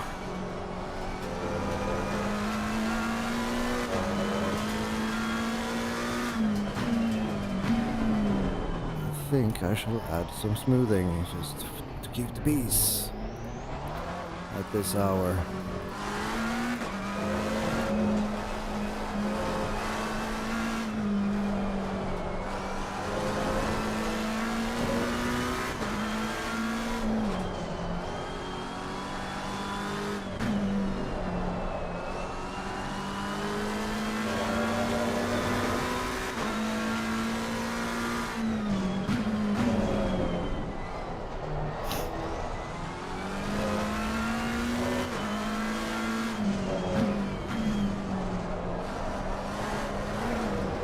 Ooh, shit.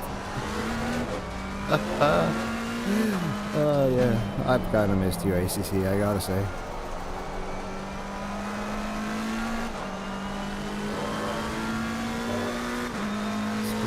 moving.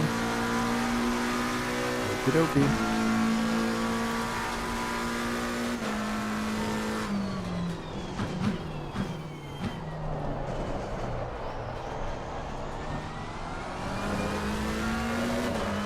Definitely more strength then.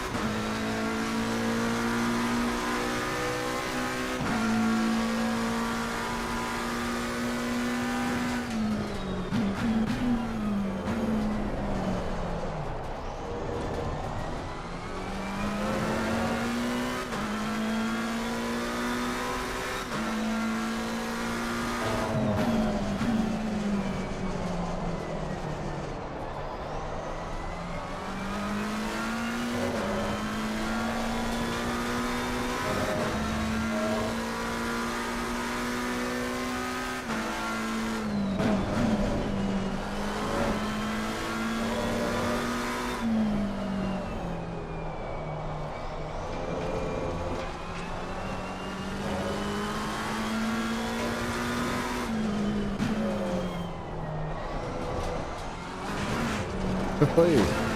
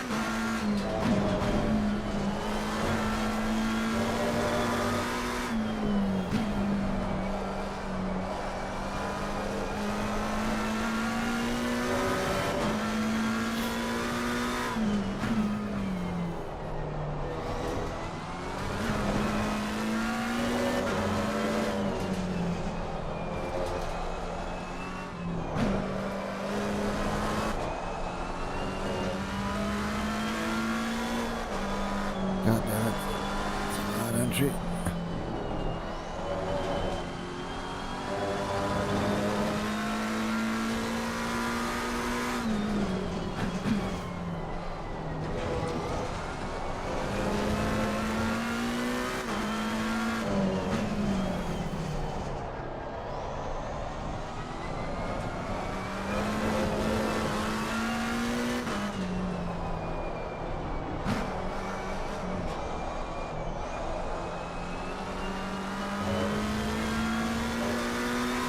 Does feel squishy, very squishy on the front.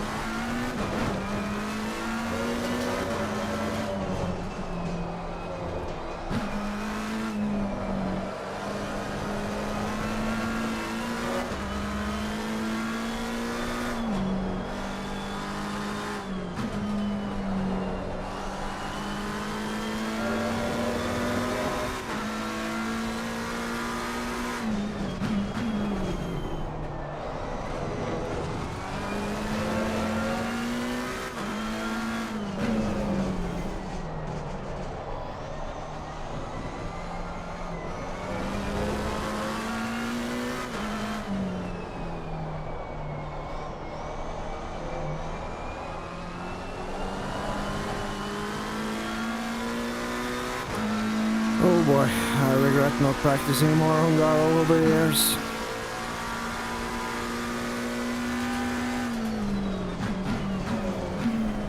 It is like a huge gap in my resume. Absolutely gigantic.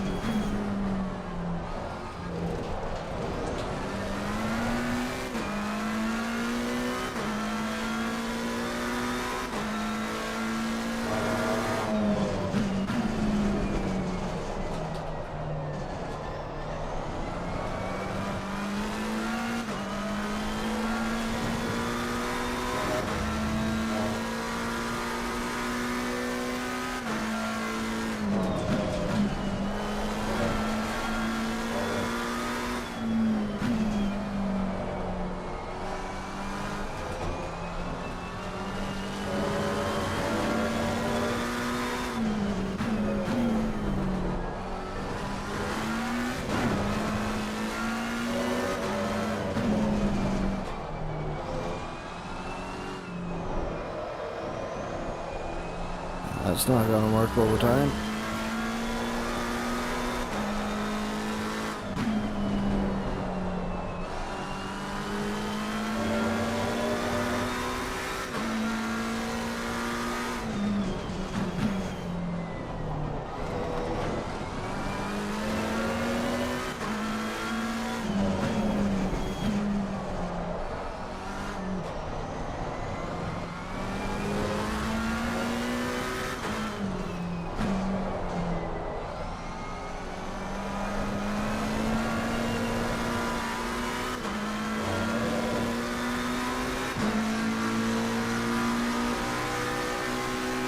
How many laps is this? 10?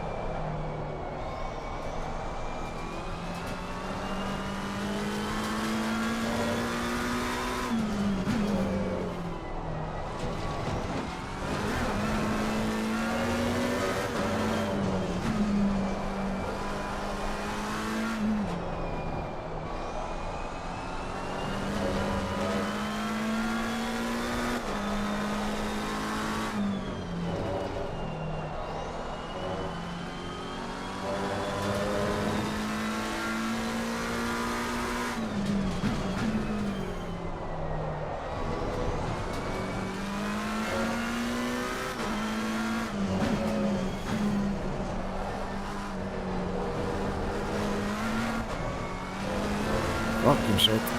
I had it.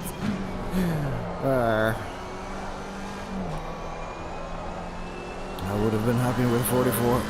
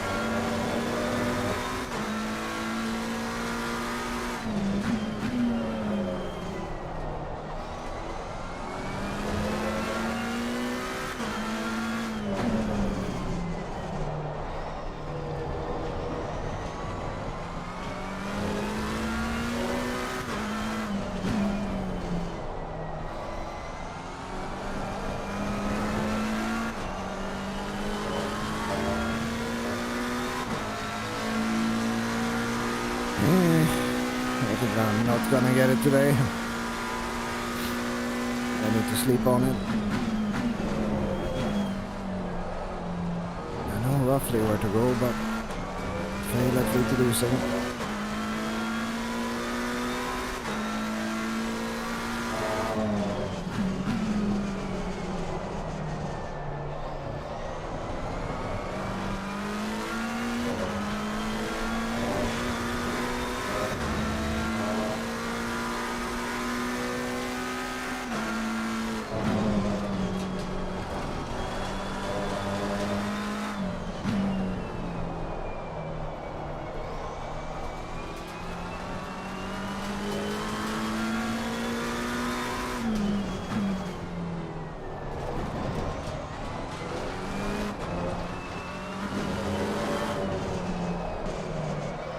Sliding wide here and setting up suboptimal entries into this one every time. Going too wide, narrow, widening the entry here. Getting a bad run out of this one. Similarly here, tend to turn it in early, leaving myself late on the throttle. And then understeer in here, rather than just hook onto the inside, but it does seem to maybe open up a little bit. And always way late in here. And then losing the rear on the end.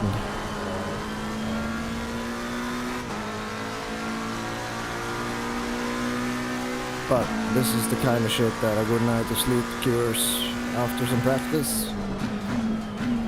Once you know, the monkey mind kind of kicks into gear while you're fucking drooling, experiencing vivid hallucinations.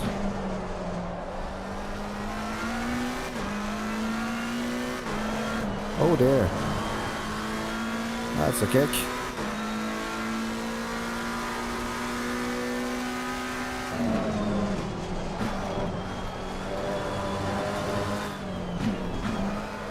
Yeah, well, shouldn't do that. Fuck with the tire data. Already did one drift, so... Okay, so that was 14 laps. Past 45.5 with... Starting with 4, half tank plus 4. Resulting in... Light graining on the front, not shocking at all. Inner 61. Ah, right, the numbers are reversed here, of course. 6159, that is even. 494, that is also even. 4, 3, 1, 6, 3, 3, that's 8.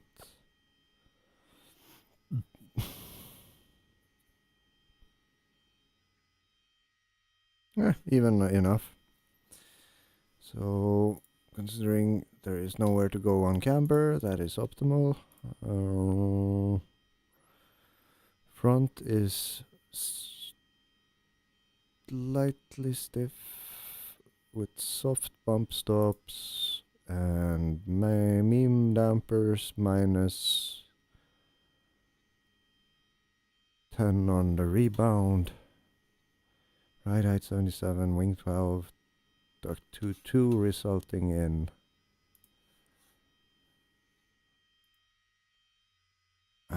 suggestions of minus 1, 2, 3, 1, 2, 3, plus 1 rear right. Quickest lap 3, then just nose diving after lap 7, so I'm pushing the tires too hard, but no wonder. I'm just feeling the track out, way too, overpressured fronts, of course. On the quickest lap, peak rear left 95 Celsius. Over time, peak rear right 96, dropping off towards 5 and 4 as the temperatures drop into the 25 Celsius track range and 19C ambient. Front brakes 800 Celsius with a low of 500.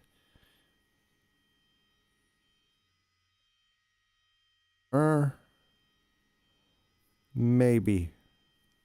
I'm gonna test tomorrow with duct 3 during nighttime to see how low they go. And then take it from there. I had fairly severe pressure loss on the right side. Oof. But otherwise, I got within 6/10 of the target of a high 49 just to get in, 44 just to get into the 44. But yeah, considering the headache I have imposed on myself following all the uneven flicker across the displays, on top of them being malplaced, completely breaking my brain, I think I will call that a night and let my neighbors sleep without the vague rumble of curb rattle reverberating through the goddamn floor. And with that, I bid thee good night, Internet. Please forgive any foul language or fuck yous thrown in your general direction, but goddamn. Yeah. I just can't not. Things that LMU do to my equipment and my physiology and my poor neighbor is ridiculous. And it needs to stop. And thus I feel the vague, abrasive nature of my commentary is somewhat warranted and justified. Even though I do not mean it in any meaningful I hate you sense. I legitimately am that frustrated to the point which my brain just simply blurbs out, things sounded maybe less than civilized. But the intent is a mixture of humor and anger. So I'm gonna cut this shit down at some point, but you do with it as you wish. I'm gonna fuck off to bed now, so fuck me, I guess, and good night. Until next time. This has been a incoherent rant about things which, you know, annoy me. But hopefully will be fixed at some point. So, good night. Pew, pew.